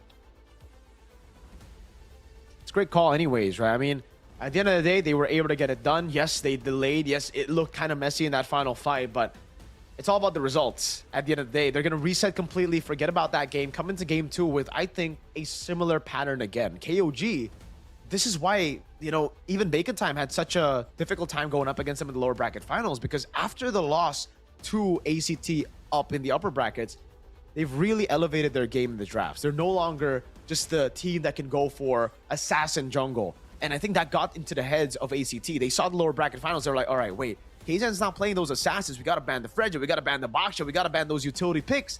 Then you see the Hayabusa and they're like, wait, what? This isn't what we prepared for. There's no way it would work. 33 though, he works all the time, you know, with any pick, even the glue. We saw the Esme, we saw the CC. This man's longevity, but also his flexibility, his hero pool. Ridiculous. 6-7% kill participation. 6-7. None of this would be possible without 33 acting as the glue to the strats that KOG need to employ. And I'm talking on a macro level. I'm talking on a micro level. Micro, I think we'll see it more in the highlights. He's literally there for everything whenever someone slips up. If someone gets picked off, he'll make sure the Lord Dance or the Turtle Dance continues. If ever Flukeo sometimes, you know, feels like he can get in there, he compromises the little white-haired baby magical boy. And he attempts the mount, and then that just destroys ACT's attempts. So yeah, I kind of see that. I hate how this went under us. It wasn't very flashy, but his glue was what kind of, you know, kept it all under control. Wow. It really was like perfect all the way to the end as well. The way they played it, deliberate, the pace of it all, and the way that they utilized the winning lanes here. Once Cairo had used the resources well, they would punish. It's a game of methodical punishes for KOG, right? Constantly. And then the back and forth around the fights here, where ACT were able to get the better of KOG, but then they try to go for more. They wanted to push through a bit more. Unfortunately, it did not work out for them, and KOG were able to punish again. Methodical punish, right? It's all about the punishments at the end of the day for KOG, because for ACT, it seems like they just overextended, they overcommitted a lot of times, and especially Cards. This was a low game for him for sure, man. Getting outplayed by Kaizen. Dashing in here in this moment was a big blunder as well, because it forced the whole team to walk in, or to initiate rather, when clearly some of the members weren't ready for it. Truth be told, Karn's positioning isn't the best either. And it's not like he's getting a smorgasbord of ults to pick from. He has a Crimson Beacon, he has a Raging Sandstorm, and that's about it. Like, those are the only things that he can reliably pick up. So at 0-5-4, I don't think the KDA alone tells you how difficult of a game this was for ACT's mid laner. They definitely could have gotten away with so much more, maybe with a different hero. Doesn't even have to be the Valentina. Valentina's very strong, don't get me wrong. It's just, I didn't feel Karns in this game. Yeah. I agree. I did not feel Karns at all in this game, man. It was a 0-5-4 performance. It was a pretty bad Valentina game for him, man.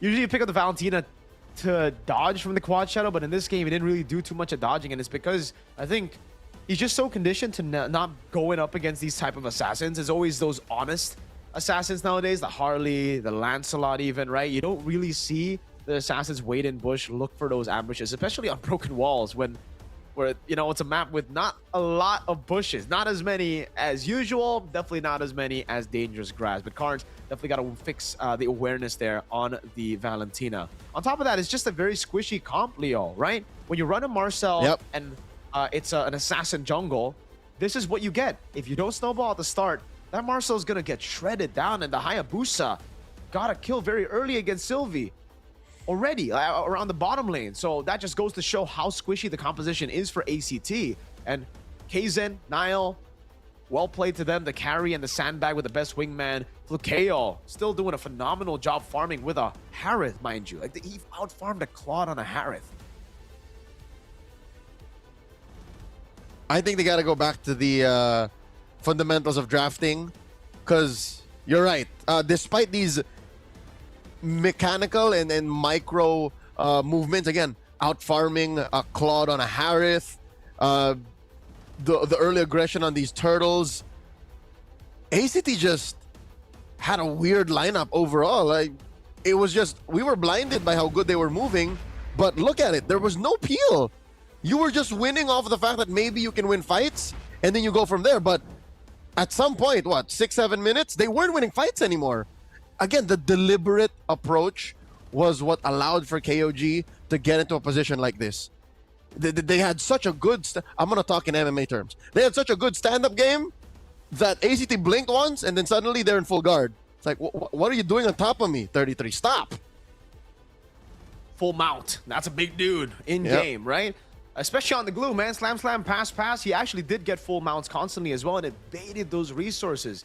At the end of the day, we saw the Yuzong, and I really have to lean towards, I think the Alice still would have been better. Something to just honker down in the front, can take those slam, pass, can be mounted, but is a-okay, right? Because the sustain gets everybody else in the back to deal more damage at the end of the day. You're there for a longer period of time, especially considering there was only one frontline. And even then, I don't want to call Yuzong a frontliner. He's a bruiser, right? Nah. He's meant to go fight, sustain, sure, but not tank. He's a backline hunter, if anything. He's the opposite of a front line. There ain't nobody who's going to hold the front line for you. Not a golden hour. The golden hour gives you, 2 seconds worth of a hold, but you can't even stand in front of that. So, you know what, Twin? I hate to say it, but we were in agreement. This was a weird draft for ACT, and KOG have him by the collar of their shirt. It's just like, what are you going to do? It took a while. Sure, it was a deliberate approach to eventual control, but something has to change for ACT. They watched KOG, yes, but they did not pay attention to where it mattered. And here's what makes it more difficult for our qualifier team, our underdog story that made it to the grand finals, is they don't have time. I don't think that they have time. The more the time they take to make these little mistakes that may cost them games, the more KOG just starts rolling through them. And here's the thing, KOG can win from red side. They chose to go blue in game 1, but go red side? I think KOG becomes more deadly in the draft. I agree, Twin. I think for ACT, right now, it's all about making it chaotic. You can't play this deliberate game against KOG. KOG are the veterans. They've been here before. You know, they have the experience with 2-3 imports as well in their roster. Compared to you, you're the open qualifier team. You got here through what? Through team fighting, through playing it quick, through playing around tempo. You got to bring that pace back into the grand finals, right? It's something we saw as well in their win against KOG. You have to bring in your style of play. I don't want to see another bacon time situation where they completely forgot about their win conditions, completely forgot about their own strength, and instead got outdrafted in the way where, again, it is a good draft in the meta, but it's just not their style. So ACT, I'm looking forward to those improvements in game 2. I'm expecting a 4-3 here, so we're here for the long run. We'll see again the adjustments. First, random map draw and the side selection. Where are they going to go? Expanding Rivers for our second map of the day in the grand finals. It's about to get wet and wild in game number 2. All day we haven't seen KOG play through Rivers. Yeah, ACT's blue side. Again, it's their turn to choose. They go blue. Again, blue is just a safer side to gain momentum and tempo from, especially in the draft. Dear Lord. Twin, do you see this? Triple utility jungler bans from ACT. What? Yes, KZen is proficient on the utility jungles, but did you not see what he did on the Hayabusa? I mean, he's my MVP for game 1. Maybe the MVP glue got into their minds, Leo. Oh gosh. KOG, Sora banned out the Freya as well. Now, so many heroes left open. The Phobius is still up for grabs. The Jusin. Is ACT just trying to pick up the Jusin for themselves, take it away from KOG? If KOG banned the Phobius, then up. Okay, I was gonna say something devious is afoot, but no, they take out the Uranus. Instead, just open everything. Zushin, Phoveus, Harith, Claude. By all means, 5 games in, and I think these teams aren't Kalea teams. So maybe no Kalea today. Well, they're definitely Harith team. Sure, we've seen both players in the goal lane, Payan and Flukeo, play the Harith to such a high level. Flukeo, though, there is one adjustment that I need for ACT if they want to make the Harith work, and it's to choose their fights better.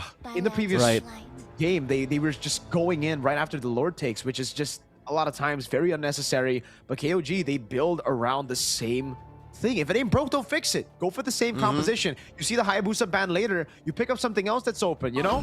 Could be the Fredrin again. That was a pretty good game on utility. And finally, we do get to see that ACT Kalea. Okay, all right. That's a twin connection right there. Sylvia and Zeros.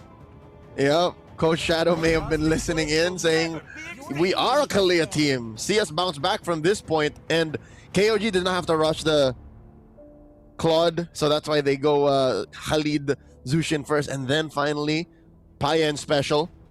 Now the bans. Mid. Force Karn's on a weird hero again. They take out the Zetian. Okay. Zetian gets banned out. It's interesting. I guess because of the matchup, that's the Respect Glue banned out as well. I really hope ACT ban... No, actually, they don't even need to. I was thinking about the counters towards the Kalea. God thought Zetian. Don't matter. Both mid and roam has already been picked up by KOG, and that's kind of the negative that you have for yourself if you go for the lineup that early, the Juicin Khalid. Is it just another Yves ban, or do they respect the gore? Now, ACT have always been very quick to adapt to outside meta, right? And right now, the hottest thing is Gourd, even in ID. With the Kalea, with the Harley, that's crazy. They ban out the Lilia instead, Leo. I think KOG want to give ACT the Gourd because they still have access to the Yuzhong. 33 can just dive the Gourd. And already he has Karn's number. Karn's already is coming from a game wherein he was a very little use. So 33 can already, even before walking into the Land of Dawn, just mad dog him. You know, he can mog him. So one more ban. If this is the Yuzhong, all the more you're sure that this is going to be a Gourd game. See value in me? Let's see it. There you go. It's the Fredrin ban. So it's a total of 4 bans targeted towards KZ. Oh, but no assassin. I'm guessing the Kalea is what they think is enough to deal with KOG's assassin. So, all right, we can see it red 5 again. There's no reason for them to show their cards this early. But what they do need to be careful of is Phoveus is open. Oh, they pick it up. Okay, against the Kalea. Now, what is the response by ACT? What is the winning matchup in XP? Do they go for the, again, Alice? So that they have a tank up front, someone that can hold them down? Is this going to be one of those weird games where the Phoveus actually uses Purify? I don't think so. I mean, I understand why you would think he'd go Purify, but losing the Flicker ability to Dark Wave and Flicker to gap those around him. These guys, these little magic boys, I think is a bit too much to ask for. Oh yeah, hey look. ACT ended up with the little magical babies again. Okay. So they got 2 picks now. Still needing a mid laner. It's not a Gourd. Oh my god. He says go again. Karn says go again. I will try, coach. Let me. And Cairo gets his hands on a Terizla. What is going into the jungle for KOG? I think, yeah, I mean, it's tough either way, right? If you go for the Hayabusa or the Lancelot, you are going to get cooked by the Kalea. Yep. But why not just play around it? You have a Khalid, you have a Phoveus that can bait out the Tsunami Slam before that even happens, and there's no one-shot power for ACT. That's the big problem right now for ACT. It's all magic too. Their only physical damage comes from their XP, who's gonna be building tank. So I think I'm all right if I'm KOG. I still pick up the same pick. And their only combo is like what? Tsunami Slam into a face full of magic from either Cairo or Sylvie. There you go. They're gonna roll the dice. Run it back. Flip the coin. look for the dice. Is that KO? Is that Valley Ties KO? All right, he didn't make it to the playoffs, but at least he's in Lad Prao right now. He's enjoying the show with his lady friend. Yeah. Always love to see it, man. Speaking of friends, KO and I are friends on Facebook. Oh, wait, is that facts? Is that cap? Someone confirm it, chat. Someone in the chat confirm it. It's facts. It's facts, All twin. right. All right, twin. Let's talk about the facts right now. 3 purifies over the 10 boys you see here on your screen. Zed and Payan with the respect against the Kalea. And as expected, it is not a Purify Phoveus. It's going to be Flicker for 33. He wants to make those plays happen, and he's okay taking the Tsunami Slam as long as that means that Kaizen can walk free and go for the ambushes that he did in Game 1. Let's see. Flakeo back on the Purify again. This could go very similarly to game number 1. And again, one more result like game 1 and we can call it insanity. How Carnes keeps forcing himself to play the Valentina. And looking at the ults, again, it's a worse, possibly a worse situation. Because he can only really still just use Crimson Beacon and Raging Sandstorm. That is the reality of the Valentina in game 2. All right. Taking a look at the emblems real quick. Oh, Nile with a cheeky little dive there. 33 goes for the concussive blast on the Phoveus. Nile, oh man, they're sandwiching him down. There's no waves here as well, but look at the time. With this time that he's bought, they're gonna go and invade the purple buff. Oh, Nile, what a move! The purple buff taken by KZ. Orange-purple Stardust vertical jungling for KOG. KOG. Devious. That is shrewd of them to do here. Nile doesn't even get punished, Mirko! Just walks away, man.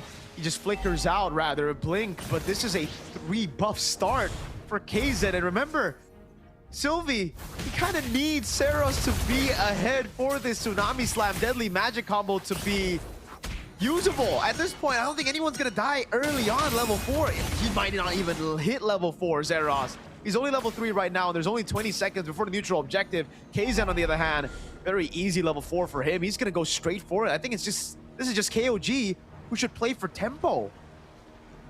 With the way it's going, it's not evident with just 100 gold up, but Zeros is so behind.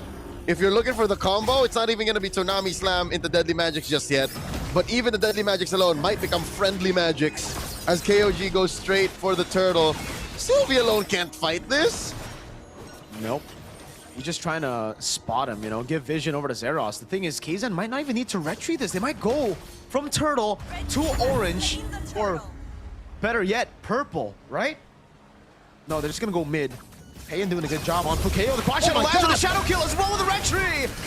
As the Blazing Duet comes around to help him in case it wasn't enough. Hey, that's even better. Turtle to gold lane.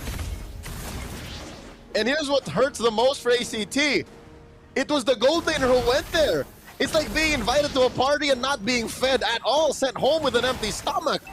KOG up by 1,000 gold now. How did that mid lane turret shield not help Flakeo? Oh, well, I understand how. Oh my god. That is Nile getting jumped. Purifying through. What is that interaction? The CC immunity of the Raging Sandstorm got him out of the Tsunami Slam. Boy, I've never seen that interaction. He cleansed. Timing. He cleansed through it. Dear Lord. ACT are what we call in the business. I hope they're not. I hope they're not TILTing. Oh.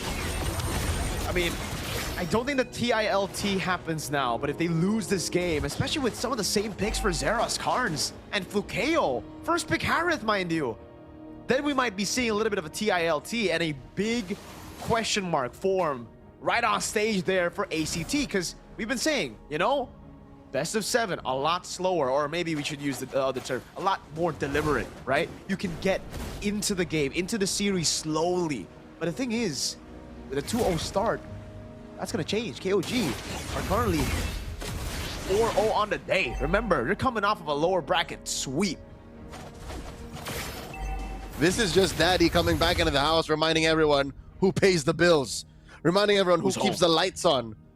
Yeah, who's home now? This is Lat Prao, BCC Hall. You know what it is. Orange, still a take for Kaizen. And again, it's not like ACT can take the turtle that fast. And we really haven't seen much action, weirdly enough, Mirko, from the EXP lane. We've seen Flukeo and the Payan leave their lane and then join fights, get killed in the case of Flukeo. But for the EXP laners, all they've been doing is just standing guard. Dang.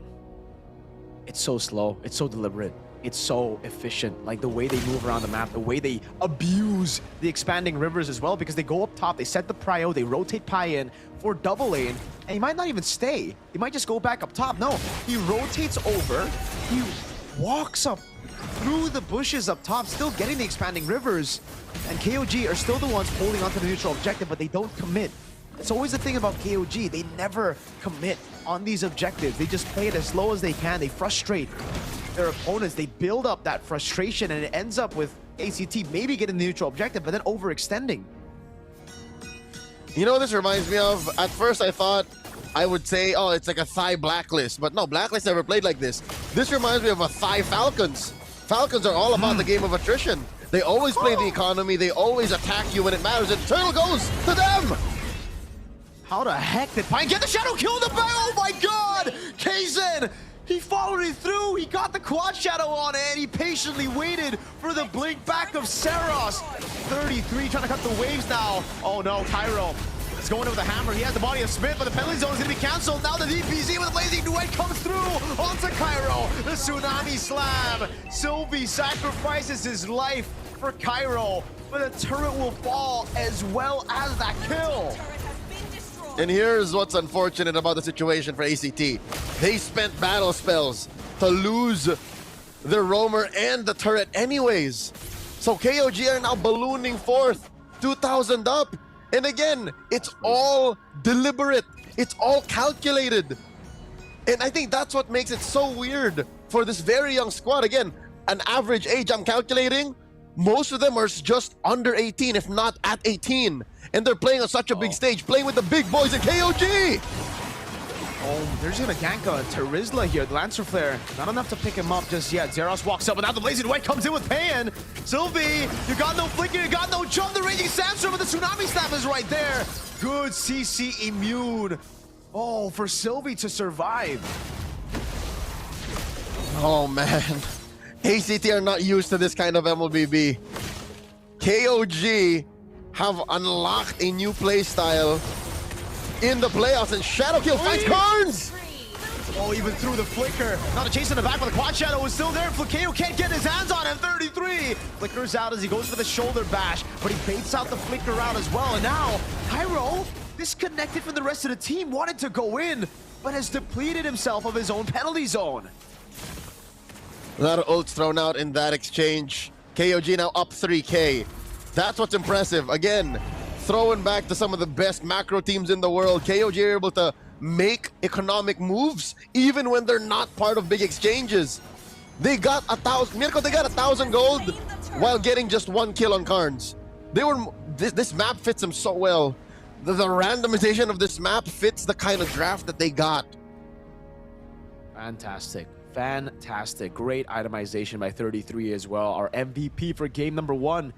Radiant Armor into the Black Eye Shield. Kaizen almost got the quad shadow on Carnes. You know Carnes let out a sigh of relief there that it did not land. After they build Radiant Armors and these tough boots, where does the damage come from? Even if Flukeo cannot, after a third item, deal with that. KOG can just walk through it. It's like, very nice, little boys. What do you do? It can't be off of Cairo anymore. I'm talking about the Harith and the Harley, all right? Not ACT as a team. Yeah. Like the little magical baby boys. They're gonna struggle. The Double H and Valentina, they're all gonna struggle, right? And that's why the Radiant Armor, that's why I pointed it out earlier, the Radiant Armor build, first item for the Khalid, for even 33 on the Phobias, that's what it has done. And that's why we expected the Gore to come through, something that could force them to, well, it can't really force, but it was basically, it's an insta-kill that's guaranteed, right? You Tsunami Slam into the Gourd Mystic Gush that does true damage, and then you have the Deadly Magic, so it's a good mix of everything. Plus then, you can build for a damage-dealing XP, physical damage-dealing XP.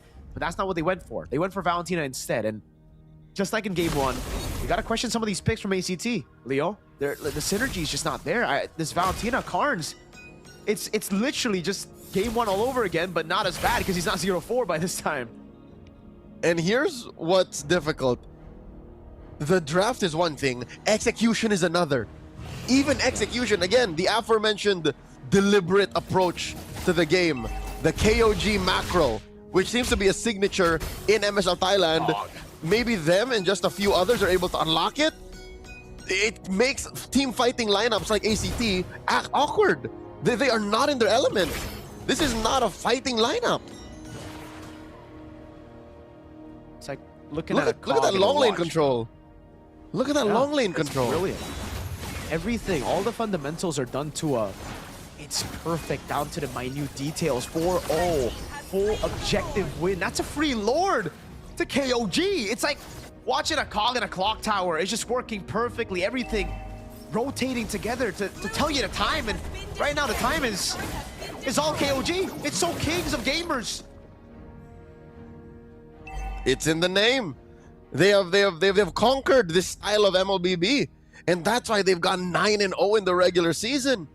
Sure, ACT shocked them in the opener of the playoffs, but they do find one.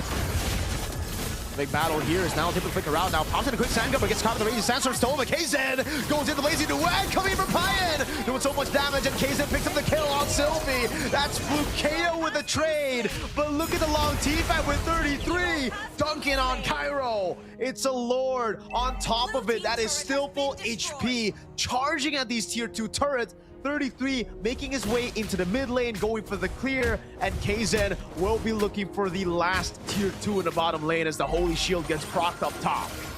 Not just Mirko, he made sure that Seros stayed hungry, and not the nice kind that wins you championships, but the kind that keeps you down as an already starved Harley. They're 3 levels down, and they're not getting any buffs. This purple buff would be a miracle if somehow Seros got it. He has a retribution. KZ is very far off, but that doesn't change the fact that I don't even know where the gold is now.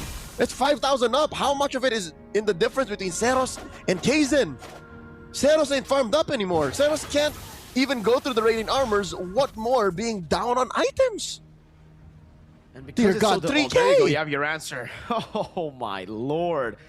Yo, I gotta give props to KZ. In a game like this, most Hayabusas would just go Sky Piercer, but he refuses to fall under the Sky Piercer regiment, right? He just stays and builds normally. No Sky Piercer. It's almost as if the Sky Piercer wasn't even in the game. They looked for a pickoff here. They saw people down below to manage the wave, but unfortunately for COG, ACT have already recalled. The thing is, Leo, the only shutdown, the only bounty that ACT can collect is on KZ, right? Everybody else, there's no bounty at all. So how do you come back in this game? It has to be on KZ. You have to get a crazy pick. But I don't think KZ is that naive to just, as I say that, he got shadows into the bush. Hold on. I don't want to curse him, actually. Mirko, that is the kind of genius KOG is. They play such a deliberate game, a macro-centric approach that even killing them would not solve the issue. You take off 2 or 3 maybe at best, the map still doesn't belong to you. That's just what they have created here. That's the beauty of the draft that they've gotten. Again, through the leadership of Coach Justin, they have introduced, a play style that was first brought in years ago and now is running through the first team in the grand finals. ACT, they're still thinking twice if they can contest. They're actually just going to blitz it down. This is a gamble. Full commitment from KOG. Tsunami Slam, but it's only onto Nile. That's okay. KOG will take it for the Lord. Just for the Halid. Zed gets out the Crimson Beacon. KZ with the Quad Shadow. Now Flukeo. A little bit of damage. Sylvie can't walk up and it's a winning trade again for KOG. They defend in the mid lane here, but ACT want to force it here. Plays it away to win a crown. Flukeo caught on the bad spot now, as that's with the quad shadow for KZen as he goes in with the kill. KZen with the assassination. Insane targeting on Flukeo. I think they miscalculated how even at 14 minutes, with all your teammates around you, a turret is still a turret. They fought under tier 1. You see how it turned into the M6 Claude skin right there? It was still standing, and it got a lot of free hits. I'd reckon if you look at Flukeo's death replay stats, a good chunk of that damage would be from that turret. So KOG just forced ACT into making a rookie mistake, fighting underneath a turret with no backup plan to take it down. And it is just a forced error constantly, man. KOG, their deliberate playstyles really got ACT acting unwise. Now with the Khalid just walking up, basically baiting Sylvie to go for the Tsunami Stab. The Lord charges in. KZen again jumps in with a shadow kill. They're gonna look for the pick. Oh, beautifully done. That's the shutdown they were looking for. A bit too aggressive by KZen, and ACT finally get something back, but they lose out on far lane turret. It's a bit too pricey even with the shutdown. Immediately the gold lead gets a chunk out of it. That is the kind of bounty you have on a Hayabusa at 5 kills. So you see now how it went down from almost 6,000 to just a little under 4. KOG have to reconsider how much KZen was willing to go for. You already saw symptoms of this kind of, how do you say, brazen approach to the lead, right? He would quad shadow into a bush, not sure what was in there. Here it happened inside the base. Many a championship, Mirko, was lost because of being in a wall behind like that. We'll find out if KOG still have the discipline to close this one out, right? This could be the turning point for ACT. They're still back in the game. It was a 5,000 gold lead that was constantly building up, now down to a 2.6k gold lead. And we take a look at the items again. Rose Gold Meteor for KZen.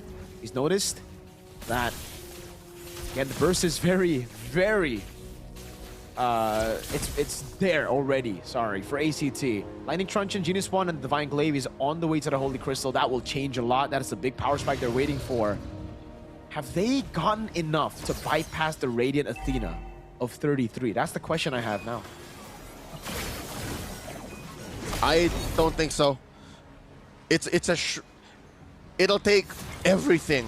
Flukeo, a few juggles on that dash, a few hits, some right clicks, Seros deadly magics, some from Karns as well. But I think 33 can still just take everything. Yep. Slow, shadow kill, and retribution from KZen. Tsunami Slam desperate on now. The penalty zone in the back line is paying. Goes in blazing duet, 33 in the back as well, doing a good job onto Seros there. As that's gonna be Flukeo doing damage with his Zaman Force over on Nile. But they do it so well, they play it so patiently. No more resources to chase, but KOG have gotten what they wanted. The Lord for free. And they get a flicker out of Sylvie, a purify out of Flukeo, with nary a battle spell spent. So KOG were definitely in control there. They knew how much they were getting. They knew how much or how little they had to pay for the price. And a little bit of silver lining for our underdogs here, ACT. They at least get to taste their orange. Put it on Seros. Oh no, wait, they put it on Flukeo. Okay.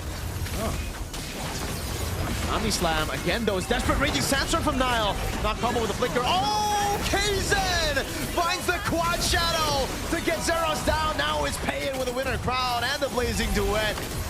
Cairo all alone, Flukeo gunned down by Payan. And now it's 33 who walks up, gets slain in the end by Cairo. But the base is wide open. And KOG get game number 2. That's 5 games in a row today for KOG. If today's matches were just a best of 9, they would have made it through. But alas, it's a best of 7, and KOG's momentum is undeniable.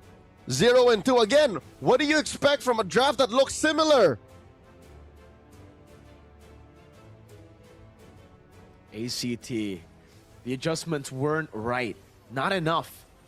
Even though KZen made a mistake here, it was traded for a turret, a base turret that basically guaranteed them neutral objective. How deliberate they play. And then in the end, it was just desperate plays over and over again. Forced errors committed by ACT. KOG really had them down, man. They held them down. They knew how to read them out. Flakeo, insane mechanics, but when you're fighting against a team who have that macro advantage, who's able to build the lead before the fight even happens, that's what happens. The mechanics don't matter. The Purify was already baited as well. GG. Well played to KOG. And they are one game away from going to match point. Again, first to four wins the inaugural MSL Thailand Championship. Okay, if game one, in the first few minutes, the first couple of lords, it looked like it was a Chinese film with stunt rope and perfectly countered fights. I think ACT have gotten the wrong idea. I think they're looking at this as an early 2000s Thai martial arts film with hard-hitting kicks, and they thought they were Iko Uwais, allowing them to get hurt. You're not supposed to. You can't trade like this with KOG. It's not that kind of movie, sir. You have to be able to at least respect them on that level, or else you're not going to get to the top level. Man, I want to watch the raid. Shout out to Joe Taslim, for no reason. I mean, hey, W to KOG. They really made it work. It was fantastic. There's not really much to say there. It was just the adjustments were not right for ACT. Again, like you mentioned, they took these fights, and I really have to go back to the point that I made after game one, Leo. They got to make it chaotic. They got to make their composition play fast. Then KOG. They got to take away the mid-prio. They got to be the ones to make the move first, because I see a good team fighting team in ACT. I see a team that can go toe-to-toe to KOG, against KOG in the team fights. It's just they haven't had the right picks to do so. Mirko, counterpoint. What if it's not about the team fighting anymore? What if it's about how well, even with the Hayabusa, KOG are able to deny fights? Hell, I'm answering my own question. It's because they are able to deny fights. Quad Shadow is such a big tool in Kaizen's toolbox. He's like, yeah, what if we fight? And what if no? What if I just disappear into the shadows and then we fight later when I'm ready? That's the genius of KOG. Truly is, man. I think, for me, MVP for both games so far. Kaizen, fantastic.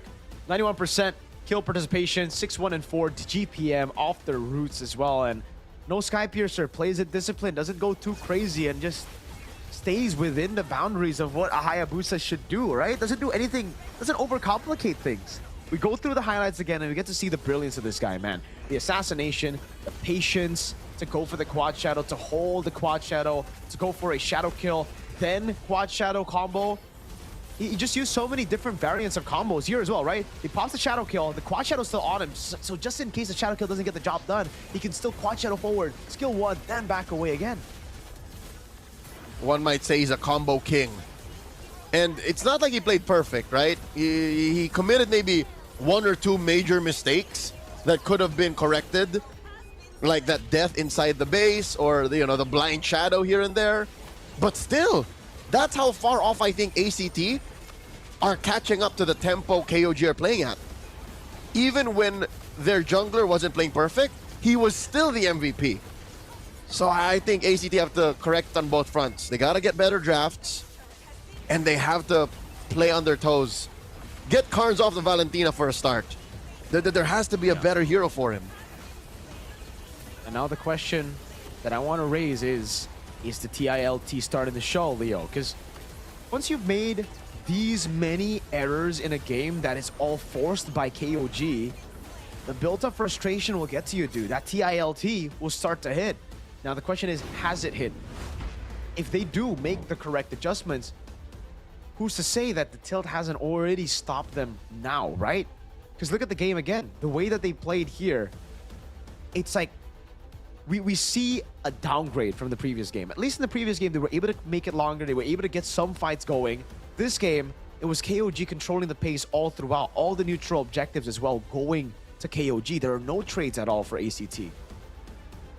Mirko, not to mention how this started out with just sheer brutality. Again, playground tricks, just this happens in ranked games when you end up in a 5-man that you weren't expecting, and then you end up losing your first buff. Kaizen started with 3 buffs. For those of you who don't remember, in this 18-minute game, Kaizen started with 3 buffs.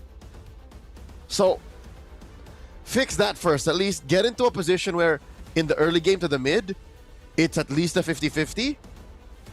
And then play off of Flukeo. We know that Flukeo is capable. We know that this was going to be a gold lane matchup anyways. ACT haven't been able to make it that. They've lost many parts of the map wherein Flukeo can't even fight Payan anymore. So this allows for Payan to become the superior 6-7 athlete. And that's not how this goes. That's not how this goes. Yeah, definitely not. Flukeo, I wonder how he is on the Claude right now, because yes, they've been picking Harith. I understand go Harith if you're really just looking for team fights, and the Harith would be superior in most cases. But if you wanna, it's 2 things now. If you pick up the Claude, right? One, it's still a pretty good pick for you if you can play it well. But I think more importantly, you take it away from Payan. This guy's crazy on the Claude. Maybe he's crazier on the Harith. That's why they prior the Harith. It's a big question mark for sure. Big question mark. Gonna be thrown at Shadow. He's gonna have to figure this out because it's so tough. You deal with the jungle, you ban out all the utilities, you still see the Hayabusa, right? You take the Harith because you don't want Payan on the Harith. You see a Claude and it's played even better than the Harith. If you take the Claude, who's to say they don't just go back to the initial style that is banned away and denied away from him? Okay, since we're on the topic, what if ACT ban the Harith, pick up the Claude, just for good measure, ban the Moskov? I know that's a 3-step process that might not even happen. Takes too much to do that. Where does Payan end up? Like, that's a good question. Like, I think that might be the most logical way to compromise KOG right now. Does he end up on a carry? Does he end up on a Granger? Like, well, where else? At least it's a step. At least it's a way. At least it's effort, right? They got to try to do something different, because if they continue to just do the same thing, which they have done in the last 2 games, ban out Kaizen's utility, I just don't see it. I think he's way deadly on the Assassins right now, right? You got to deal with that. Yes, utility is annoying. Yes, he is a threat on the Guinevere.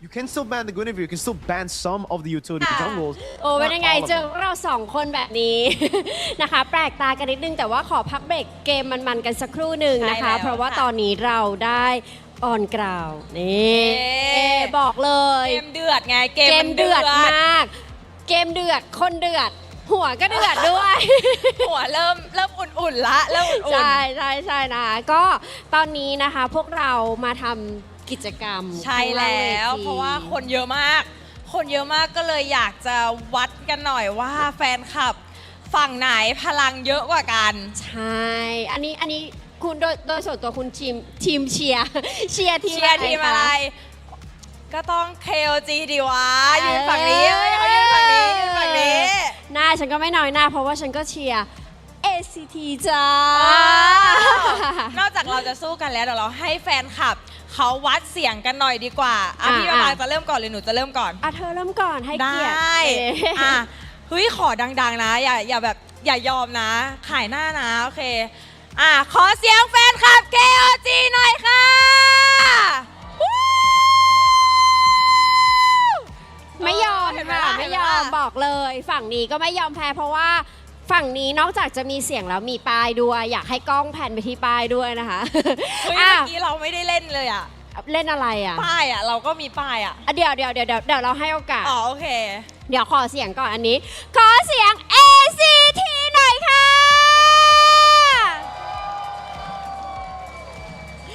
มาพร้อมป้ายก็มีเสียงก็ได้สูสีแต่ว่าอะไรนะเราขอเสียงแล้วเราสัมภาษณ์กันหน่อยดีกว่าไหนพี่ปางเริ่มให้มิ้นก่อนเลยพี่ปาง1 คนหนู1 คนใช่เดี๋ยวเราไปเดินหาให้มิ้นก่อนนี่ดีกว่านี่น้องเผื่อมีใครอยากได้วับแว่นไงเขาชอบถามหาวับแว่นกันเลือกน้องคนนี้เลยดีกว่าสะดวกไหมคะเนี่ยนี่มาเป็นตัวแทน KOG ให้พี่เลยขอบคุณค่ะพี่ปางเรามีเหรอคนไหนดีคนนี้อาสาลุกมาเอง เชิญเลยค่ะ เชิญเลย เดี๋ยวแฟนคลับอยู่ด้านนี้ได้เลยค่ะ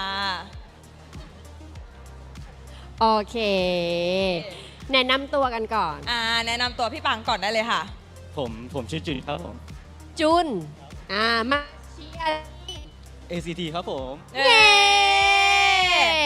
ฝั่งหนูบ้างฝั่งหนูบ้าง ชื่อนัตตี้ค่ะ มาเชียร์ KOG ค่ะ KOG ดิวะนี่เขามีป้ายนะ แล้วป้ายเราอยู่ไหน หนูมีป้ายนะหนูมีป้ายนะ เฮ้ยรีบแล้วรีบแล้ว มีหลายอันด้วยตายแล้ว เชียร์หลายทีมเชียร์หลายทีม มีหลายอัน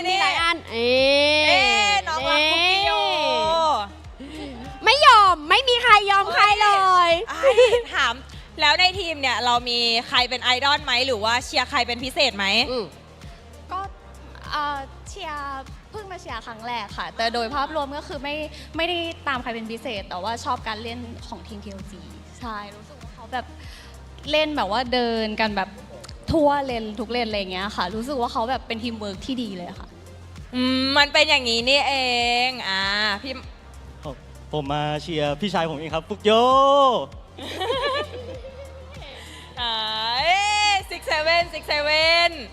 แล้วเนี่ยคือตอนนี้สถานการณ์มัน 2-0 เราถาม ACT ดีกว่า เราคิดว่า ACT จะทำแต้มได้ไหมในเกมที่ 3 นกฟินิกซ์มันเกิดใหม่ได้ครับ แล้วฝั่งนี้ล่ะ KOG คิดว่าเขาจะยอมให้ ACT ทำแต้มไหม คิดว่าก็30คิดว่าอาจจะยังมีอยู่ แต่ว่า40อาจจะต้องรอดูเพราะว่าคิดว่าคิงก็คือคิงค่ะมันเริ่มแล้วขิงกันนะคะมันเริ่มแล้ว ขิงแรงมากคำถามสุดท้ายดีกว่าเนาะมีอะไรอยากจะบอกทีมนะคะที่เราเชียร์ ฟุกโยสู้ๆครับ KOG อย่าไปยอม KOG อย่าไปยอม ก็อยากให้เล่นกันแบบว่าเป็นทีมเวิร์กเหมือนเดิม แล้วก็เล่นกันแบบตั้งใจเต็มที่ถ้ารู้สึกว่าเราแพ้ไฟนี้เราก็เอาใหม่คือแบบไม่อยากให้หล่นเพราะเข้าใจว่าเวลาหล่นมันก็จะตื่นเต้นแต่คิดว่าทุกคนเก่งอยู่แล้วแล้วก็คิดว่าสามารถยังทำเกมได้ดีต่อไปค่ะ โอเคตอนนี้คือ มาแล้ว เสียงมาแล้วไม่ใช่เสียงแฟนคลับนะเสียงนักแข่ง ใช่แล้วเสียงแบบนี้เนี่ยแปลว่าหมดเวลาสำหรับพวกเราแล้ว ใช่แล้วเพราะฉะนั้นนะคะก็เดี๋ยวให้น้องๆไปดูแข่งต่อเนาะ ใช่ แล้วก็ขออนุญาตส่งต่อให้กับพี่แคสเตอร์ทั้ง3คนได้เลยค่ะ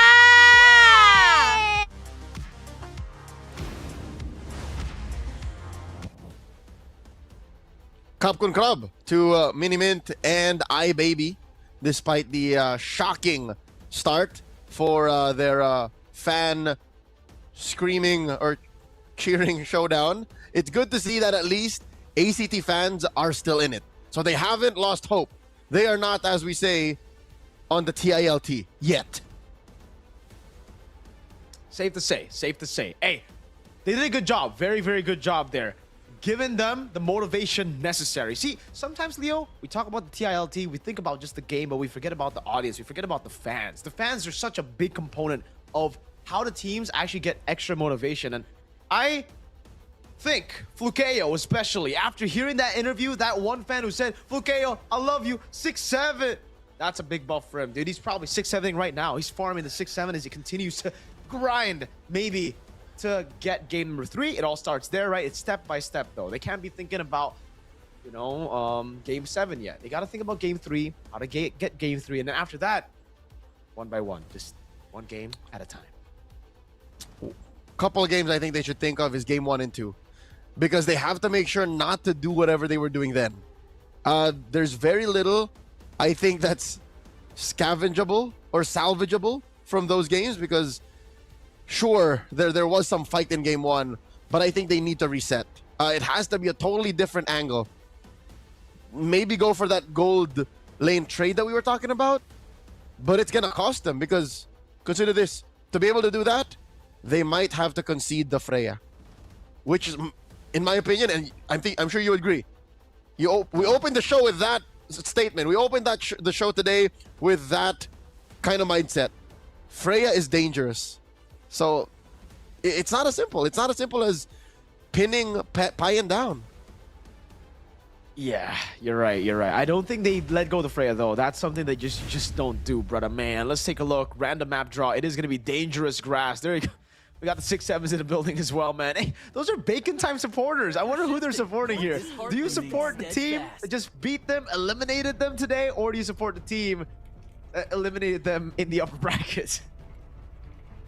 You know what? Well, I think they're just here to celebrate anyways. Because according to, again, our earlier announcement as the series started, they are going to MCCM.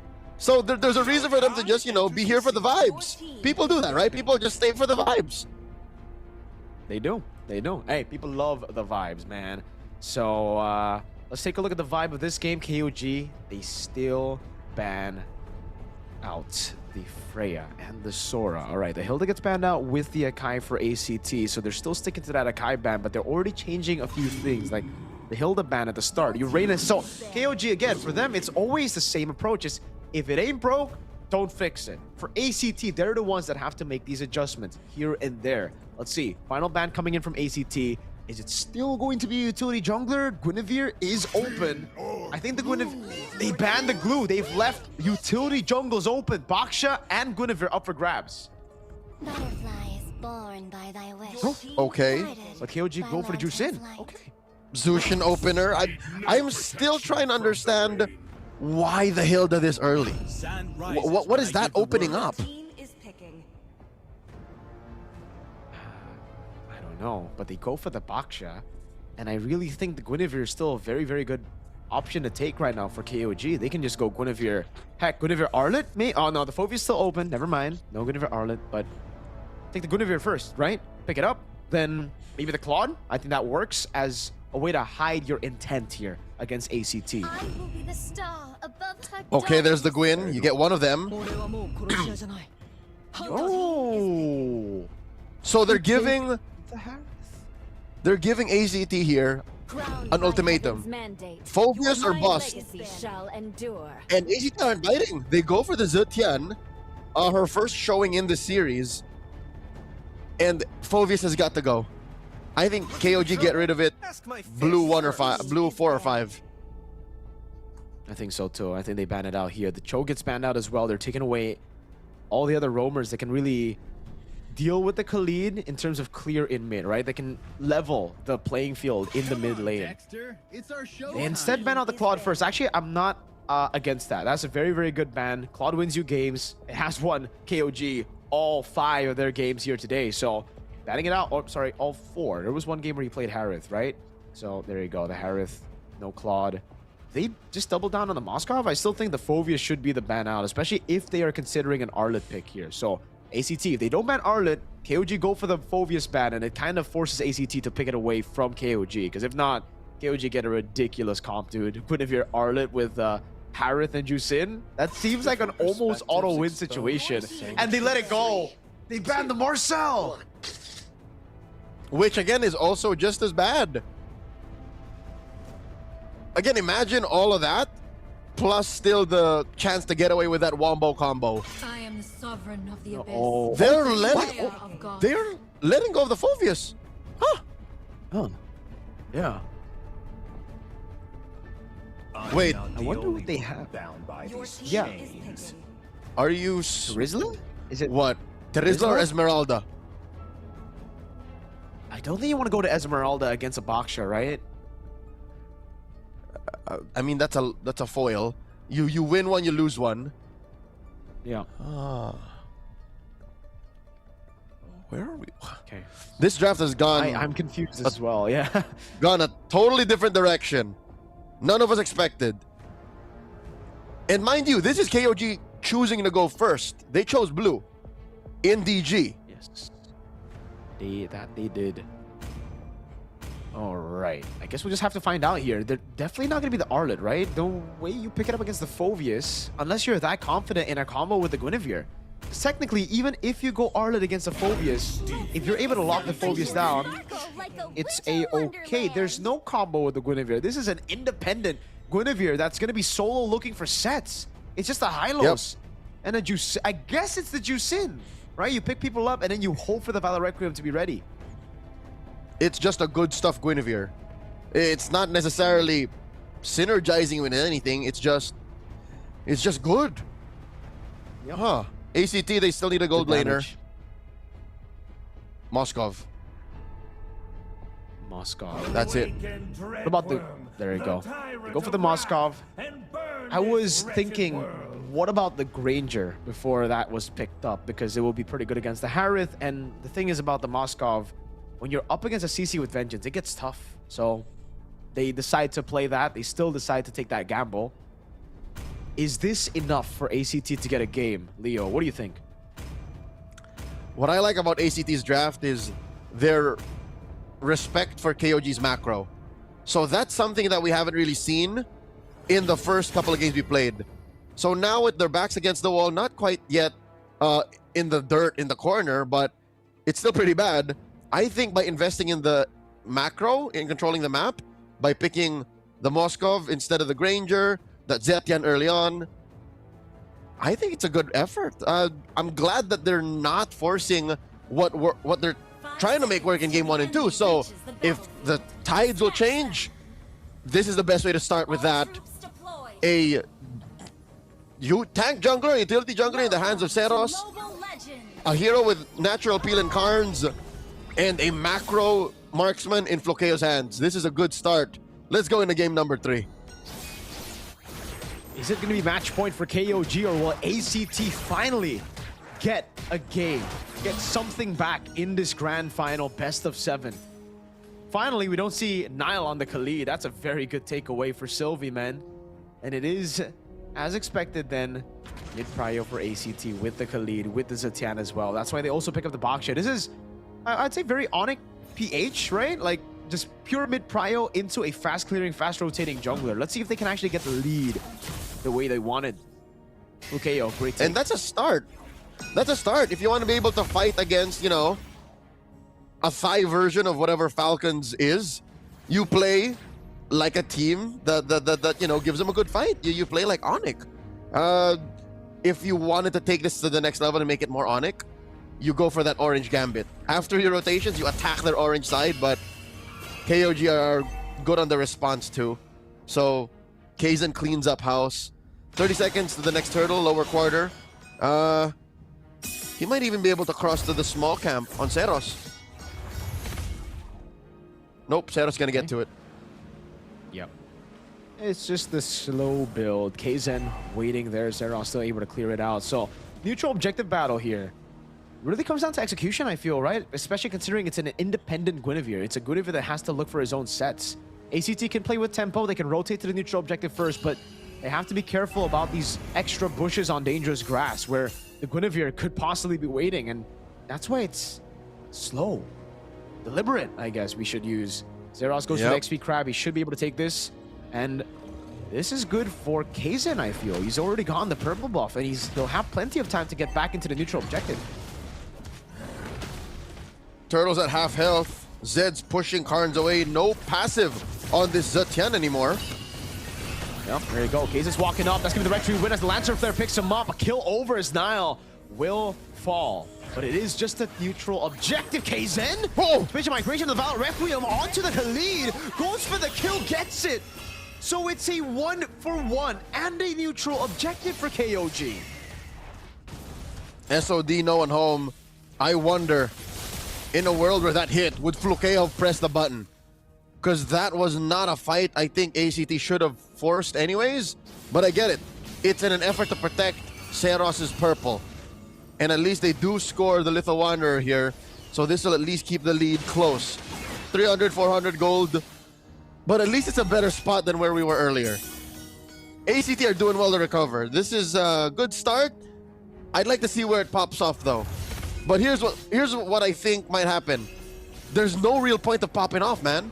Like, of all of them, it's still Flokeo they're waiting on. Flokeo's the main core here.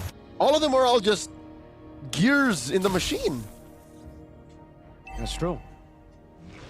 So ACT are going to have to look for some proactive moves. Great juke by Nile there. That's going to be some on-force. Good stun with the Raging Sandstorm too. Nile, caught in the Fury of the Phoenix. They're going to go for the damage with the SOD and a final wheel to the face. Nile takes his second death of the game. Niall, we were used to seeing him do this. And again, he's the member of the team that can afford to die as much. 33. Oh my god, War Axe. So, depends on how else the items go, especially for Cairo.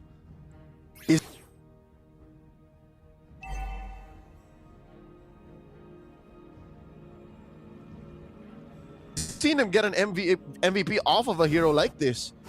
He has kicked butt with a CC prior, so let's see. Second turtle spawns, same spot. Right. Neutral objective take. 33 doing a good job zoning. Cairo gets a dark wave on him. Shield unity by Zero. Snaps the Valor Rec Room and the Rec Tree wait for Kaizen still. Spatial migration out of there now as this Lantern Flare picks up Zeros, but KOG again. This is the built-up frustration that I'm saying, man. Like, they never want to fight. They never want to give ACT what they want. ACT are now playing fast, but KOG just go neutral objective and then they say no, I'm going back. KOG put ACT in the friend zone. They don't want to fight. They want to be friends. That is counterproductive to what ACT want to do. We'll just take turtles, but we won't fight you. This is, again, what's ruining the approach. They fight for KO. They just bait out the Purify, right? It's all the small wins. They drop. Oh, Kaizen. That's a bit crazy. But yeah, they just build up these wins, man. No Purify means they can go and cut it. Flukeo won't be able to rotate over, right? Well, Sylvie's doing a good job, actually. There you go. So with backup, they will still ensure that Flukeo can get gold, but that means the gold crab will be monopolized by KOG. And look at how these small wins are building up to that 1K gold lead for KOG. 1.1, boom, right on the dot.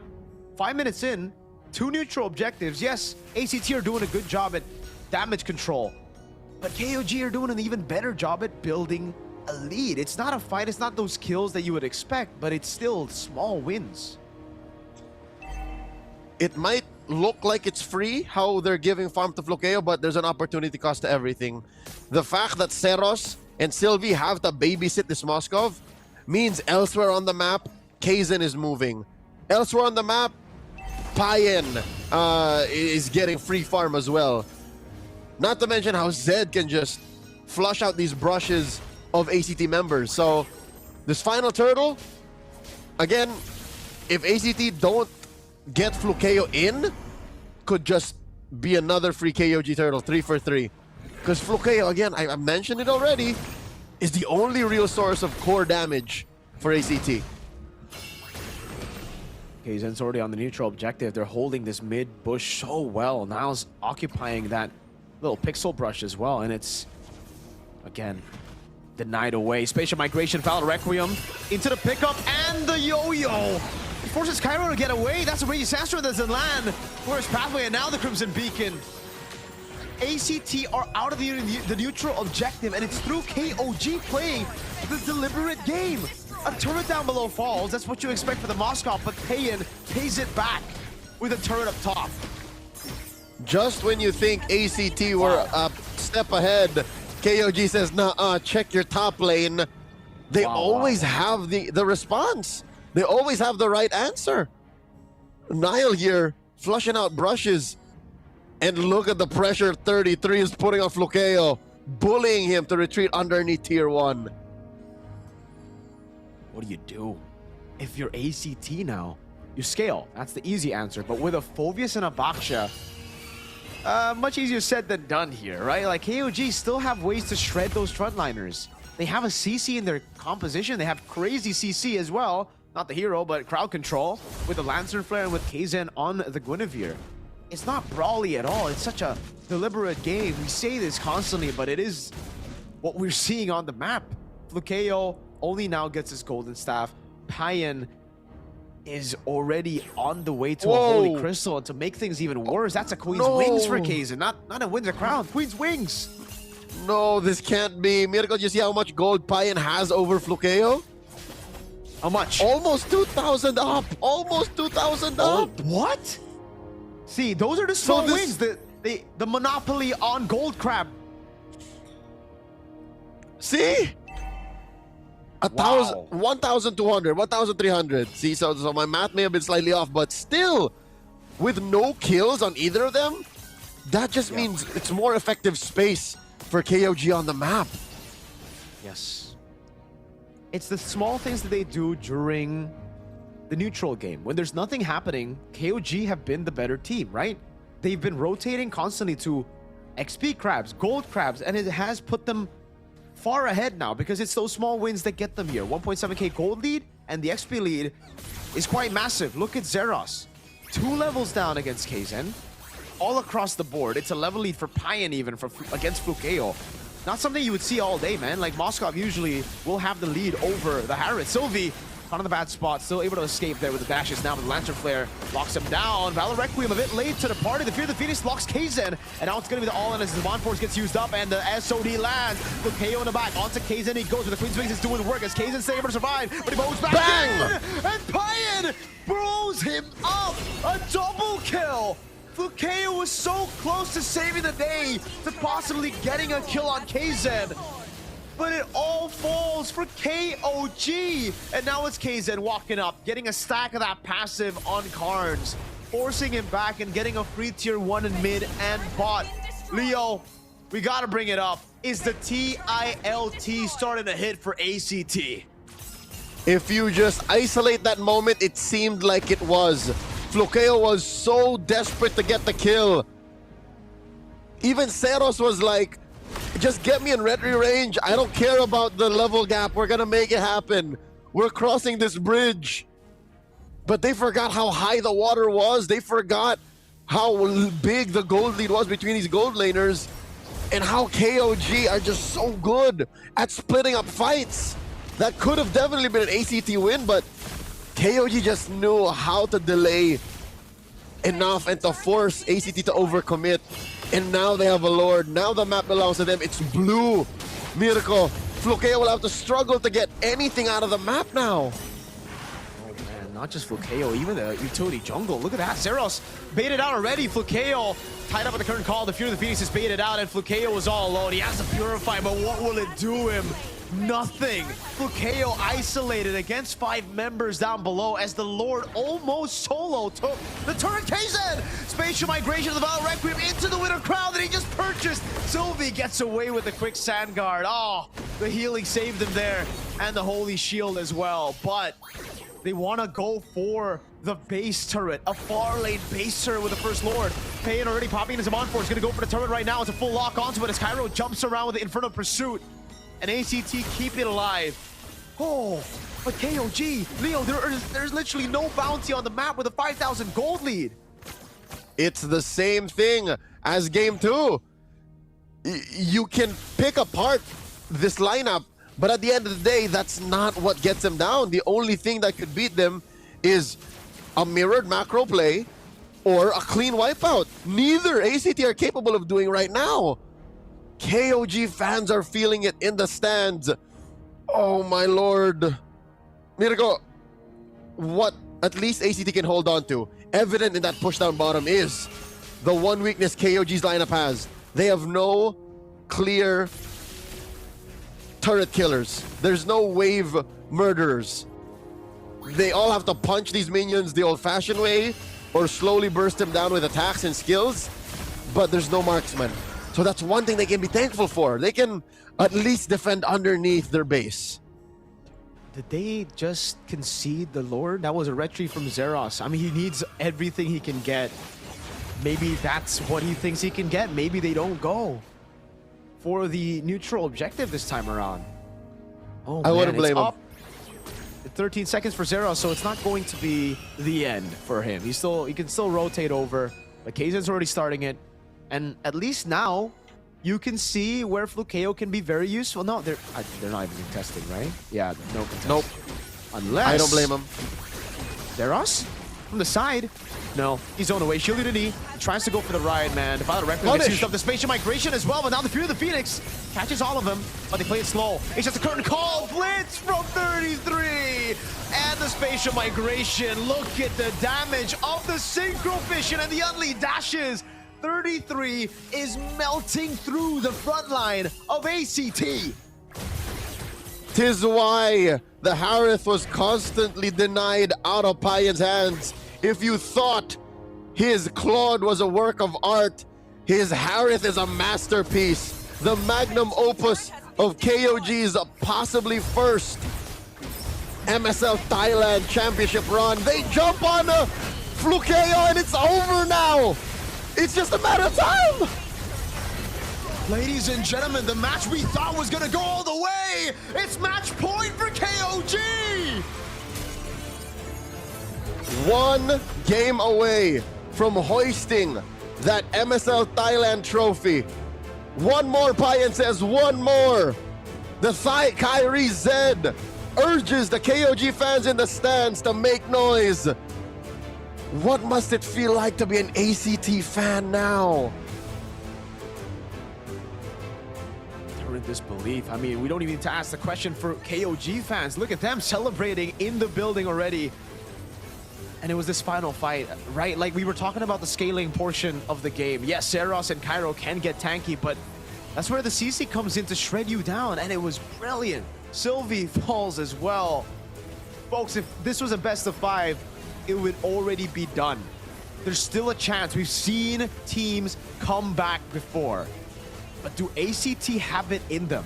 A team that made it here through open qualifiers. Mirko, looking at the run of the playoffs so far, no match has gone further than 4. If there is a pattern here, it's that the end is nigh. What else does ACT have up their sleeves? What's left in the tank?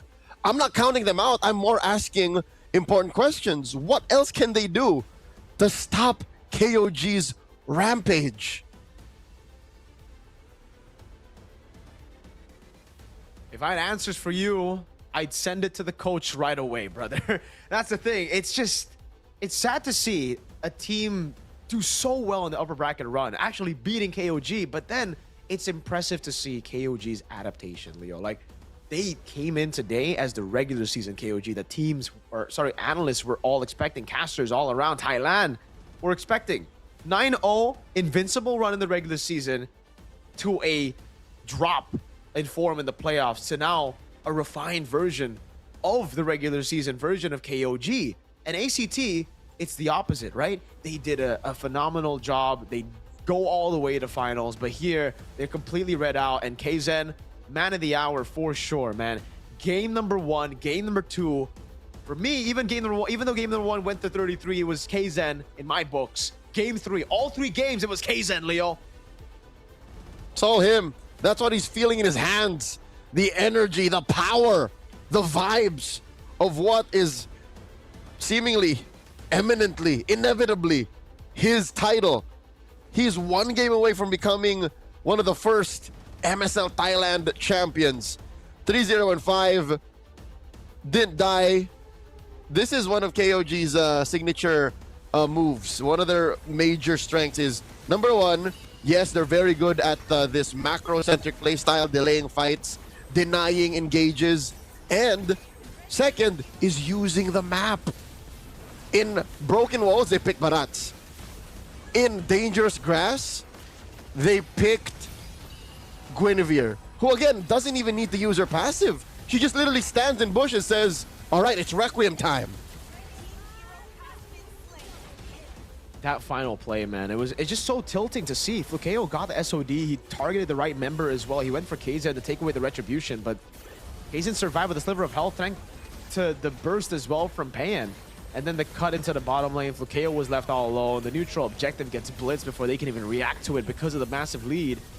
And then the curtain call locked the Baksha down. Flukeo, look, he was trying to rotate, he was trying to walk towards his friends, but at the end of the day, he was like, all right, never mind, it don't matter. Hey, the KOG fans are livid as this is match point for KOG. I think KOG themselves they're happy, they're so happy. They're feeling the thrill for sure. A whopping 6-game win streak on the day. That's something usually you see in ranked, but they're doing it here.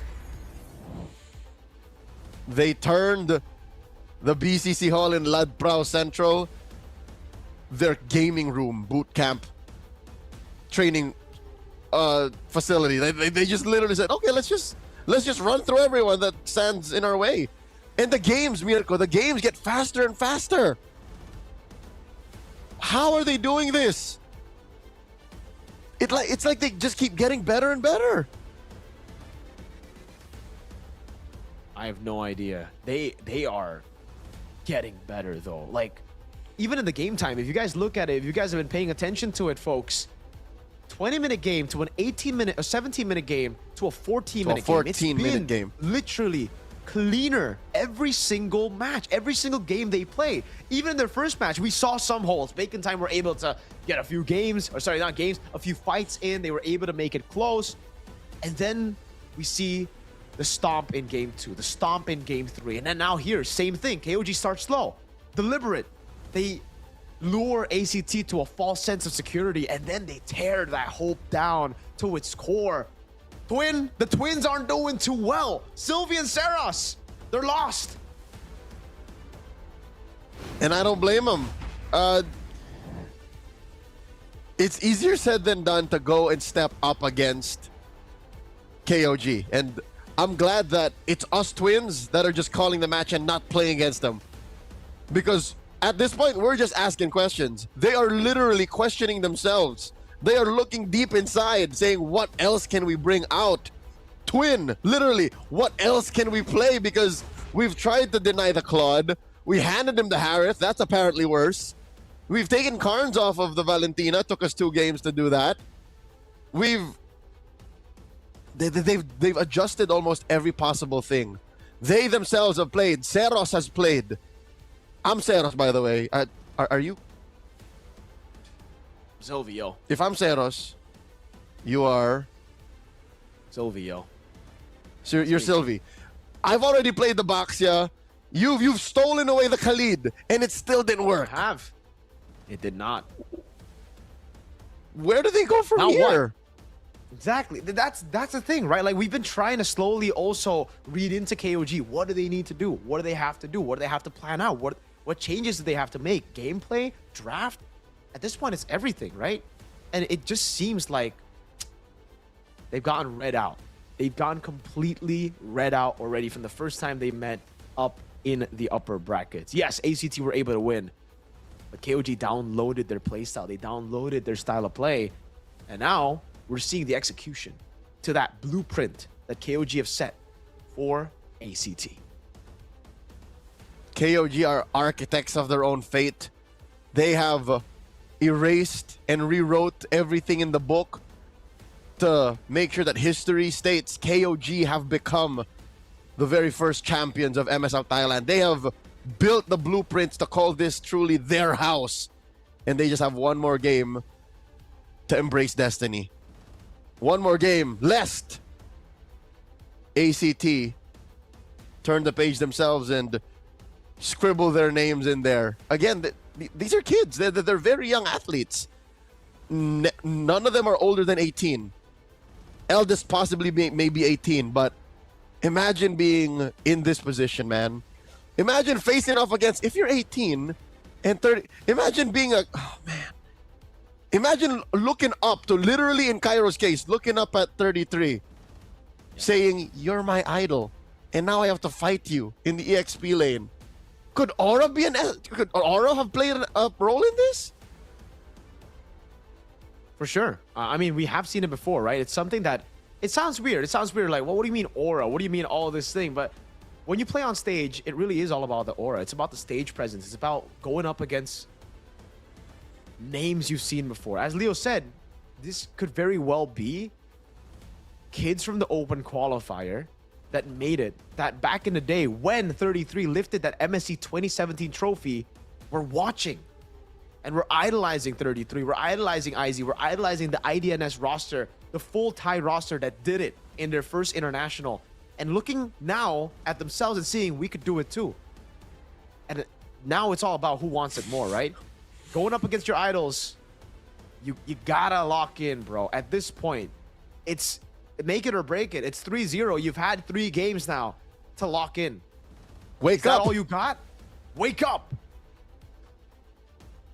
The dream is over. Wake up. You are on stage. You're living it. There are hundreds of people watching right in front of you, thousands, maybe millions total overall watching, and your ticket to Paris, France is on the line. KOG can basically KOG can smell the baguettes at this point. They smell the freshly baked croissants. Oh, dude. I'm pretty sure Kaizen and Payan are now planning their trip to the Eiffel Tower. Like that's how close they are. Yeah, they're literally a game away, and it doesn't look like it's a far-fetched. It doesn't sound like it's a far-fetched idea that we can say that KOG's got it. They've got it all throughout, and they look composed. Look at it. They're veterans. The reason they've gotten these imports, the 3 imports, and a veteran in XP is because they were banking on the fact that experience would carry them. And so far, in the playoffs, it has, Leo. And I don't think it's just experience. I think it's also wisdom. Oh, yeah. It's the knowledge. The knowledge to say, take this fight. The knowledge to say, that's a worthy trade in the draft. The knowledge to say, we can take this, and you can force this issue. So, what is this? Is this magic? Is he casting a spell? No, because no, Mirko, I'm not gonna lie. That might be what it takes. There has to be something preternatural occurring for this to change, and we have a last-minute substitution. Cairo is out. Piper is coming in. Is When was the last time we saw Piper? Need? Early on, first match ever. I remember casting a Piper game. So, yeah, that was the last time we saw Piper. That means they've ran through their whole... They made it through to the last stage of the playoffs, to the grand finals first, without Piper. And now suddenly, what's going on with Cairo? Why? I have no idea, Leo, but it's something they need. They need a change of pace. They need a change of something at this point, right? Or it's going to go the same way. A power sub, a super sub moment, perhaps. Something that could really etch his name. I mean, etch the team's name in history. If this were to work, Leo, if this reverse sweep were to happen with Piper in XP. ACT fighting. The fans still believe in the dream. Mirko, I can only imagine the discussions online if Piper were to be able to make this happen. If Piper were even able to get ACT back to Game 6, even just Game 6, I can imagine the ACT fan base going wild. We're going expanding rivers. I want you to, before the draft begins, I want you to put your mind into a place where we're looking at MSL Thailand Week 1, Week 2. How different does Cairo play from Piper? I think for me, Piper's way more aggressive.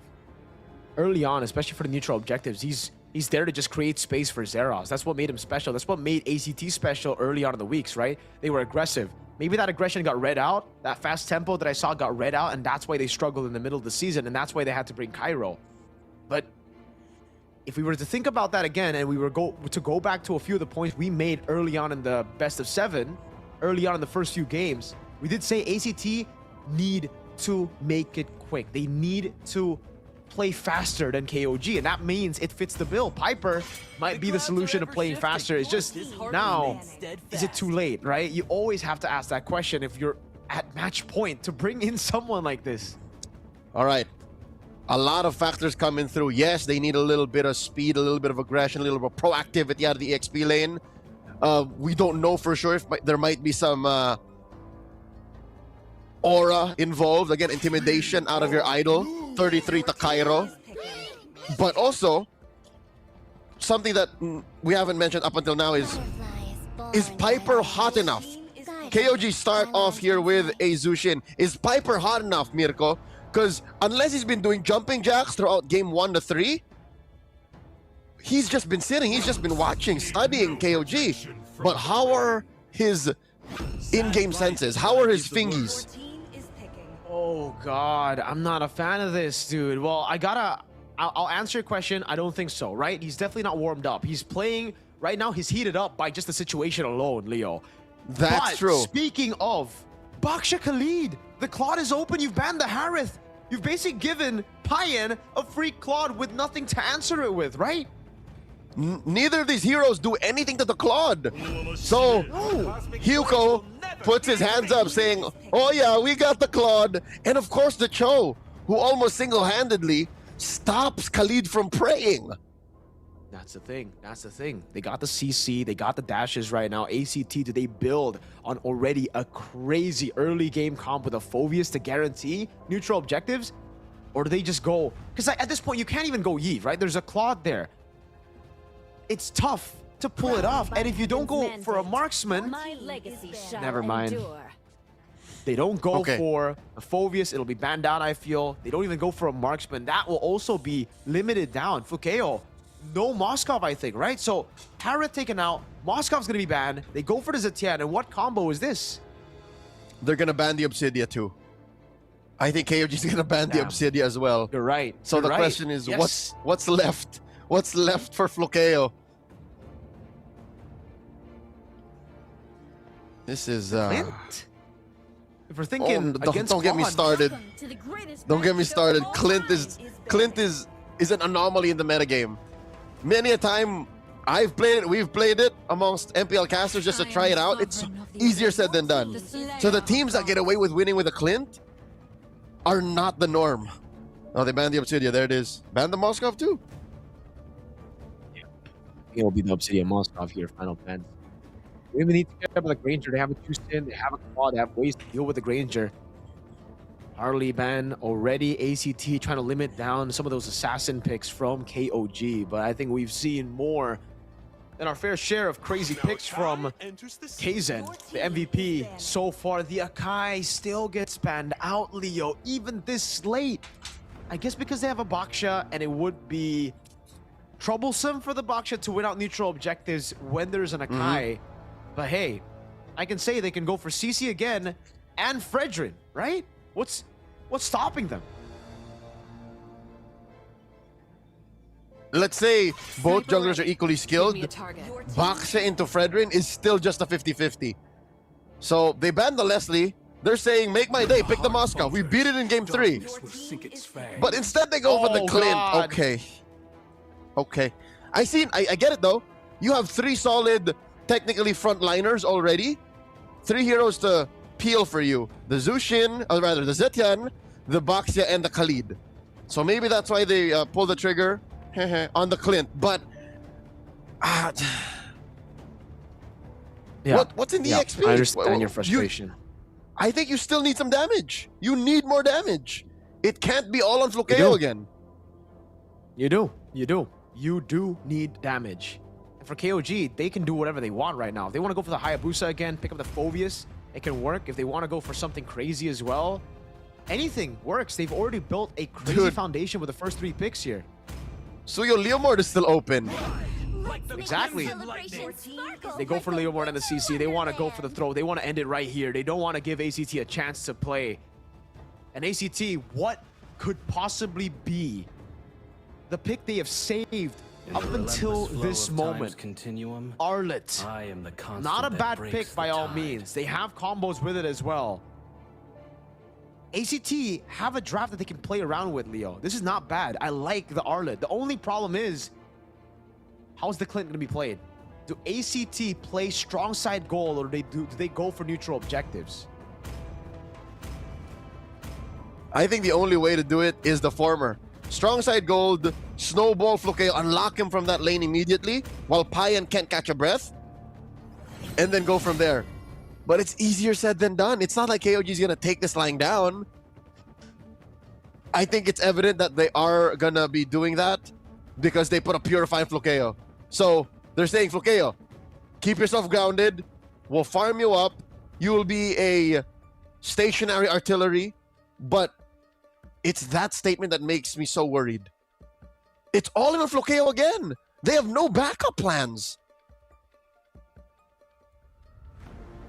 Ladies and gentlemen, going into game number 4, match point for KOG ACT with that last minute substitution. Throw everything at the wall and see what sticks. Even a Clint makes its way into the grand finals. Here, from the heart of BCC Hall in Ladprao Central. Possibly the last game in the grand finals of MSL Thailand Season 1. All right, folks. It is a 3-0 currently that we are seeing right now live. KOG with the lead. It's all about how ACT can play it aggressive. Piper, though, a bad trade in the bottom lane sends him back under turret 33. With that experience, that veteran DNA of his, man, working out already. That's mean. I cannot imagine a worse feeling. Maybe if I'm a jungler and then I lose one of my buffs early. But yeah, 33 is bullying Piper, freezing the lane even. Calling Sylvie in!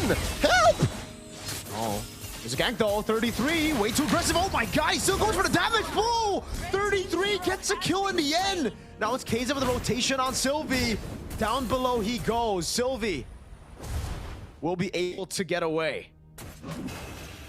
Still ends up as a trade, 1-for-1, and it's not like it didn't cost him anything. KOG actually got some loose gold on the clapback there, up by about 100, 200, leading up to the first turtle spawning lower a quarter.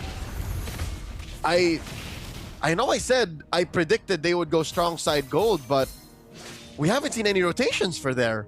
So Flokeo is just going toe-to-toe with Payan.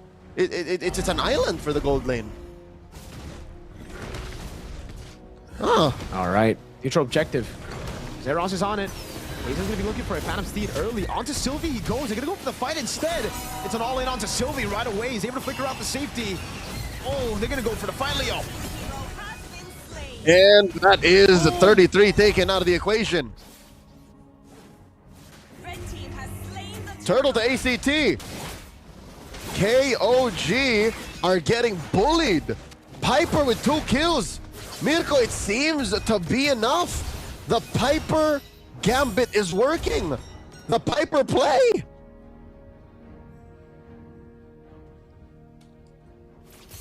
Oh, wow. Ladies and gentlemen, ACT may have found their second wind, but off of just their XP laner, now KOG get tested, possibly for the first time in hours today. For the first time since the sun was up. KOG are getting tested. They're down 500 gold. They forced the Raging Sandstorm out of Sylvie. And so far, it's back to regular programming for KOG. They're slowly regaining parts of the map. And I think ACT should spring the trap here. They should speed up how Flokeo ramps up into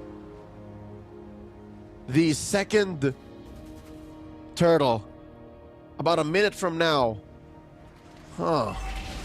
Zeros looking for the jump. Pushes Nile back. And he's going to commit Zed to the rescue. That is the way of the dragon plus the flicker. All right, Zeros didn't really lose much on that. Nor did ACT. ACT still in the driver's seat, pushing the tempo against KOG. Oh. This is what they need, Leo. How fast they can go with Piper. They gotta go for those brawls, and so far it has worked, right? Hey, could be a crazy super sub situation. Payan up top, trying to survive. Zeros with a shield unity. Good juke by Payan, but he gets caught with the Raging Sandstorm, and Zeros kept the shield unity. A different pace entirely for ACT, out-rotating KOG. Way the dragon, bringing him back. Lancer and Flare comboing in together, throws in under turret, but Sylvie's able to get the quick sand guard in time. And Kaizen cannot help just yet. It should be a free neutral objective to ACT.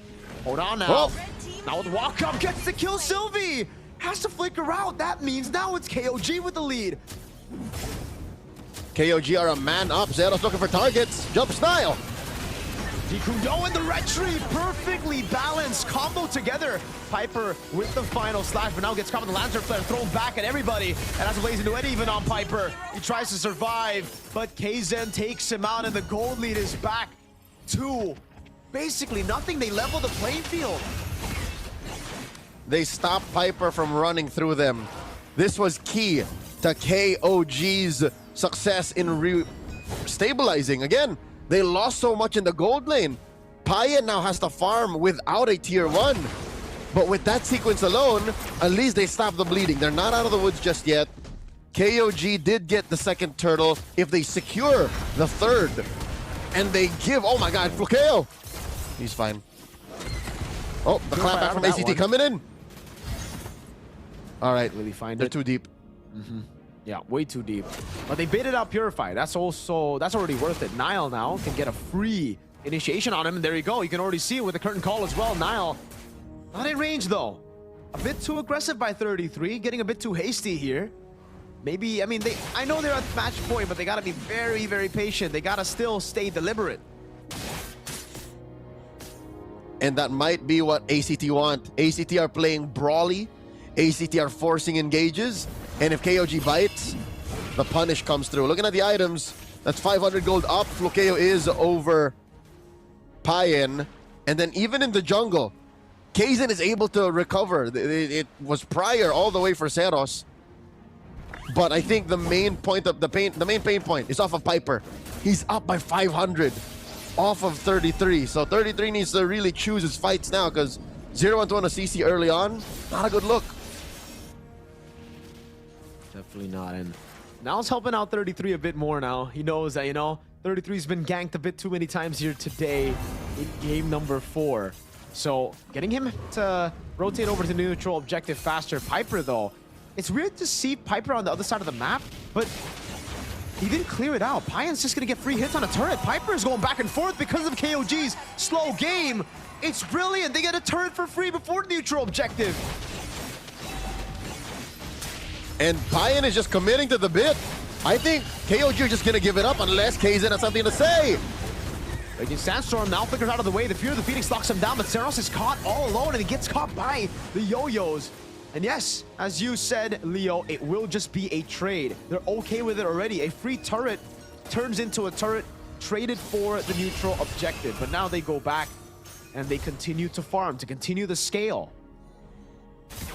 Approaching the mid-game point, 8 minutes in, Flukeo picks up a... are they gonna jump on Sylvie? All right, they're just checking range. 8 minutes in, almost, Flukeo picks up a Malefic gun. The Clint gambit has not paid off. Nary a shadow of the Clint we've seen. Oh! Piper threatening Nile. When will Flukeo join fights? When will ACT say it's ready? Unleash the Sheriff. I think right now they gotta just break the turret down below so that he forces out, he's forced out of laning phase. 33 trying to defend. He actually went for the current call and even the Vengeance here. I think a big blunder from 33. Gets cooked for the KO. Picks up the kill on Nile. Goes for away the Dragon. The final slash doesn't land. Nile gonna be caught in the bad spot. Fury of the Phoenix snipes him down from all the way up top. Kaizen walks him down. Able to get the killing spree on Cards. Payen doing some damage as well. Flukeo though, doing a lot here with that early game damage. Is it an endless battle? Because that's ridiculous. Yep, Flukeo has an endless battle, has a Malefic gun, possibly on his way to what I could only assume is a Sky Piercer. So not fast, but not slow, just right. Carnes picks up a Divine Glaive. What? Is that his second full item? Or possibly his third? His second full item. Wow. Not a Trunch. Glowing Wand into DG. He knows the team wants to play front to back. He knows it's a pure front to back for them. So it's all about how he can shred KOG's front at this point as well, right? How he can facilitate Flukeo to get those executions with the Sky Piercer now that he's building. So great itemization from Carnes, in my opinion, coming into the neutral objective fight. It's only a 1,000 gold lead, but this is the one that can really explode ACT's lead to a 3-4K, depending on how it goes. Sylvie going up already. Now goes in for the G-Kundo on the way to Dragon, straight into the Phantom Steed and the Yo-Yos. But the Fear of the Phoenix comes in as well, and ACT are forced away. The current call is already used up as 33 zones in with the back. That's going to be the red tree from Kaizen. Raging Sandstorm, and now it's going to be Payen jumping in, but he's going to get caught with a quick draw. Flukeo, flick around, Sky Piercer for Flukeo. KOG running away, but he's going to be chased down by Piper. He gets the stun, and Kaizen will fall. Zeros picks up the shutdown. That is a Pyrrhic victory for KOG's Lord Take. ACT, in my opinion, wins the trade. Now we're feeling Flukeo's wrath. Every flick of the wrist could possibly be a Sky Piercer stack. This is some roundabout way of countering that Claude, but it almost does the same thing as a Leslie, in my opinion. Ranked games, Leslie's eat Claudes alive, and this Clint has done its best impression. Again, yeah. Go ahead, Monkey Man, Little Thief, fire away with your blazing duet, but a single 2 or 3 bullet combo out of a Clint gets rid of the whole HP bar of the Claude almost instantly. He needs a win of nature, dude. He desperately needs a win of nature. Payan, his patient gameplay hasn't really worked out this time around because of the damage. It's just so explosive. So when he's patient, he just gets poked out. Payan, good BMI. Saros, though, goes in for the Phoenix and Raging Sandstorm. Good reaction for the Crimson Beacon now as Nile is able to kite back. Piper's looking for the final slash, but doesn't have the flicker as Kzen is off bounds. He walks away, and it is where ACT will call it quits. They're going to play it safe. They're going to build this Flukeo Skypiercer slowly but surely. There's no reason for them to rush right now. Pressure's on KOG to close things out. Fair. They are down 3K, and it looks like KOG are not in the mindset of forcing anything. They will at least fight to push for this mid lane, but Zeros. look at the back line. Comes from the back. That's going to be the full shield unity onto it with the Dragon and Payan. Oh, gets taken out by the last shot from Carnes. Raging Sandstorm from Sylvie. And 33 goes to the side all alone. It's Flukeo with 4 Skypiercer stacks now. Kzen tries to get a kill back. Holy Shield still ready. Flukeo doing damage. No Phantom Steed. Wait. Holy Shield is down right at the 12 minutes. Leo! Everything is lining up for ACT. They got 2 minutes coming down right now. Fear the Phoenix as well. They're going to go straight for the base right now as that's going to be the all-in from Kzen to try to save the game. He gets the red tree in time, and ACT, have they been a bit too much that they can chew? On the all-in to the back. Flukeo with the damage again. GQ no other way to drag it into the Purify, but Flukeo will fall to Kzen, who gets a triple kill. When you thought the 12 minutes on the dot, Cinderella moment of that. Oh my god, they're gonna take down Piper! Uh-oh, Piper with a vengeance. The steed is back up now with the horse. It's 33 who walks up and an unofficial Maniac. Free Lord! Lined up for ACT, but KOG turned it around. Mirko Free Lord!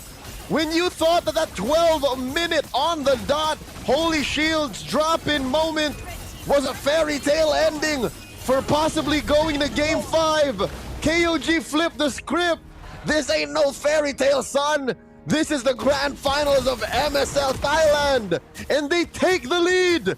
Sure, they lose their mid lane inhibitor, but they now are up almost 1,000 gold with a Lord marching up top. What is going on? Wow. Redeem your codes, folks. RMS-8L2FCD right there. Wind of Nature complete for there Payan. it is. Leo, have they gotten to the timing that they need to end this game now? They have a Lord. All right, maybe not an end, but to regain control of the game. The lead's back in their side. There's no far lane base turret. It was a mid lane base turret, so it doesn't really do much for ACT. It's very defendable. Mid lane penetrations are not a terminal status. It's very defendable, and they lose all of their tier 2s. It's just base turrets left. KOG are in fighting form once again. They've fallen off their throne. They've lost their crown. But just as quickly, they may have found it again. They remember, I am him. They penetrate top lane. Mirko, bad news for ACT fans. That's the long lane. Exactly when you'd expect the Lord to come back up top. It's been top for the whole game. It spawns bot and they get the far lane up top. So, yikes. Big yikerinis. Oh, Nile with the conceal. Is he going to go for the play? Oh my god, he gets the Kuno the way to Dragon. It's an all-in on Piper, but he's still able to survive with the Vengeance procs. The passive of Carnes as well. Now it's going to be Saros in the front line as 33 is able to go in, and the final slash lands on him. That's a full disengage. Payan gets caught by Carnes. Lantern Flare to kite back. 33 doing the best he can as Piper continues to chase. 70 seconds for the neutral objective. ACT want to go for more members so they can go for the end, but that cannot happen. KOG gets away, and there's big waves building up top. A moment of vulnerability.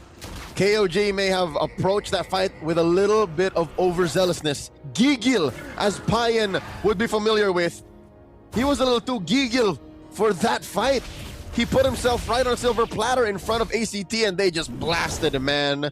They threw everything but the kitchen sink at him. You know what? I don't doubt. Maybe there was a little bit of porcelain there. Maybe they did throw the kitchen sink at the Claude's face. Because he's on a flicker, not a purify.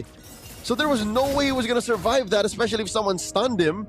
So now at least, I think KOG have learned a lesson, specifically Payen. I have to be a little bit more patient. I have no purify, I have a flicker. He has to be more patient. He has to understand that this ends on him. Slow, deliberate.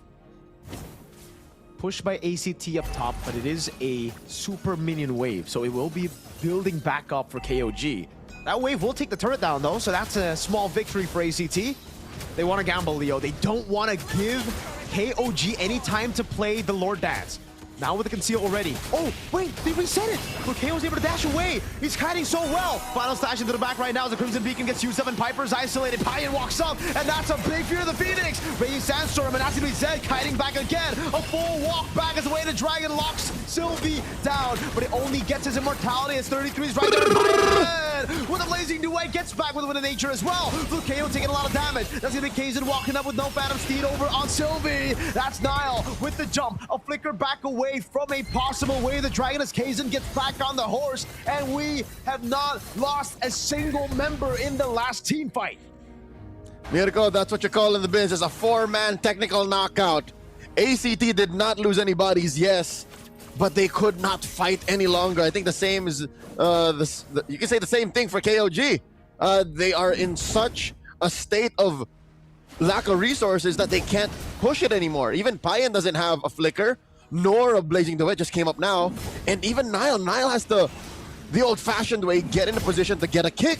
So we return back to the dance. A lethal dance at that. Whoever takes this Lord or wins this fight overall could end it. Look at the far lane. They're going to send Karns to deal with it. Kaizen is going to hold. I think they're going to try to bait for a 4v5. Remember, that's a global ultimate that he has, but no, it's just free. A good block by Niles. The current call slows Seros down. Free Lord for KOG. And they got it the same way that they've gotten to this point. 3 games in, 3 wins in the best of 7 with finesse, through deliberate decision-making, through control of the map. Yes, Karns could have afforded to clear it from that long lane. He has a global ult, but the part you're missing, folks, is that his damage is real. It's weird. We don't see this very often, but it's a shredding Zetian. It's his damage that's actually caused Payen to be more cautious. Because look, he's, oh my god, DG, Holy Crystal, Lightning Truncheon. He was needed in that Lord fight to contest.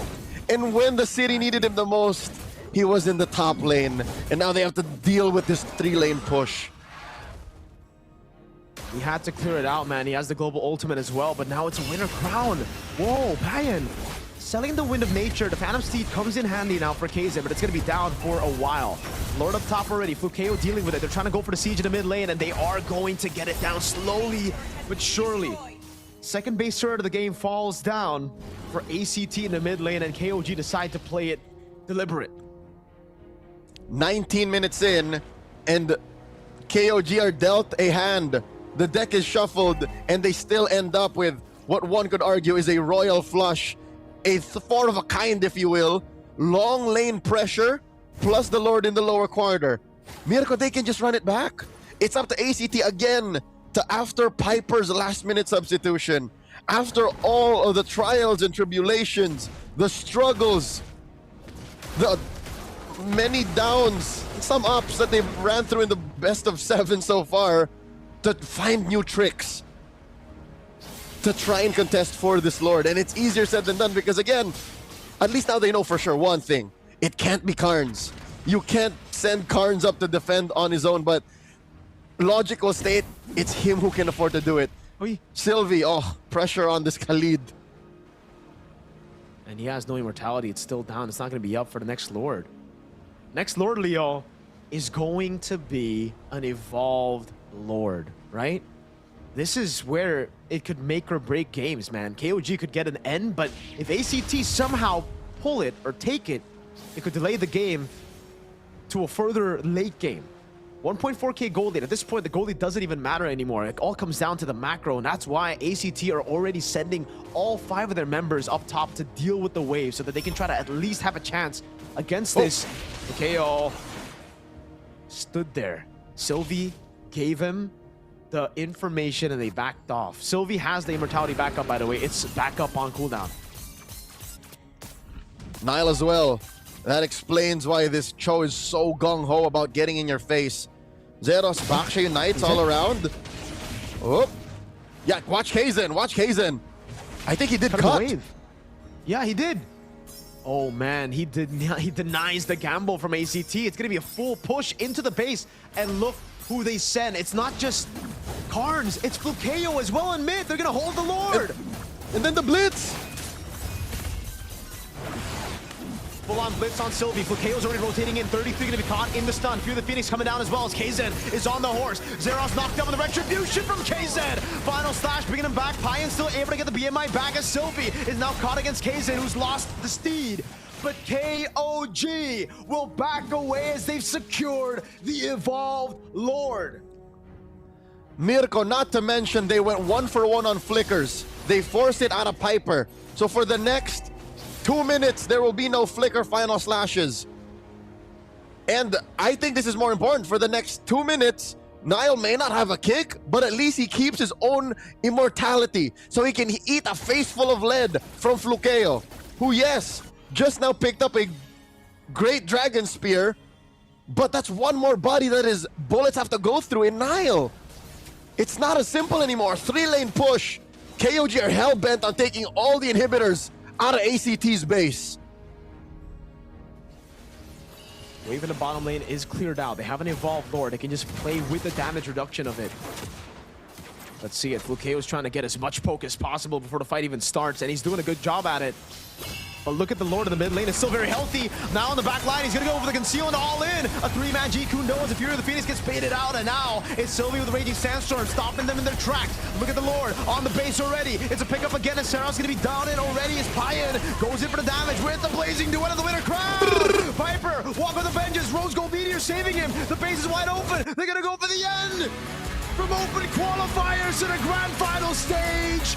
They dared to dream against the Giants, but tonight the kingdom stands untouched. A flawless sweep, a ruthless coronation, and in their inaugural season, KOG win the championship.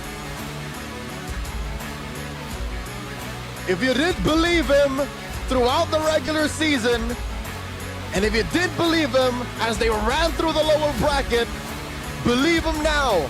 Heed my words. KOG with an exclamation point as big as all of BCC Hall in Central Adplause. This is my house. KOG are your MSL Thailand Season 1 champions.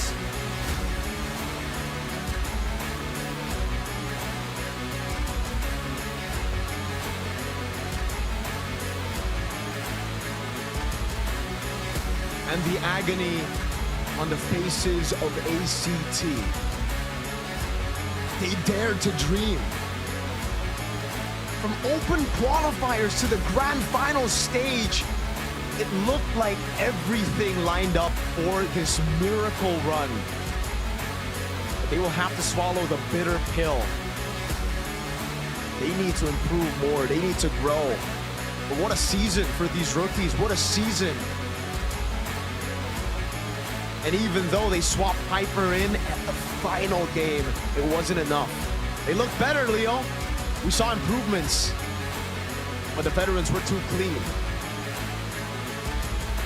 For years, KOG has been running rounds in Mekong, and now they finally have a league to call their own. This is their league where they are kings. This is their kingdom, and they conquer all who stand in their way. Some of them thousands of miles away from their home. And here they finally find success. The young man Payan. It's clear that the superior 6'7" athlete is overwhelmed with emotions. And now what lays before them, one last task, Mirko. something that they've imagined for months, worked hard for, countless hours, sleepless nights, blood, sweat, and tears for, is to lift this trophy.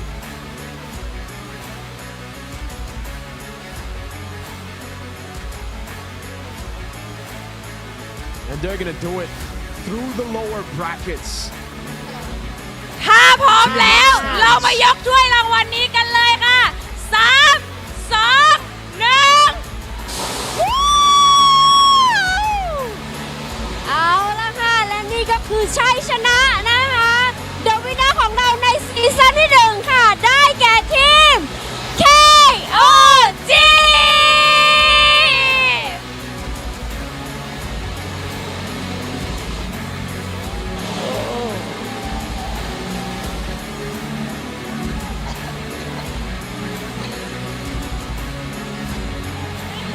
ค่ะขอแสดงความยินดีด้วยนะคะ แล้วก็ขอเสียงดังๆอีกครั้งค่ะ ให้กับ KOG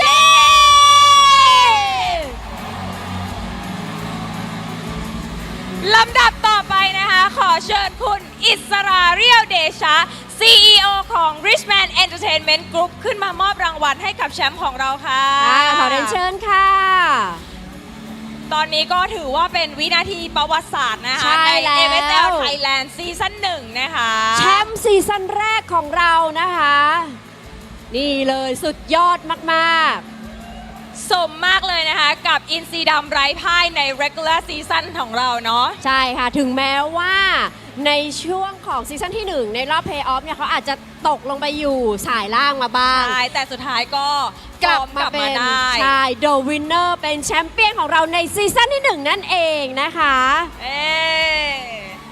เดี๋ยวเชิญถ่ายรูปภาพร่วมกันเลยค่ะ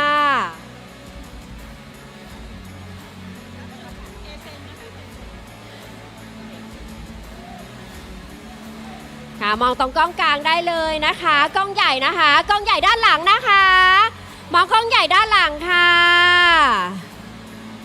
ค่ะ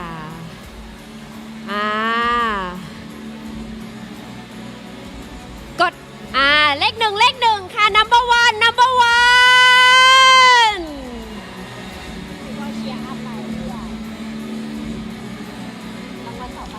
เดี๋ยวเราจะประกาศรางวัลต่อไปนะคะ ต่อไปจะเป็น Final MVP เตรียมดูจอพร้อมกันได้เลยนะคะ Final MVP ได้แก่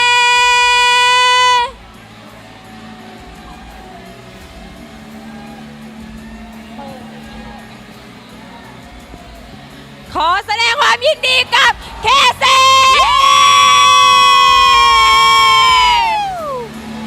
ขอเชิญคุณอิสราเรียวเดชานะคะ มอบรางวัลต่อเลยค่ะ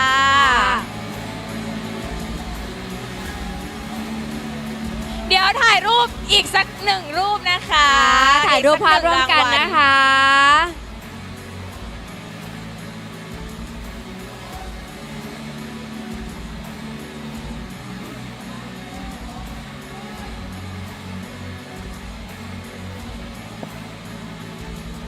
นี่เดี๋ยวเราจะเชิญถ่ายรูปภาพร่วมกัน นี่ต้องบอกเลยว่าแอบเห็นบางคนมีทั้งคราบน้ำตา แล้วรอยยิ้มแห่งความดีใจนะคะ แล้วก็ปลื้มปิติยินดีทุกๆอย่างเลยนะคะเกิดขึ้นที่งาน Playoff ของเราซีซั่น 1 ใช่แล้วค่ะ แล้วก็ยินดีด้วยนะคะกับ KOG เนาะที่จะได้ไปปารีสนะคะ ใช่แล้วค่ะเดี๋ยวขอบคุณคุณโอ๊ตด้วยนะคะ ขอบคุณคุณโอ๊ตมากเลยนะคะ เดี๋ยวเชิญคุณโอ๊ตนะคะ ลงไปพักผ่อนได้เลยค่ะขอบคุณ พักผ่อน น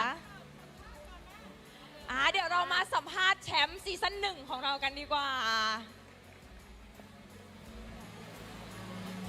เป็นยังไงบ้างถามความรู้สึกกันก่อนเลย ตอนนี้ความรู้สึกตอนนี้ณเวลานี้นาทีนี้เลยตอนนี้เรารู้สึกยังไงบ้าง รู้สึกดีใจมากครับ เพราะว่าพวกเราก็ซ้อมกันมาเยอะมากๆคือวันหนึ่งผมเชื่อว่าเราซ้อมเยอะมากๆจริงครับผมเราซ้อมกันตั้งแต่แบบเที่ยงวันยันแบบตี 2 ตี 3ทุกวัน โอ้โห แล้วก็ เดี๋ยวภ ผ้าเย็นอยากแสดงความรู้สึกผ้าเย็นอยากแสดงความรู้สึก Let's go champion Paris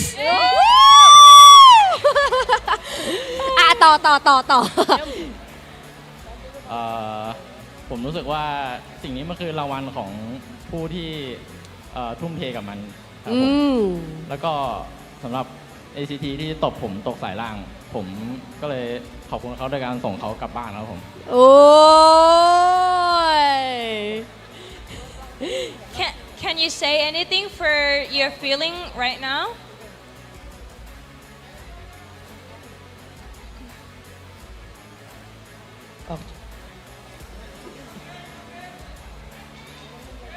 เป็นโมเมนต์แห่ง emotional นะคะตอนนี้ค่อนข้าง emotional มาก ใช่ emotional เพราะว่ามีหลายความรู้สึก ใช่หลายความรู้สึก มันปนกันเยอะไปหมด บางทีไม่สามารถสื่อสารออกมาเป็นคำพูดได้ แต่ว่า ใช่แต่ว่า สีหน้าเขาบ่งบอกทุกอย่างแล้ว เดี๋ยวให้30 ทีพูดแทนพรีเซนต์สักนิดหนึ่ง คือ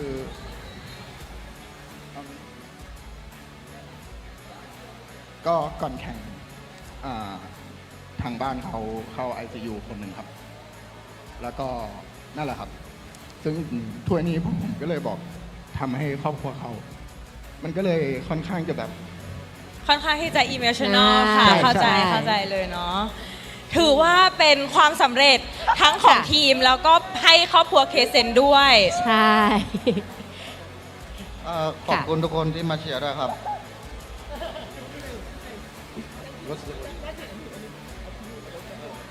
just your feeling about like you're winning What's the you're feeling how you're feeling you're I feel so happy because we have so many sacrifices to get this championship, and I just want to say that I'm very proud of anyone of this team. I very love this team. Champion. เย้โอ้ดีใจด้วยนะคะแล้วก็คิดว่าอะไรเป็นกำลังใจสำคัญเลยเนาะของทีมที่ทำให้เราเนี่ยสามารถเอาแชมป์มาได้ในวันนี้ค่ะ like what is your important support like that bring you to this like champion my family and my GM and our team yeah it needs to be your team too yeah and Derek สำหรับผ้าเย็นก็คือ ค่ะ ครอบครัวทีมแล้วก็เพื่อนๆเนาะที่เป็นกำลังใจสำคัญของน้องที่ทำให้แบบว่ามีสามารถเอาชัยชนะมาได้ค่ะ ครับเอาผมเหรอโอเคครับสำหรับผมก็จริงๆผู้คนรอบข้างทุกๆคนครับผมอย่างแรกเลยก็คือกำลังใจของพวกเราก็คือแฟนๆ KOG ทุกคนครับที่มาเป็นอันดับหนึ่งเลยขอบคุณทุกคนมากจริงๆครับผมที่เชื่อมั่นในพวกเราเสมอมาครับเพราะว่าตอนแรกก่อนเริ่มอย่างเงี้ยเราก็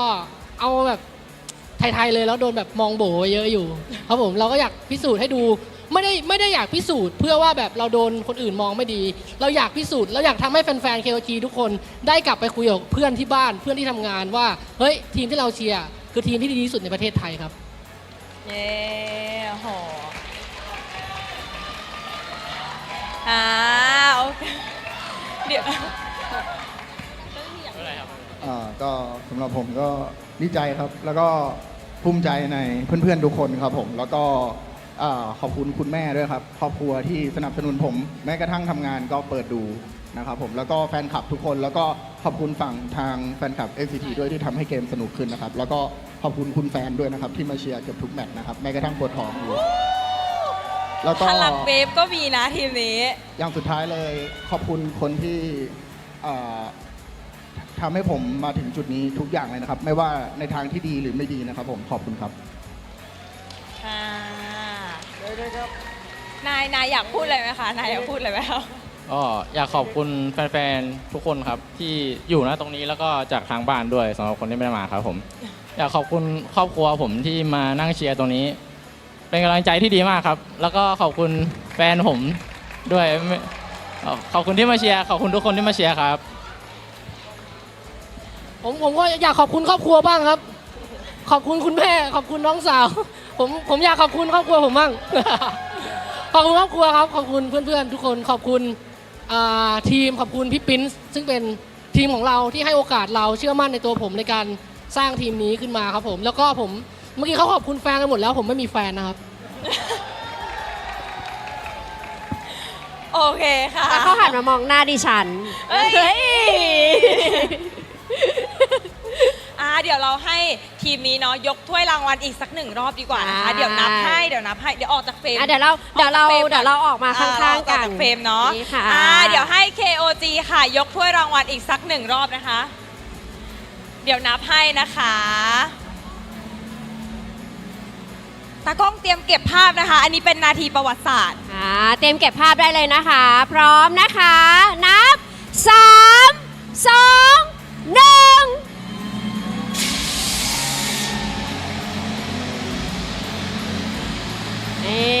ยินดีด้วยนะคะ เดี๋ยวต้องขออนุญาตค่ะ ขอบคุณพาร์ทเนอร์นะคะ ใจดีอย่าง Official Telecommunication Partner 25G ค่ะ ต้องขอบคุณนะคะสำหรับพาร์ทเนอร์ผู้ใจดีอย่าง Gaming Phone and Sponsor จาก Infinix นะคะ Official Telecommunication Partner True 5G ค่ะ Official Sponsor Ritman Shop Official Gaming Chair Partner DX Racer และสุดท้ายจะขาดไปไม่ได้เลยค่ะ กับมูลตุนนะคะ ที่สนับสนุน MSL Thailand Season 1 ทั้ง 5 สัปดาห์นี้นะคะ และรวมถึง Pay Off ในรอบ 3 วันนี้ด้วยค่ะ ใช่แล้วนะคะ ก็ถ้าขาดผู้ใหญ่ใจดีท่านใดท่านหนึ่งไปนะคะ ก็อาจจะไม่ได้มีงาน Pay Off หรือว่างานออฟไลน์ดีๆ แบบนี้เกิดขึ้นนะคะ และที่ขาดไม่ได้เลยนะคะ นั่นก็คือกำลังใจนะคะจากแฟนๆทุกคนทั้งที่มาร่วมงานกับเราในวัน Play Off วันนี้นะคะ รวมไปถึงที่ชมอยู่ทางบ้าน ทุกคนคือแรงผลักดันนะคะ เป็นฟันเฟืองเล็กๆ ที่ทำให้คอมมูนิตี้ของเกม Mobile Legends ของเราเนี่ยก้าวขึ้นมาแล้วก็มีการพัฒนาอย่างต่อเนื่องด้วยนั่นเองนะคะสำหรับวันนี้นะคะก็ดีใจด้วยนะคะกับ KOG King of Gamer Club ค่ะที่ได้เป็นแชมป์ใน MSL Thailand Season 1 นะคะสำหรับวันนี้เนาะเรา2 คนค่ะ มินนี่นะคะค่ะแล้วก็มาปาง iBaby ค่ะต้องขอลาไปก่อนนะคะแต่ว่าอย่าลืมนะคะ Mobile Legends Season 2 เนี่ยเราอาจจะได้เจอกันอีกอย่าลืมติดตามนะคะ เจอกันได้ใหม่แน่นอน ใช่ค่ะเพราะฉะนั้นขอบคุณและสวัสดีค่ะ สวัสดีค่ะ